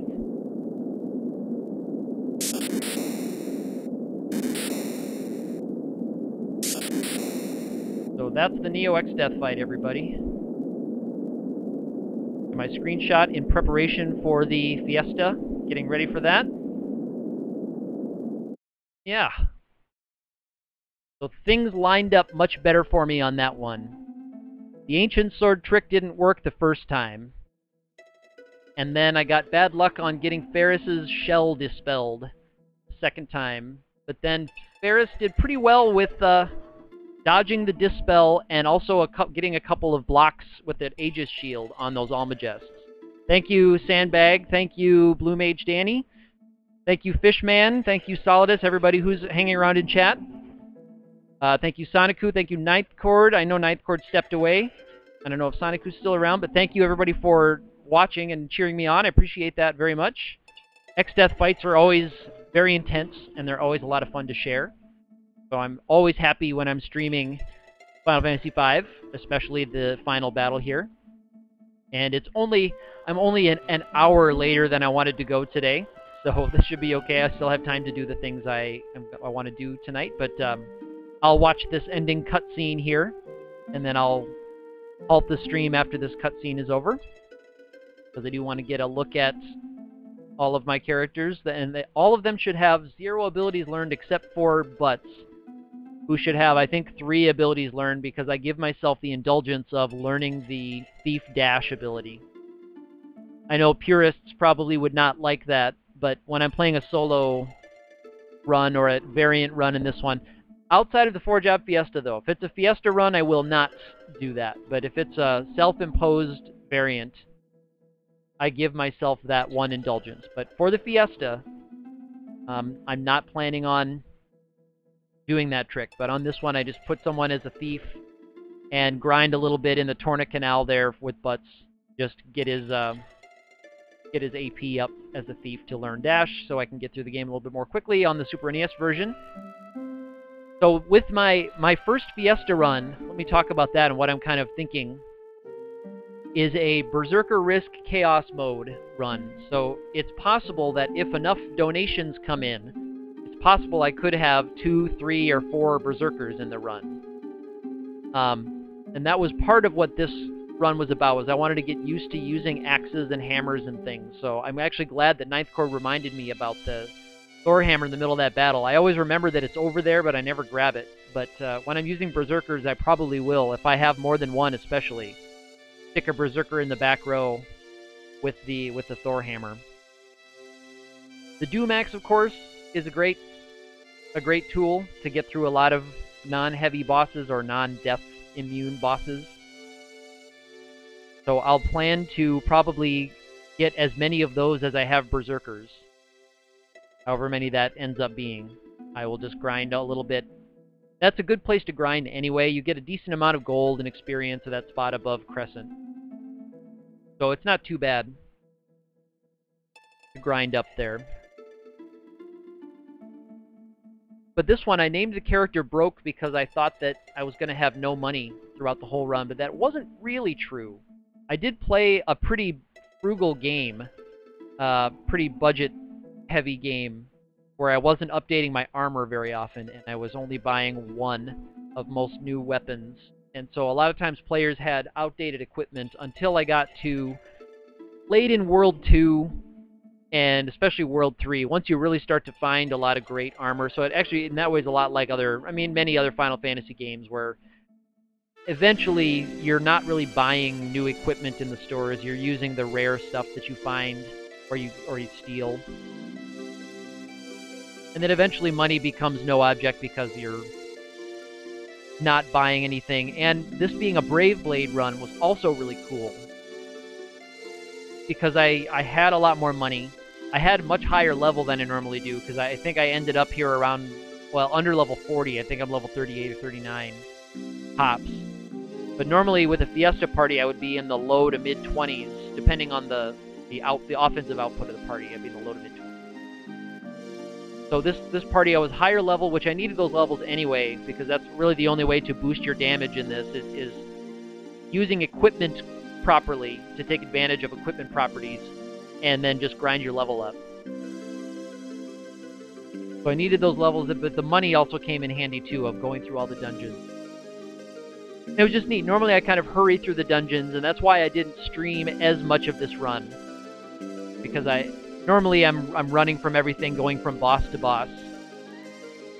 But in this one, I was, especially later on in the game, I would be stopping. What's this enemy? Let me get the algorithms guide out. Let me look at what they have, and then I'd play around with, oh, what statuses can I hit them with? Can they be paralyzed, charmed? Can they be put into old status? I didn't use old very much in random battles, because I felt that I had much stronger statuses to inflict than old. For a random battle anyway. Things like charm and paralyze. If you can chain charm or chain stun enemies, it's a little bit more effective than old, in my opinion, for most situations. I didn't use aging very often. The power staff was hugely important, especially in the Great Trench. I was using the power staff on every enemy because they have all those really ugly counterattacks, all of those undead things. So I was using the power staff to berserk them, and then the Sage Staff, Apollo Harp, and of course the Brave Blade to do damage to them. So I couldn't quite one-shot them with those weapons and the characters I had, because some of them have 5,000 something.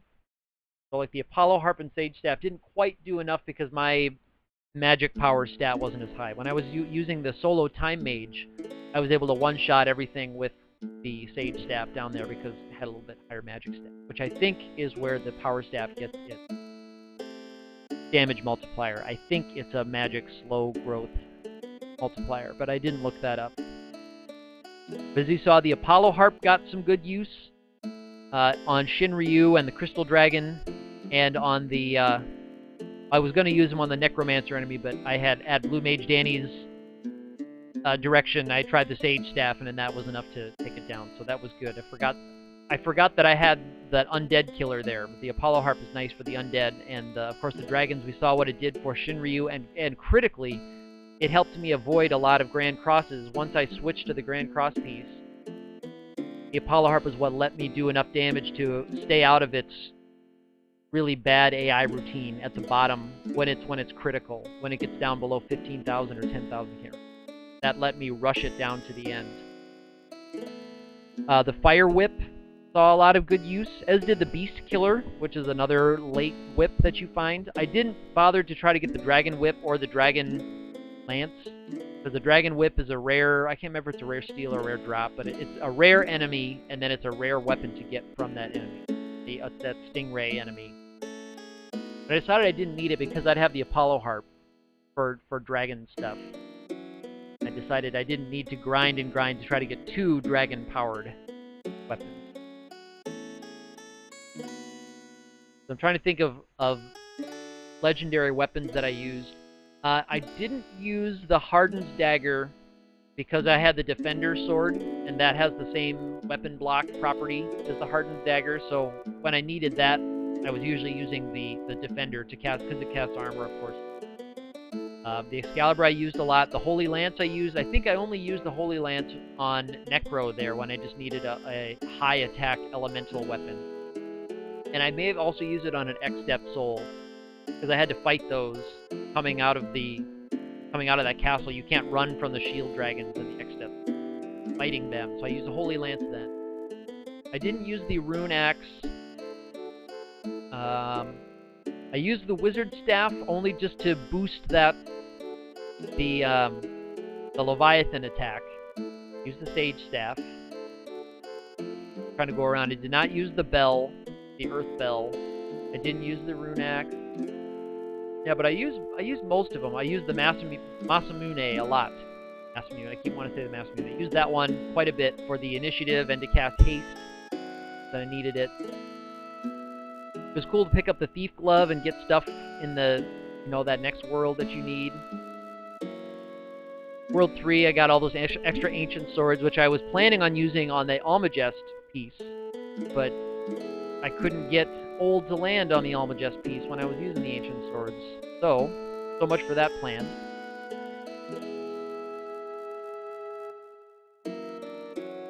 But I was very surprised at how much I used the Power Staff to berserk enemies. Now, I talked about that a little bit already, but I was very happy that I had that. And I was kind of, for some weapons, I was skipping some of them, kind of ignoring them, because I just didn't bother to look up what they did. Like the Lamia Harp there, I didn't pick it up right away when I could, because I'm used to just using the Dancing Dagger to inflict charm, which of course is much more random. And I didn't realize that the Lamia Harp did put charm status on them. And the same thing, I didn't get a Dream Harp until, well, I don't think I ever got a Dream Harp, because by the time I realized that it was the Sleep Harp, I had already gotten past Atmos, which is really the only boss that you want to use Sleep on. Otherwise, Confuse is a little bit better than Sleep for me, because they'll do stuff like you'll have to find those random enemies that will have strong fight, and they'll use that on each other. Sleeping enemy won't use its high-level stuff. Or like I made that GIF of the druid enemy using the circle ability, which, as I found out from that Lewis script, there's an erased status, which I didn't realize that was a status in the game. I need to check the algorithms guide and see if that has it listed as an actual status, or if they skipped that in the algorithms guide, because I know it's different than the dead status because it removes you from the battle, but it's interesting that it also applies on enemies. Like, some things works differently than on enemies, like aging status. It does a different thing to enemies than it does to your characters, so I didn't know if that's how Circle worked. It's such a rare skill anyway, but I think Omega uses it, and I don't know who else uses Circle. The druids, I guess. I can't think of anyone else who uses that ability. But I love this upcoming theme song here. Good stuff. So I used to have the CD from the Final Fantasy Anthology release. I used to listen to the long version of this one. And I think all of this part was on it. It started with, it didn't start with that stuff right after you beat Xdeath, but it started when this little build-up begins. And then it goes all the way through the part when it turns into a proper overture, as they would say.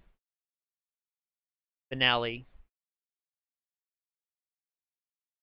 I almost never read this stuff, and I usually don't pay attention to the differences, because your characters, I wanted Bart's to show up, because there's one thing that is different there earlier when the characters were all out in space. If anyone was dead, you see them kind of get sucked back. But that's why I threw the Phoenix down at Butts before I used the magic lamp on Neo Xdeath there. I only did that because I had one more character with their turn lined up.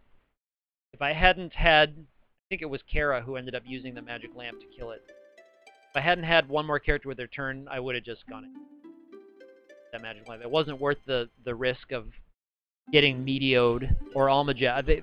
Almagest can be cast by some of them in their critical stage. Yes, thank you, Solidus. I did beat Neo Xdeath. Yes, I think it was. I can't remember if it was my third or fourth try, but yeah, on the last one, I got better luck. I didn't get the aging status to land, but I didn't try for it. I went right for it with the heavy damage, and just had better luck with how Xdeath targeted the Dispel, and Ferris and Butts together kind of blocked enough of the Almagest abilities to keep us alive. And then critically, of course, Xdeath also missed the follow-up Vacuum Wave, because that seems to happen a lot. You'll get the Almagest, and then the physical part will have a Vacuum Wave attack shortly after. But thankfully, Ferris didn't get nerfed by that, or by a rogue Ice 3 or something random like that. So yes, thank you for that Aegis shield. That was very nice. And you can grind for more Aegis shields. I think you can steal them from the Gore Chimera enemies down there in the Void. I think they're a rare steal, but I wasn't going to bother with that with the Thief Knife. I wasn't going to bother with it from the Crystal Dragons trying to get the Dragon Lance either. As you saw, the Apollo Harp was plenty enough damage to take out the Grand Cross part. It would have been overkill. It would have been fun overkill, but it would have been overkill nonetheless. Pull that out. But thank you, Solidus Fox. I appreciate that. Here's our favorite Final Fantasy theme. One we love so much. The Gale of Spirit planting flowers in front of the mana tree there. Or whatever tree that is.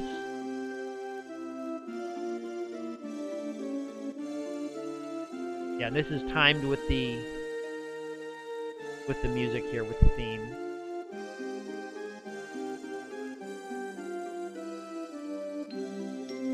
I think this is where we... Yeah, Grandpa's voice.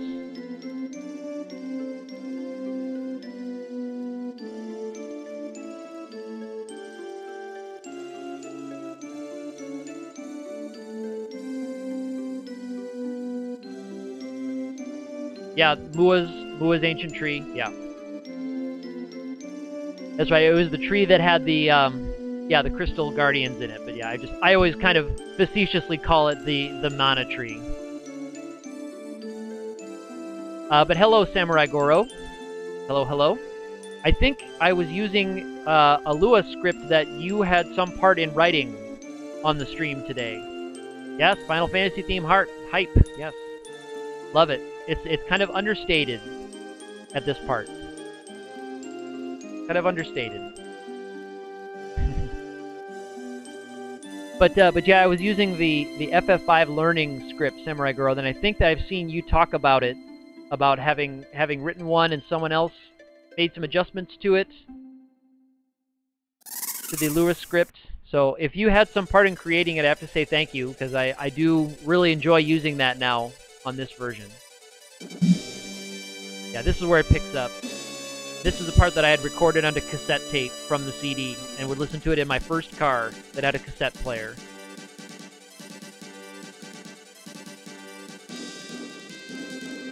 Yeah, okay, that's right. So, and I think I'm using his version of it. Yeah, I think I'm using his version of the script. But if you started it or you had a hand in making it, I wanted to thank you too, because it's really handy. I especially used it a lot for looking to see if darkness status was applied from the dark bow. That's in most of this run. I was using it for that. So Samurai Goro, you have a new improved script. I would be interested in trying it if you wouldn't mind sharing it with me. I think I saw in a YouTube comment you had linked to it from... You had a link to download it, but I tried to get it from your YouTube comment, and I needed permission to do it, so... Okay, that's your Lua script. Okay, thank you very much, Samurai Girl. I will download that, and I will check that out. I appreciate you sharing that with me, because I do like using this one. I found that this one, at least on my emulator, has an error in it when I try to go into the equipment menu. But I don't know if that's just because of the version of the emulator that I'm using, or if it's something in the Lua script. So, but yeah, thank you for sharing that. Yeah, this music always takes me back to when I was playing this game, trying to play through it at the PlayStation version, which I hated the long loading times even then, because I had already been emulating this game on my computer before I had bought the PlayStation version. So I recognized even then that the PlayStation version was an inferior product to this fan translation. Do you think it might be related to the script?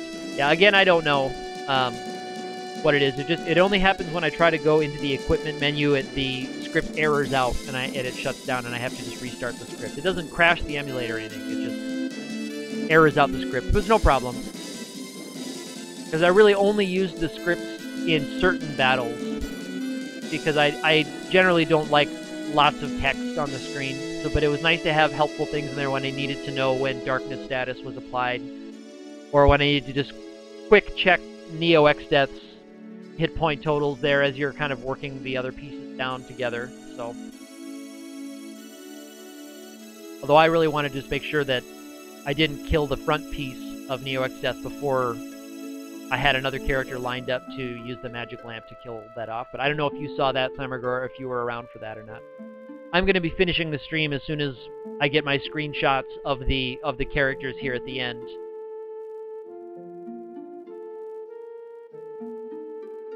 So after we get through the rest of our little end of game overture thing here, where they quote a lot of the other melodies, I'm going to hop off because I have a few other things I'm doing here today. You caught the last part of Neo Samurai Go? Great. So you saw the Lewis script that you had started on. So I appreciate you sharing yours. I will try yours out too. The reason I asked is because Deln, who's another speedrunner, Final Fantasy V enthusiast, asked me on Twitter about the Lewis script, and I shared with him the link to the version that I have. I didn't share yours because the download link that I had didn't work, that I had found. So I may also share this one with him if you wouldn't mind that, because he was interested. I think he may have thought that I wrote it, and I certainly didn't. So I wanted to make sure that credit was given where credit was due. All right, so I'm going to get my screenshots. Got to make sure I get everybody.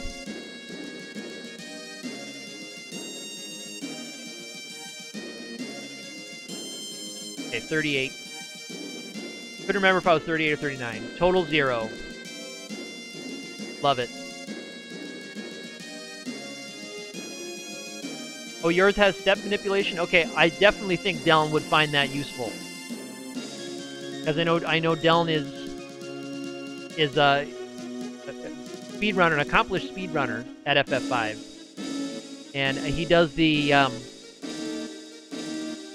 relay, or he has done the FF4, 5, 6 relay. I don't think he's involved in the run this weekend for the Fiesta. I think it's Wexel, Dragon Dark, is it El Magus, and who else? Is Deln the fourth one? I can't remember now who is the fourth on that one. Or if it's, I don't know if it's somebody from Europe, if it's Genya or one of those guys. I don't know. Either way, I'm very excited for that, and I think anyone who's hanging around, you should be excited about that too. The run, I think it's this Saturday. I think it's the 21st. Is that right? No. It'll be the 22nd, I guess. I don't know. Check the date. Go to 4jobfiesta.com. Check out the run. It's going to be a big live race with jobs chosen by us, the community. Oh, it's this Sunday you got it? Okay, cool, Samurai Girl. Thank you for correcting me on that one. I couldn't remember. I was like, it's coming up. I knew it was this weekend sometime. It's on Sunday, but very good. Thank you for correcting me on that. That's why I'm glad I told everyone to go check that website, because it's going to be exciting. I am going to try to watch as much of it as I can. It's not great for my time zone. So I'm going to try to see as much of it as I can. Yes, Samurai Girl, if you can watch the start will probably be all I'll be able to see as well, because it'll start in the afternoon, my time. And maybe I'll see all of it if I stay up really late that night, so we'll see what my plans are like. But yeah, Samurai Girl, I've seen some of them streaming it, but I haven't actually been able to catch in. I saw Puexel was doing some work on it the last couple of days, but I've never actually been able to catch their streams. So Bart's here. He'll have 3.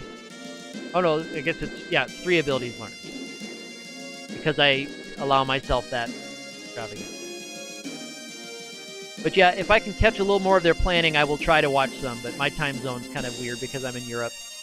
I know most of them are in North America, so it's not always easy if they're streaming at night their time.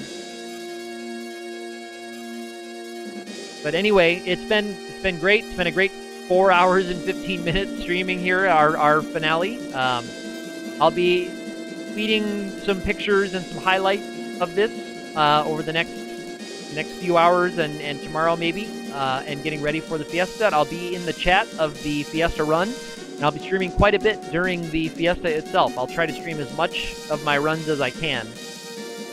Might be some hilarity with my berserkers and whatnot, but it should be a good time anyway. So I appreciate everybody for stopping by, cheering me on, giving me your encouragement, helping me out. It means a lot to me. It really does, everybody. So thank you so much, and we'll see you again soon.